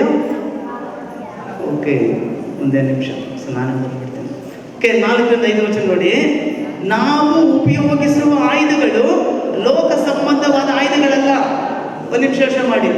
ಅಬ್ರಾಹಮ ತನ್ನ ತಮ್ಮನನ್ನ ಲೋಟನನ್ನು ಬಿಡುಗಡೆ ಮಾಡಬೇಕಾದ್ರೆ, ಬಿಡುಗಡೆ ಮಾಡಿ ಕರೆ ತರಬೇಕಾದ್ರೆ ಯುದ್ಧ ಮಾಡ್ತಾರೆ. ಅಲ್ಲಿ ಕತ್ತಿಗಳನ್ನ ಉಪಯೋಗ ಮಾಡಿರ್ತಾರೆ, ಗುರಾಣಿಗಳನ್ನು ಉಪಯೋಗ ಮಾಡಿರ್ತಾರೆ, ಭಟ್ರನ್ನ ಅಂದ್ರೆ ಭಟರನ್ನ, ಅಡಿಗೆ ಮಾಡೋ ಭಟ್ರಲ್ಲಮ್ಮ, ಯುದ್ಧ ಮಾಡುವಂಥ ಭಟರನ್ನ ಉಪಯೋಗ ಮಾಡಿರ್ತಾರೆ, ಸೈನಿಕರನ್ನ ಉಪಯೋಗ ಮಾಡಿರ್ಬೋದು, ರಥಗಳನ್ನ ಉಪಯೋಗ ಮಾಡಿರ್ಬೋದು. ಆದ್ರೆ ನೀವು ಯಾರನ್ನ ಬಂದ ರಥಗಳಿದ್ದಾವೆ? ಯಾರ ಮನೆಯಲ್ಲಿ ರಥಗಳಿದ್ದಾವ? ಗುರಾಣಿಗಳ ಕತ್ತಿಗಳನ್ನ ಇಟ್ಕೊಂಡಿದ್ರು ಯುದ್ಧ ಮಾಡಕ್ಕೆ ಇಲ್ಲ. ಇಲ್ಲಿ ವಾಕ್ಯ ಹೇಳ್ತಾ ಇದೆ, ಏನ್ ಹೇಳ್ತಾ ಇದೆ ಇಲ್ಲಿ? ನಾವು ಉಪಯೋಗಿಸುವ ಆಯುಧಗಳು ಲೋಕ ಸಂಬಂಧವಾದ ಆಯುಧಗಳು ಅಲ್ಲ, ಅವು ದೇವರ ಎಣಿಕೆಯಲ್ಲಿ ಬಲವಾಗಿದ್ದು. ಅಲ್ಲೆಲೂಯಾ. ನಾವು ಉಪಯೋಗ ಮಾಡುವಂಥ ಆಯುಧಗಳು ದೇವರ ಎಣಿಕೆ, ದೇವರ ಒಂದು ಆಲೋಚನೆಯಲ್ಲಿ, ದೇವರ ದೃಷ್ಟಿಯಲ್ಲಿ ತುಂಬಾ ಬಲವಾಗಿದೆ ಅಂತ. ಎಷ್ಟು ಬಲವಾಗಿದೆ ಅದು? ಎಷ್ಟು ಬಲವಾಗಿದೆ? ದೇವರ ಎಣಿಕೆಯಲ್ಲಿ ಬಲವಾಗಿದ್ದು ಕೋಟೆಗಳನ್ನು ಕಿಡಿವಿ ಹಾಕುವಂಥವುಗಳಾಗಿವೆ. ಅಲ್ಲೆಲೂಯಾ. ಅದೆಂಥ ಕೋಟೆನೇ ಆಗಿರಲಿ, ನಮ್ಮ ಜೀವಿತಗಳಲ್ಲಿರುವಂಥ ಕೋಟೆಗಳಾಗಿರಲಿ, ನಮ್ಮ ಆಲೋಚನೆಗಳಲ್ಲಿ, ನಮ್ಮ ದೃಷ್ಟಿಯಲ್ಲಿ. ಇವತ್ತು ಚರ್ಚಿಗೆ ಬಂದ ಎಷ್ಟು ಜನ ಚರ್ಚಿಗೆ ಬರೋಕ್ಕಿಂತ ಮುಂಚೆ ಒಂದು ಪ್ಲಾನ್ ಮಾಡ್ಕೊತೀವಿ. ಚರ್ಚೆ ಮುಗಿಸ್ಕೊಂಡು ಹಂಗೆ ಹಾಸ್ಪಿಟ್ಲಿ ಡಾಕ್ಟರ್ ಹಂಗೆ ನೋಡ್ಕೊಂಡು ಹೋಗ್ಬಿಡೋಣ, ಈ ಡಾಕ್ಟರ್ ನೋಡ್ಕೊಂಡು ಹೋಗ್ಬಿಟ್ಟು. ನಿನ್ನ ಆಲೋಚನೆ ಎಂಥ ಆಲೋಚನೆ ಅಂದರೆ, ಈ ಚರ್ಚಿಗೆ ಬರ್ತೀನಿ, ನಾನು ದೇವಾದಿ ದೇವರು ರಾತ್ರಿ ಬಿಡುಗಡೆ ಮಾಡೋದ್ರ ನಿಮಗೆ ಕೂಡ ಇರಲ್ಲ. ನಿನ್ನ ಫಸ್ಟೇ ಫಿಕ್ಸು ಅಲ್ಲೇನೆ. ಚರ್ಚಿಗೆ ಬಂದ್ರೆ ಆರಾಧನೆ ಮಾಡ್ಕೊಂಡು ನಾನು ಬಿಡುಗಡೆ ಹೆಂಗಿದ್ರು ಹೋಗೋ ಟೈಮಲ್ಲಿ ಒಂದೊಂದು ಟ್ಯಾಬ್ಲೆಟ್ ತಗೊಂಡು ತಿನ್ಕೊಂಡು ಹೋಗ್ಬಿಡೋಣ, ಡಾಕ್ಟರ್ ಹತ್ರ ಹೋಗ್ಬಿಡೋಣ, ಅದ್ಯಾರೋ ಒಂದು ಪೂಜಾರಮ್ಮ ಕೂಡ ನೋಡ್ಕೊಂಡು ಹೋಗ್ಬಿಡೋಣ, ಆ ಜಾತಕ ಕೂಡ ನೋಡ್ಕೊಂಡು ಹೋಗ್ಬಿಡೋಣ. ಅಲ್ಲಲ್ಲಯ್ಯ. ಆಲೋಚನೆ ಬದಲಾವಣೆ ಆಗಬೇಕು. ದೇವರ ಜಾಗದಲ್ಲಿ ಇದ್ದಾನೆ, ತನ್ನ ಹುಡುಗಕ್ಕೆ ಪ್ರತಿಫಲನ ಕೊಟ್ಟೆ ಕೊಡ್ತಾನೆ ಅಂತ ನಂಬೋದು ಅವಶ್ಯಕತೆ ಇಬ್ಬರೇ ಪತ್ರಕ್ಕೆ ಹೇಳುತ್ತೆ. ದೇವರ ಜಾಗದಲ್ಲಿ ಇದ್ದಾನೆ, ನಾನು ಬಂದಿದ್ದೀನಿ, ದೇವ್ರು ನನ್ನ ಆಶೀರ್ವಾದ ಮಾಡ್ತಾರೆ, ನಾನು ಬಿಡುಗಡೆ ಮಾಡ್ತಾರೆ, ನಾನು ದೇವರ ಆಶೀರ್ವಾದ ಹೊಂದಿಕೊಂಡು ನಾನು ಹೋಗ್ತೇನೆ ಅಂತ ನಂಬಿಕೆ ಉಳ್ಳಂತರಾಗಿ ನಾವು ಬರಬೇಕು. ನಾವು ನಮ್ಮ ಆಲೋಚನೆ ಬದಲಾವಣೆ ಆಗಬೇಕು ನಾವು. ಅಲ್ಲಯ್ಯ. ಇನ್ನ 100 ವರ್ಷ ಆದ್ರೂ ಕೂಡ ಬಂದು ಹಂಗೆ ಹೋಗ್ಬಿಡ್ತೀವಿ. ಇಲ್ಲ ಅಂತ ಹೇಳಿದ್ರೆ ಆಲೋಚನೆ ಸರಿ ಇಲ್ಲ ಅಂತ ಹೇಳ್ತಾರೆ. ಅಲ್ಲಯ್ಯ. ನೋಡಿ, ಕೋಟೆಗಳನ್ನ ಕಿಡಿವಿ ಹಾಕುವಂಥವುಗಳಾಗಿವೆ. ನಂತರ 5ನೇ ವಚನ ತುಂಬಾ ಆಳವಾಗಿದೆ ನೋಡ್ರಿ. ನಾವು ವಿತರ್ಕಗಳನ್ನು, ದೇವ ಜ್ಞಾನವನ್ನು ವಿರೋಧಿಸುವುದಕ್ಕೆ ಏರಿಸಲ್ಪಟ್ಟಿರುವ ಉನ್ನತವಾದ ಎಲ್ಲಾ ಕೊತ್ತಲುಗಳನ್ನು ಕಿಡಿವಿ ಹಾಕಿ ಎಲ್ಲಾ ಯೋಚನೆಗಳನ್ನು ಕ್ರಿಸ್ತನಿಗೆ ವಿಧೇಯಾಗುವಂತೆ ಸೆರೆ ಹಿಡಿದು ನಿಮ್ಮ ವಿಧೇಯತ್ವವು ಪರಿಪೂರ್ಣವಾದ ಮೇಲೆ ಎಲ್ಲ ಅವಿಧೇಯತ್ವಕ್ಕೆ ಶಿಕ್ಷೆ ಮಾಡೋದಕ್ಕೆ ಸಿದ್ಧರಾಗಿದ್ದೇವೆ. ಅಲ್ಲಯ್ಯ. ಇದು ಹೆಂಗಪ್ಪ ಇದೆ ಅಂತ ಹೇಳಿದ್ರೆ, ನಾವೇ ಗಾಯಪಡಿಸ್ಕೊಳ್ಬೇಕು. ಇದನ್ನ ಅದು ಏನು ಹೇಳ್ತಾರೆ, ಈ ಥರ ಕುಚ್ಕೊಂತಾರಲ್ಲ ಹಾಂ, ಕಾವಡಿಗಳಲ್ಲ, ಇದರೆಲ್ಲ ಕುಚ್ಕೊಂಡು ಏನೇನೋ ದೇಹ ಗಾಯ ಪಡಿಸ್ಕೊಂಡು ಮತ್ತೆ ಇವತ್ತೊಂದು ಗಾಯ ಪಡಿಸ್ಕೋಬೇಕು. ನಾವು ಚಿಕ್ಕ ವಯಸ್ಸಲ್ಲಿ ಏಸಪ್ಪ ನಂಬಿದಂಥ ಟೈಮಲ್ಲಿ ಈ ಕೈಗಳಿಗೆಲ್ಲ ಗುರುತು ಹಾಕ್ಕೊತಾ ಇದ್ವಿ ಹಿಂಗೆಲ್ಲ. ನಾವು ಚಿಕ್ಕ ವಯಸ್ಸಲ್ಲಿ ಏನು ಗೊತ್ತಾಗ್ತಾರಲ್ಲ ಟೈಮಲ್ಲಿ ಏನಪ್ಪ ಅಂದರೆ ದೇವ್ರಿಗೆ ಭಕ್ತಿ ಜಾಸ್ತಿ ಅಂತ ಹೇಳ್ಬಿಟ್ಟು ಪಿನ್ನ ಎತ್ಕೊಳೋದು, ಶಿಲ್ವೆಗಳು ಹಾಕ್ಕೊಳೋದು ಹಿಂಗೆ. ನೀವು ಎಷ್ಟು ಜನ ಹಾಕ್ಕೊಂಡಿದ್ದೀರಲ್ಲ ಗೊತ್ತಿಲ್ಲ, ನನಗೆ ಜ್ಞಾಪಕ ಇದೆ. ನೀವು ಎಷ್ಟು ಜನ ಹಾಕ್ಕೊಂಡಿದ್ರೆ ನನಗೆ ಗೊತ್ತಿಲ್ಲ. ಅವಾಗ ನನ್ನ ಜೊತೆ ಇರ್ತವ್ರು, ಹೇ ನಿನ್ನ ಭಕ್ತಿ ಕಮ್ಮಿ ಇರೋದು ಇಲ್ಲ ಹಾಕೋಬೇಕಂದ್ರೆ ಹೆಂಗೋ ಅಂತ ಹೇಳಿದ್ರೆ ಏನೋ ಬ್ಲೇಡ್ ಎತ್ಕೊಂಡು ಹಿಂಗೆ ಕೊಯ್ಕೋಬೇಕು ಹಂಗೆ ಹಿಂಗೆ ಅಂತ ಹೇಳಿದಾರೆ. ಅವಾಗ ಏನೋ ಒಂಥರ ಭಯ ಆದ್ರೂ ದೇವ್ರಿಗೋಸ್ಕರ ಅದು ಕೂಡ ಮಾಡೋಣ ರೆಡಿ ಕೂಡ ಆಗ್ಬಿಟ್ಟಿದ್ದೀನಿ, ನಿಜನೇ. ಅವಾಗ ನಮ್ಮ ಭಾಷೆ ವಾಕ್ಯ ಕೊಡೋ ಟೈಮಲ್ಲಿ ಹಳೆ ಒಡಂಬಡಿಕೆಯಲ್ಲಿ ಬರುತ್ತೆ, ನೀವು ದೇಹಗಳನ್ನು ದಂಡಿಸ್ಕೋಬಾರ್ದು ಅಂತೇಳಿ ನಾನು ಅದು ಬಚಾವಾದೆ. ಇಲ್ಲ ಅಂತ ಹೇಳಿದ್ರೆ ಬಂದು ಅವನು ಪ್ಲೇಟ್ ಎತ್ಕೊಂಡು ಬಂದು ಇಲ್ಲ ಚಾಕ್ ಎತ್ಕೊಂಡು ಬಂದು ಮಾರ್ಕ್ ಹಾಕ್ಬಿಟ್ಟಿರ್ತಾರೆ ಮಕ್ಕ. ಅಲ್ಲೇ ಸೊ ಇಲ್ಲಿ ವಾಕ್ಯ ಹೇಳ್ತಾರೆ ಹೋಗ್ತಿದ್ದೇನಪ್ಪ ಅಂದ್ರೆ ನಾವೇನು ಮಾಡ್ಬೇಕಂದ್ರೆ ಕ್ರಿಸ್ತನಿಗೆ ಇದು ವಿಧೇಯರಾಗುತ್ತೆ ಸೆರೆ ಹಿಡಿದು ನಿಮ್ಮ ವಿಧೇಯತ್ವವು ಪರಿಪೂರ್ಣವಾದ ಮೇಲೆ ಎಲ್ಲ ಅವಿಧೇಯತ್ವಕ್ಕೆ ಶಿಕ್ಷೆ ಮಾಡೋದಕ್ಕೆ ಸಿದ್ಧರಾಗಿದ್ದೇವೆ. ಅಂದರೆ ನಮ್ಮ ಆಲೋಚನೆಗಳನ್ನ ಕೆಲವು ಟೈಮ್ ಬಿಡಬೇಕಾದ್ರೆ ನೋವಾಗುತ್ತಂತ. ಅಯ್ಯೋ ನನಗೆ ಎಷ್ಟು ಆಲೋಚನೆ ಮಾಡಿಬಿಟ್ಟಿದ್ದು ಹೋಗಲ್ಲ ಬಿಡ್ಬೇಕು ಹೆಸರು ನಮ್ದೆ. ನೀನು ಬಿಡೋದಕ್ಕೆ ನೀವು ಇಷ್ಟಪಟ್ಟರೆ ನಾನು ಸ್ವಲ್ಪ ಈಗ ಸಹಾಯ ಮಾಡ್ತಾರೆ. ನಾನು ಅವಾಗ ಹೇಳಿದ್ರಲ್ಲ, ದೇವರ ಪ್ರಸನ್ನತೆ ತುಂಬಿ ತುಳುತ್ತಾ ಇದ್ದಾರೆ ಸಭೆ ಪೂರ್ತಿ. ನೀವು ನಂಬಲ್ಲ, ನೀವು ನಿಜವಾಗ್ಲೂ ಬಂದು ದೇವ್ರ ಸಮ್ಮುಖದಲ್ಲಿದ್ದೀನಿ. ಒಂದು ವೇಳೆ ಏನಾದರೂ ಬಂದು ಅಲ್ಲೇನೋ ಹತ್ತಕ್ಕೆ ಅವಕಾಶ ಇದ್ರೂ ಕೂಡ ನಾನು ಅಂತ ಹತ್ತಾರೆ. ನಾನು ಯಾಕಂದ್ರೆ ಅಷ್ಟು ಭಯ ಬಿದ್ದೋಗಿದೆ ನೆನ್ನೆಯಿಂದ ಕೂಡ ನಾನು ಅದನ್ನು. ಸೊ ದೇವ್ರ ವಾಕ್ಯದ ಆಳವಾಗಿ ನೋಡ್ಬೇಕಾದ್ರೆ, ದೇವ್ರ ವಾಕ್ಯದಲ್ಲಿ ಆಳವಾಗಿ ನೋಡ್ಬೇಕಾದ್ರೆ ಇದು ನೆನೆ ಬೆಳಗ್ಗೆ ನೋಡ್ತಕ್ಕ ವಿಷನ್ನಲ್ಲಿ, ಆ ದರ್ಶನದಲ್ಲಿ ಒಂದು ಸಮುದ್ರ ರೀತಿಯಾಗಿ ಒಂದು ನದಿ ರೀತಿಯಾಗಿ ಅಲ್ಲೇ ಫುಲ್ ಆವರಿಸ್ಕೊಂಡಿದೆ ಸಭೆ ಪೂರ್ತಿ. ಅಲ್ಲಿ ನೋಡೋದಕ್ಕೆ ಆ ದೇವದೂತರ ಆಗಲಿ, ದೇವರ ಹಿಂಗೆ ಆಶೀರ್ವಾದ ಮಾಡ್ಬೇಕಾದ್ರೆ ಕೈಯಿಂದ ಬರ್ತಾ ಇರುವಂಥ ಒಂದು ಏನು ಹೇಳ್ತಾರೆ, ಆ ಬೆಳಕು ಪೂರ್ತಿಯಾಗಿ ಆವರಿಸ್ಕೊಂಡಿದೆ. ಹಿಂಗೆ ನೋಡ್ತಾ ನಾನು ತುಂಬ ಆಲೋಚನೆ ಅಂದರೆ ತುಂಬ ಸ್ವಲ್ಪ ಬೇಜಾರಾಗಿದೆ. ಯಾವುದಪ್ಪ ಅಂದಾಗ ಎಷ್ಟೋ ಜನರ ಜೀವಿತಗಳಲ್ಲಿ, ಅವರ ಆಲೋಚನೆಗಳಲ್ಲಿ, ಕುಟುಂಬಗಳಲ್ಲಿ ಆ ದೇವರ ಪ್ರಸನ್ನತೆ ಒಳಗಡೆ ಬರೋದಕ್ಕೆ ಏನಾಗ್ತಾ ಇಲ್ಲ, ಅದು ಅವರ ಅವಕಾಶ ಬಂದು ಕೊಡ್ತಾ ಇಲ್ಲ, ಒಳಗಡೆ ಬಿಟ್ಟು ಕೊಡ್ತಾ ಇಲ್ಲ ಅವರು. ಯಾಕಿದು ಅಂತ ನೋಡಿದಾಗ ಅವ ನನಗೆ ವಾಕ್ಯ ಜ್ಞಾಪಕ ಬಂತು. ನಾನು ಬೆಳಗ್ಗೆಯಿಂದ ಜ್ಞಾಪಿಸ್ಕೊಂಡು ಇವಾಗ ಬಂದು ಬೆಳಗ್ಗೆ ಬಂದಾಗ ನನಗೆ ಈ ವಾಕ್ಯ ಬಂದು ಇವಾಗ ನಾನು ನೋಟ್ ಮಾಡ್ಕೊಂಡೆ. ಅದನ್ನು ನೋಡಲ್ಲ, ಆ ವಾಕ್ಯ ಎಲ್ಲೋ ಇದೆ ಅಲ್ವೋ ಅಂದ್ಬಿಟ್ಟು ನೋಡಿ, ಇದೇ ವಾಕ್ಯ ಇದೆ. ಅಲ್ಲಯ್ಯ, ನಮ್ಮ ಆಲೋಚನೆಗಳನ್ನ ಬದಲಾಯಿಸ್ಕೋಬೇಕ್ರಿ. ಒಬ್ಬ ಜೊತೆ ಮಾತಾಡಬೇಕಾದ್ರೆ ಕೂಡ ನಮ್ಮ ಆಲೋಚನೆ ಬದಲಾವಣೆ ಮಾಡ್ಕೋಬೇಕು. ಸೇರ್ರೊಟ್ಟಿಗೆ ಮಾತಾಡ್ಬೇಕಾದ್ರೆ ಆಲೋಚನೆ ಬದಲಾವಣೆ ಮಾಡ್ಕೋಬೇಕು. ಒಂದು ಪ್ರಾರ್ಥನೆ ಮಾಡ್ಬೇಕಾದ್ರೆ ಆಲೋಚನೆ ಬದಲಾವಣೆ ಮಾಡ್ಕೋಬೇಕು. ಈಗ ವಾಕ್ಯ ಕೇಳೋ ಟೈಮಲ್ಲಿ ನಮ್ಮ ಆಲೋಚನೆ ಬದಲಾವಣೆ ಮಾಡ್ಕೋಬೇಕು. ದೇವ್ರ ವಾಕ್ಯ ಏನು ಹೇಳ್ತೇಳಿ, ನನ್ನ ಸನ್ಮಾನ ಮಾಡೋರನ್ನ ನಾನು ಸನ್ಮಾನ ಮಾಡ್ತೀನಿ. ಅದರ ವಾಕ್ಯ ದುಃಖನನ್ನು ಕಳುಹಿಸಿ ಅವರನ್ನು ಸಮಾಧಿಗೆ ಸೇರಿದಾಗೆ ಮಾಡಿದನು ಅಂತ ಹೇಳಿದ ವಾಕ್ಯ. ಅದು ಏನು ಅವ್ರಿಗೆ ಅರ್ಥ ಅಲ್ಲಿಗೆ? ಮರಣಕ್ಕೆ ಸಂಬಂಧಪಟ್ಟಂತ ಎಲ್ಲಾ ಕೊಂಡಿಗಳು ಬಂದು ಯೇಸು ನಮ್ದು ಕಡಿಚಿ ಬಿದ್ದೋಗುತ್ತೆ. ಯಾವಾಗ ಅಂತ ಹೇಳಿದ್ರೆ, ನಿನ್ನ ಆಲೋಚನೆ ಬದಲಾವಣೆ ಮಾಡ್ಕೊಂಡು ದೇವರ ಪ್ರಸನ್ನತೆಯಿಂದ ನೀವು ವಾಕ್ಯವನ್ನು ಸ್ವೀಕಾರ ಮಾಡಬೇಕಾದ್ರೆ ನಿನ್ನ ಆಲೋಚನೆ ಬದಲಾವಣೆ ಆಗ್ಬಿಡುತ್ತೆ. ಆ ಕೋಟೆ ಪತ್ರದಲ್ಲ ಕೆಡವಿ ಬಿದ್ದೋಗುತ್ತೆ. ಆವಾಗ ನೀನು ಸಭೆಯಿಂದ ನೀನು ಆಚೆ ಹೋಗ್ಬೇಕಾದ್ರೆ ಸಮಾಧಾನದಿಂದ ಹೋಗ್ತೀಯ, ಮನೆಗೆ ಬಿಡುಗಡೆ ಆಗಲ್ಪಟ್ಟು ಹೋಗ್ತೀಯ. ಇಲ್ಲದ ಯಾಕಪ್ಪ ಇವತ್ತು ಚರ್ಚೆ ಬಂದೆ ಅನ್ನೋ ರೀತಿಯಾಗಿ ಇರ್ತೀಯ. ಯಾಕಂದ್ರೆ ನೀನು ಆಲೋಚನೆ ಇನ್ನೂ ಕೂಡ ಏನಾಗಿಲ್ಲ, ಅದು ಬದಲಾವಣೆ ಆಗಿದೆ ಅಂತೇಳಿ.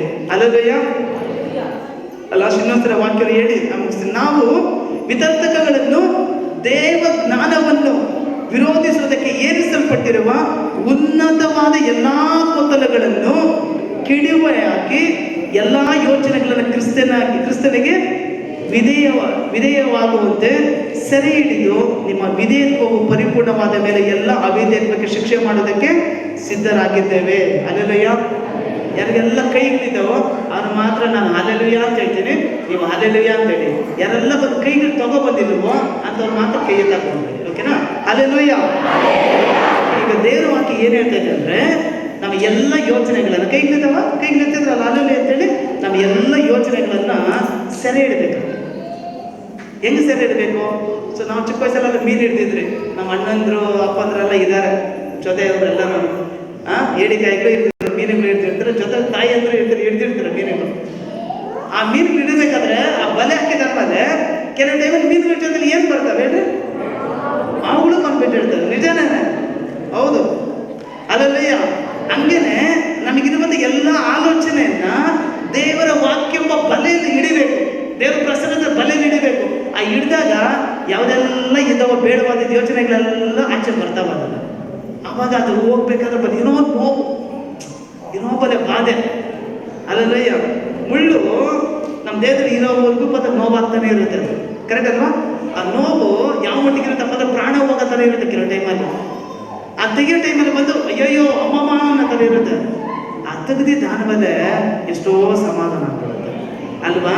ಅಲ್ಲಯ್ಯ, ಕೆಲವು ಟೈಮಲ್ಲಿ ಬಂದು ಕೆಲವು ಪರ್ಸನ್ಸ್ ಆಗಿರಲಿ, ವ್ಯಕ್ತಿಗಳನ್ನಾಗಿರಲಿ, ನಿಮ್ಮ ಕುಟುಂಬಸ್ಥರಾಗಿರಲಿ, ನಿಮ್ಮ ಅಕ್ಕ ತಂಗಿರು, ಒಡ ಹುಟ್ಟಿದವರು, ಅಥವಾ ನೀವು ಕೆಲಸ ಮಾಡೋ ಜಾಗದಲ್ಲಾಗಲಿ ನೀವು ತುಂಬ ಇಷ್ಟಪಟ್ಟಿರ್ತೀರ ಅನ್ಕೊಳ್ಳಿ, ಅಥವಾ ಅವ್ರು ತುಂಬ ನಂಬಿರ್ತೀರ ಅನ್ಕೊಳ್ರಿ, ನಿಮ್ಮ ಜೀವಿತವನ್ನು ಅವರ ಜೊತೆಲಿ ಬಂದು ಕಟ್ಕೊಂಡಿರ್ತೀರ ಅನ್ಕೊಳ್ರಿ, ಕೆಲವು ವಿಚಾರಗಳನ್ನು ಶೇರ್ ಮಾಡ್ಕೊಂಡಿರ್ತೀರ ಅನ್ಕೊಳ್ರಿ, ಅವಾಗ ಆ ವ್ಯಕ್ತಿಗಳನ್ನ ದೇವರು ತೆಗೆದು ಬಿಡ್ತಾರೆ. ಅದನ್ನು ಯಾಕಪ್ಪ ಅಂದ್ರೆ ನಿನ್ನ ಜೀವಿತ ಚೆನ್ನಾಗಾಗೋದಕ್ಕೆ ದೇವರೇ ಬಂದು ತೆಗೆದು ಬಿಡ್ತಾರೆ. ಅದು ನಮ್ಮ ಆಲೋಚನೆ ಏನಾಗಿರುತ್ತಪ್ಪ ಅಂದ್ರೆ, ಆ ವ್ಯಕ್ತಿ ಇದ್ದಿದ್ರೆ ಅಥವಾ ಕುಟುಂಬ ಇದ್ದಿದ್ರೆ, ಇದು ಬಂದು ಕೌನ್ಸಿಲಿಂಗ್ ಕೊಡೋರು ಇದ್ದಿದ್ರೆ, ಅಥವಾ ನಮ್ಮ ಮ್ಯಾನೇಜರ್ ಇದ್ದಿದ್ರೆ ನಾವು ಲೈಫ್ ಇನ್ನೂ ತುಂಬ ಚೆನ್ನಾಗಿರುತ್ತೆ ಅಂತೇಳಿ ಎಷ್ಟೋ ಸಲ ನಾವು ಆಲೋಚನೆ ಮಾಡ್ತೇವೆ.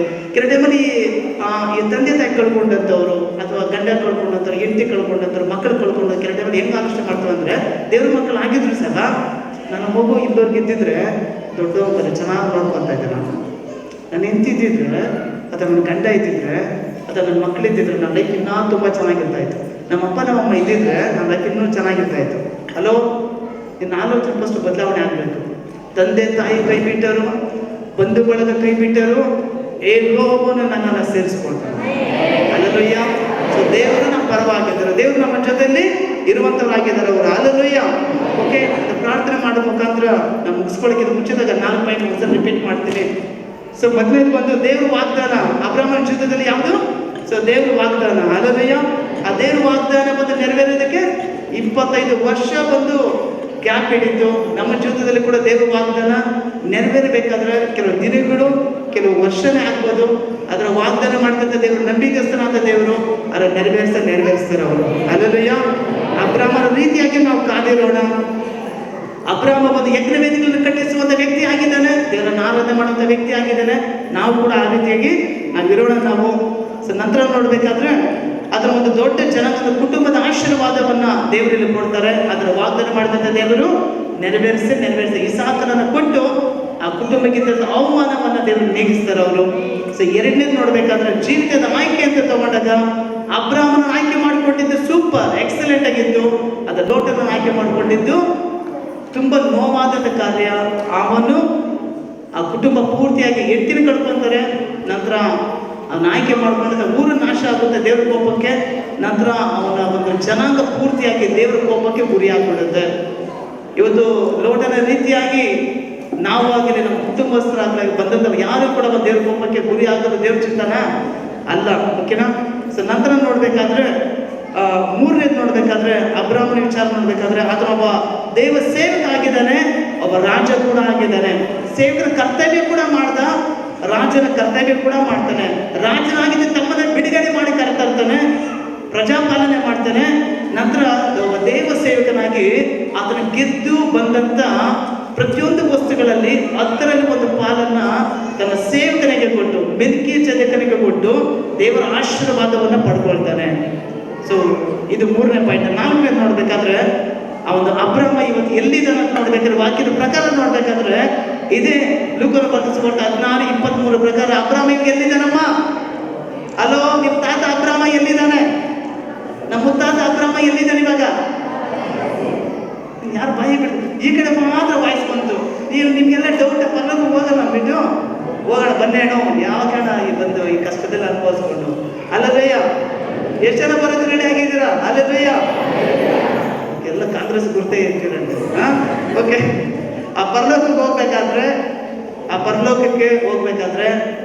ಅಬ್ರಹಾಮ ದೇವರಲ್ಲಿ ನೀತಿವಂತನಾಗಿದ್ದಂಥ ನಿಮಿತ್ತವಾಗಿ ಪರಲೋಕದಲ್ಲಿದ್ದಾನೆ. ನಾವು ಇಲ್ಲಿ ಹೋದ್ರೂ ಸಹ ಆ ಅಬ್ರಹಾಮ ತಾತನನ್ನು ನಾವೆಲ್ಲ ನೋಡ್ಬೋದು. ಅಬ್ರಹಾಮ ತಾತ ನಿನ್ನ ಮಗನು ಕೂಡ ಬಲಿ ಕೊಡೋಕೆ ಹೋದ್ರೆ ನಿನ್ನ ಮನಸ್ಸು ಹೆಂಗಿತ್ತು ತಾತ ಅಂತ ಕೇಳಿದ್ರೆ, ನನ್ನ ಮನಸ್ಸು ಹೆಂಗಿತ್ತು ಗೊತ್ತಾ? ನಾನು ನಮ್ಮ ಮಗನ ಬಲಿ ಕೊಡೋ ಟೈಮಲ್ಲಿ ಕೂಡ ಬಂದು ನನ್ನ ಅಪ್ಪ ಹೆಂಗೋ ಏನೋ ಕಾರ್ಯ ಮಾಡ್ತಾರೆ ನಾನು ನಂಬಿದ್ದೆ ಅಂತ ಹೇಳ್ತಾನೆ. ಅಲ್ಲಲ್ಲಯ್ಯ, ಅಬ್ರಹಾಮನ ಜೀವಿತದಲ್ಲಿ ಇಷ್ಟೆಲ್ಲ ಶೋಧನೆ ಬಂದರೂ ಕೂಡ ಬಂದು ಪರಲೋಕಕ್ಕೆ ಎತ್ತಲ್ಪಟ್ಟ. ಅದ್ರ ಲೋಟನ ವಿಚಾರವಾಗಿ ನೋಡಿದಾಗ ಕೈ ಬಿಡಲ್ಪಟ್ಟ ಅಂತ ನಾವು ನೋಡ್ಬೋದು. ಲೋಟನ ಬಗ್ಗೆ ಸಾಕ್ಷಿ ಇಲ್ಲ, ಆದರೆ ಅಬ್ರಹಾಮನ ಬಗ್ಗೆ ಸಾಕ್ಷಿ ಇಲ್ಲ ಇಲ್ಲಿ. ಅಲ್ಲಲ್ಲಯ್ಯ, ನಂತರ ನೋಡ್ಬೇಕು ಲಾಸ್ಟ್ ಯೋಚನೆಗಳ ಬಗ್ಗೆ, ಆಲೋಚನೆಗಳ ಬಗ್ಗೆ ತಗೊಂಡಾಗ ನಮ್ಮ ಆಲೋಚನೆಗಳು ಹೆಂಗಿದಾವೆ, ನಮ್ಮ ಆಲೋಚನೆಗಳನ್ನ ಹೆಂಗೆ ನಾವು ಮುರಿಬೇಕು, ಎಲ್ಲ ಅವಿದ್ಯತ್ವಕ್ಕೆ ಏನು ಕೊಡ್ಬೇಕು, ನಾವು ಶಿಕ್ಷೆ ಕೊಡ್ಬೇಕು. ಯಾರು? ಪಾಸ್ಟರ್ ಕೊಡ್ಬೇಕಾ, ದೇವ್ರು ಕೊಡ್ಬೇಕಾ, ನೀನೇ ಕೊಡ್ಬೇಕಾ? ನಿನ್ನ ಒಳಗಡೆಯಿಂದ ಅವಿದ್ಯತ್ವಕ್ಕೆ ನೀನೇ ಶಿಕ್ಷೆ ಕೊಡ್ಬೇಕು. ಏನೆಲ್ಲ ಅವಿದ್ಯತ್ವ? ದೇವ್ರು ಒಳಪಡೆದಿರೋಂಥ ಅವಿದ್ಯತ್ವ, ಪಾಸ್ಟ್ ಹೇಳ್ದಿರೋದಕ್ಕೆ ವಿಧೇಯರಾಗದಿರೋಂಥ ವಿಧೇಯತ್ವ, ಇನ್ನೂ ಜಾಸ್ತಿ ಹೇಳಿದ್ರೆ ಬಂದು ಸ್ವಲ್ಪ ಕಷ್ಟ ಆಗುತ್ತೆ. ನಾವು ಕಾಣಿಕೆ ಕೊಡದಿರೋದು ಕೂಡ ಅವಿದ್ಯತ್ವ, ದೇವ್ರು ಆಜ್ಞೆನೇ ಮೀರುವಂಥವು. ಕಾಣಿಕೆದ ಒಬ್ಬರು ಕೂಡ ಸಭೆಯಲ್ಲಿ ಕಾಣಿಸ್ಕೋಬಾರ್ದು ಅಂತ ಹೇಳೋದು, ಅದ್ರ ವಾಕ್ಯನೇ ಪಾಕಕ್ಕೆ ಇಟ್ಬಿಡ್ತೀವಿ ಅಲ್ವಾ. ನಂತರ ಬಂದು ದಶಮಾಂಶ ಕೊಡು ಅಂತ ಹೇಳ್ತೀವಿ, ಅದನ್ನು ಕೂಡ ಪಾಕಕ್ಕೆ ಇಟ್ಬಿಡ್ತೀವಿ. ಓ ಹಲ್ಲೋಯ್ಯ, ಅವೆಲ್ಲ ಅವಿದ್ಯತ್ವ. ಅದಕ್ಕೆಲ್ಲ ನೀನೇ ಪನಿಷ್ಮೆಂಟ್ ಕೊಟ್ಕೊಂಡ್ರೆ ಅಬ್ರಾಹ್ಮನಿಗೆ ಉಂಟಾದ ಆಶೀರ್ವಾದ ನಿನಗೆ ಉಂಟಾದ. ಎಷ್ಟು ಬೇಕು ಅಬ್ರಾಹ್ಮನ ಆಶೀರ್ವಾದ? ಬೇಕಾದವರೆಲ್ಲ ಬಂದು ನಾವು ಚಿಕ್ಕದಾಗಿ ಪ್ರಾರ್ಥನೆ ಮಾಡಿ ಮುಗಿಸೋದ್ರ ಮುಖಾಂತರ ನಾವು ಹೋಗೋಣ. ಎಲ್ಲ ಕಣ್ಣು ಮುಚ್ಚಿ ಪ್ರಾರ್ಥನೆ ಮಾಡ್ಕೊಳ್ಳೋಣ. ಪರಲೋಕದಲ್ಲಿರೋ ನಮ್ಮ ತಂದೆ ಆದಂಥ ದೇವರು, ನೀವು ಒಳ್ಳೆ ದೇವರು, ಒಳ್ಳೆಯದನ್ನು ಮಾಡಿದ ಕರ್ತನ ನೀವಪ್ಪ. ನಿಮ್ಮ ಕೃಪೆಗಾಗಿ ಸ್ತೋತ್ರ ಮಾಡ್ತೇವೆ. ಅಬ್ರಾಹ್ಮನ ಕುರಿತಾಗಿ ನಮ್ಮ ಒಟ್ಟಿಗೆ ಮಾತಾಡಿದರೆ ಸ್ವಾಮಿ ದೇವರೇ, ನಿಮ್ಮ ವಾಗ್ದಾನಗಳನ್ನು ನಮ್ಮ ಕುಟುಂಬದಲ್ಲಿ, ಸಭೆಯಲ್ಲಿ, ಜೀವಿತಗಳಲ್ಲಿ ನೆರವೇರಲಿ ಅಪ್ಪ. ಈಗ ನಮ್ಮ ಜೀವಿತಗಳ ಆಯ್ಕೆಯಲ್ಲಿ ಅಬ್ರಾಹ್ಮನ ರೀತಿಯಾಗಿ ನಮ್ಗೆ ಆಲೋಚನೆಯನ್ನು ಕೊಡ್ರಿ ಅಪ್ಪ. ಪರಿಶುದ್ಧಾತ್ಮರೇ, ನಮ್ಗೆ ಆಲೋಚನೆ ಕೊಡ್ರಿ. ಈಗೊಬ್ಬ ಒಂದು ಸೇವಕನಾಗಿ ಈಗ ದೇವರನ್ನ ಮಾಡಬೇಕಂತ ಜವಾಬ್ದಾರಿ ನಮ್ಗೆ ತಿಳಿಸಿಕೊಡ್ರಿ. ನಾವು ದುಡಿಯುವಂಥ ದುಡಿತದಲ್ಲಿ, ದಶಮಾಂಶಗಳಲ್ಲಿ, ಕಾಣಿಕೆಗಳಲ್ಲಿ ನಿಮ್ಮನ್ನು ಸನ್ಮಾನ ಮಾಡುವಾಗ ಸಹಾಯ ಮಾಡ್ರಿ. ಈಗ ಕರ್ತನೆ ಅಪ್ಪ, ನಿಮ್ಮನ್ನು ಸೇವಕರ ಮುಖಾಂತರ ನಮಗಿಂತ ಎಲ್ಲ ಆಶೀರ್ವಾದಗಳು ಅದು ನಮಗೆ ಬರುವಾಗಿ ಸಹಾಯ ಮಾಡ್ರಿ. ಈಗ ಕರ್ತನಪ್ಪ, ಒಂದು 4ನೇ ಕಾರ್ಯ ವಿಚಾರವನ್ನು ನೋಡುವಾಗ ಪರಲೋಕದ ಬಗ್ಗೆ ನೀವು ಮಾತಾಡಿದ್ರಿ ಸ್ವಾಮಿ. ಈಗ ಒಬ್ಬ ಲಾಜರನ ರೀತಿಯಾಗಿ ಒಂದು ನಂಬಿಕೆ ಉಳ್ಳಂತ ರೀತಿಯಾಗಿ ಮಾರ್ಪಡಿಸ್ರಿ. ಅದರ ಆಲೋಚನೆಗಳನ್ನಪ್ಪ ಇಗೋ ದೇವರೇ, ಅಬ್ರಾಹ್ಮನಿಗೆ ಉಂಟಾದ ಆಶೀರ್ವಾದವು ಇಗೋ ದೇವರೇ ಅಪ್ಪ, ಒಂದು ಕಡೆ ಶಾರೀರಿಕವಾದಂಥ ಆಶೀರ್ವಾದ, ಎರಡನೇದು ದೇವರೇ ನಾವು ಈ ಲೋಕವನ್ನು ಬಿಟ್ಟು ಬರುವಾಗ ನಿಮ್ಮ ಪರಲೋಕದ ಆಶೀರ್ವಾದಗಳನ್ನು ನಾವು ಅನುಭವಿಸುವಾಗೆ ಸಹಾಯ ಮಾಡಿ. ಆ ಪರಲೋಕಕ್ಕೆ ಬರುವಾಗೆ ಸಹಾಯ ಮಾಡ್ರಿ. ನಿಮ್ಮ ವಾಕ್ಯಕ್ಕೆ ವಿರೋಧವಾಗಿರುವಂಥ ಎಲ್ಲ ಕಾರ್ಯಗಳು ನಮ್ಮ ಜೀವಿತಗಳಿಂದ ಅದು ಆಚೆ ಹೋಗಲಿ ಅಪ್ಪ, ಅದು ಮುರಿದು ಹೋಗಲಿ ಸ್ವಾಮಿ.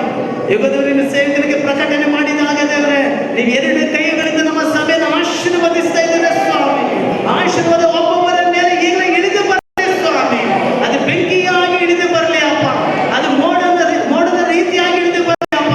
ಯುಗದವರೇ, ನಜರೇತಿನ ಯೇಸು ಕ್ರಿಸ್ತನ ನಾಮದಲ್ಲಿ ಸ್ವಾಮಿ, ಆಶೀರ್ವಾದಕ್ಕೆ ತಡೆಯಾಗಿರುವಂಥ ಎಲ್ಲ ನಮ್ಮ ಆಲೋಚನೆಗಳು ಕರ್ತನೆ, ಅದು ಈಗಲೇ ಅದು ಬಿದ್ದು ಹೋಗಲಿ ಅಪ್ಪ.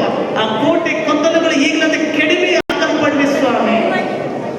ನಮ್ಮ ಆಲೋಚನೆಗಳನ್ನು ಬದಲಾಯಿಸ್ರಿ, ಬಲವನ್ನು ಅನುಗ್ರಹ ಮಾಡ್ರಿ ಸ್ವಾಮಿ. ಈಗ ನಿಮ್ಮ ದೇವದೂತರನ್ನು ಇಟ್ಟಿದ್ದಾರೆ, ಅದಕ್ಕಾಗಿ ಸ್ತೋತ್ರ. ಈ ರೀತಿಯಾಗಿ ಈಗ ದೇವರು ನಿಮ್ಮ ಆಲಯಕ್ಕೆ ಕಾಲಿಡೋದಕ್ಕೂ ಕೂಡ ಅರ್ಹತೆ ಇಲ್ಲದಂಥವನು ಸ್ವಾಮಿ, ಅದು ನಿಮ್ಮ ಕೃಪೆ ನಿಮಿತ್ತವಾಗಿ ಈಗ ದೇವರಪ್ಪ ಹೆಚ್ಚಿಕೊಳ್ಳುವಾಗೆ ಕೊಟ್ಟದ ಕೃಪೆಗಾಗಿ ಸ್ತೋತ್ರ ಮಾಡ್ತೇವಪ್ಪ. ಎಲ್ಲ ಮಹಿಮೆ ಘನತೆ ನಿಮಗೆ ಮಾತ್ರ ಸ್ವಾಮಿ. ಎಲ್ಲ ಆಲೋಚನೆಗಳು, ಎಲ್ಲ ಅಡ್ಡಗೋಡೆಗಳು ಒಂದು ನಿಮಿಷ ಕೇಳಿಸ್ಕೊಳ್ಳೋಂಥವ್ರು, 1 ನಿಮಿಷ ನಿಮ್ಮ ಆಲೋಚನೆ ದೇವ್ರ ಕಡೆಗೆ ಒಪ್ಪಿಸ್ಕೊಡ್ತೀರಾ? ದೇವ್ರ ಹತ್ರ ಮಾತಾಡ್ತೀರಾ? ಅಪ್ಪ, ನನ್ನ ಆಲೋಚನೆಗಳನ್ನು ತೆಗೀರಿ. ನಿಮ್ಮ ಚಿತ್ತ ಏನಿದೆಯೋ ಅದು ಮಾತ್ರ ನನ್ನ ಜೀವಿತದಲ್ಲಿ ನೆರವೇರಲಿ. ನಮ್ಮೆಲ್ಲ ಆಲೋಚನೆಗಳನ್ನು ಬದಲಾಯಿಸಿಕೊಳ್ಳುವಾಗೆ, ಅಬ್ರಾಹ್ಮನ ರೀತಿಯಾಗಿ ಆಲೋಚನೆ ಮಾಡುವಾಗೆ, ಅಬ್ರಾಹ್ಮನ ಯಾವುದಿಗೆ ಈ ಲೋಕದಲ್ಲಿದ್ದಾಗ ಅನುಭವಿಸಿದ್ನಪ್ಪ, ಅದೇ ರೀತಿಯಾಗಿ ಸ್ವಾಮಿ ಪರಲೋಕಕ್ಕೆ ಕೂಡ ಬರುವ ಹಾಗೆ ನಮಗೆ ಸಹಾಯ ಮಾಡ್ರಿ. ನಮ್ಮ ಮನೋನೇತ್ರಗಳು ತೆರೆಯಲ್ಪಡಲಿ, ದರ್ಶನಗಳು ಉಂಟಾಗಲಿ, ನಿಮ್ಮ ಆಲೋಚನೆಗಳು ಉಂಟಾಗಲಿ, ನಿಮ್ಮ ಪರಿಶುದ್ಧ ಆತ್ಮ ಕ್ರಿಯೆಗಳು ನಮ್ಮ ಒಳಗಡೆ ಬರಲಿ ಸ್ವಾಮಿ. ನೀವು ತನ್ನ ಸಹಾಯ ಮಾಡ್ರಿ. ನಿಮ್ಮ ನಾಮ ಮಹಿಮೆ ಉಂಟಾಗಲಿ ಅಪ್ಪ. ಕಾರ್ಯ ಮಾಡೋ ಅದ್ಭುತ ಮಾಡಿ. ಸ್ತುತಿಗನ ಮಹಿಮೆ ಪ್ರಭಾವ ನಿಮಗೆ ಮಾತ್ರ ಸ್ವಾಮಿ. ನಜರೇತಿನ ಯೇಸು ಕ್ರಿಸ್ತನ ನಾಮದಲ್ಲಿ ಈಗ ನಮ್ಮ ಸೇವಕರನ್ನು ಜ್ಞಾಪಕ ಮಾಡ್ಕೊಳ್ತೇವೆ. ಮೆಲ್ಕಿಸೇದಕನ ಮುಖಾಂತರ ಅಬ್ರಾಹ್ಮನನ್ನು ನೀವು ಆಶೀರ್ವದಿಸಿದ್ರಿ. ಅದರಿಂದ ನಮ್ಮ ಸೇವಕರ ಮುಖಾಂತರ ಈಗ ನಮ್ಮ ಸಭೆಯಲ್ಲಿ ಎಲ್ಲ ಜನಗಳನ್ನು ಆಶೀರ್ವದಿಸುವ ಹಾಗೆ ಅವರನ್ನು ಇಟ್ಟಿದ್ದೀರಾ. ಅದಕ್ಕಾಗಿ ಸ್ತೋತ್ರ. ಈಗಪ್ಪ ಅವರನ್ನು ಆಶೀರ್ವದಿಸ್ರಿ. ನಿಮ್ಮ ರಕ್ತದ ಕೊಟ್ಟೆಲ್ಲ ಮರೆ ಹಂಚಿಕೊಡ್ರಿ. ಆ ಕುಟುಂಬನೂ ಕೂಡ ನಿಮ್ಮ ಹಸ್ತದಲ್ಲಿ ಒಪ್ಪಿಸ್ಕೊಡ್ತೇವಪ್ಪ. ಸ್ತುತಿ ಘನ ಮಹಿಮೆ ಪ್ರಭಾವ ನಿಮಗೆ ಮಾತ್ರ ಅಪ್ಪ. ಆಶೀರ್ವಾದ ಬಲಪಡಿಸ್ರಿ. ನಿಮ್ಮ ನಾಮ ಮಹಿಮೆ ಉಂಟಾಗಲಿ. ಯೇಸು ನಾಮದಲ್ಲೇ ತಗೋ.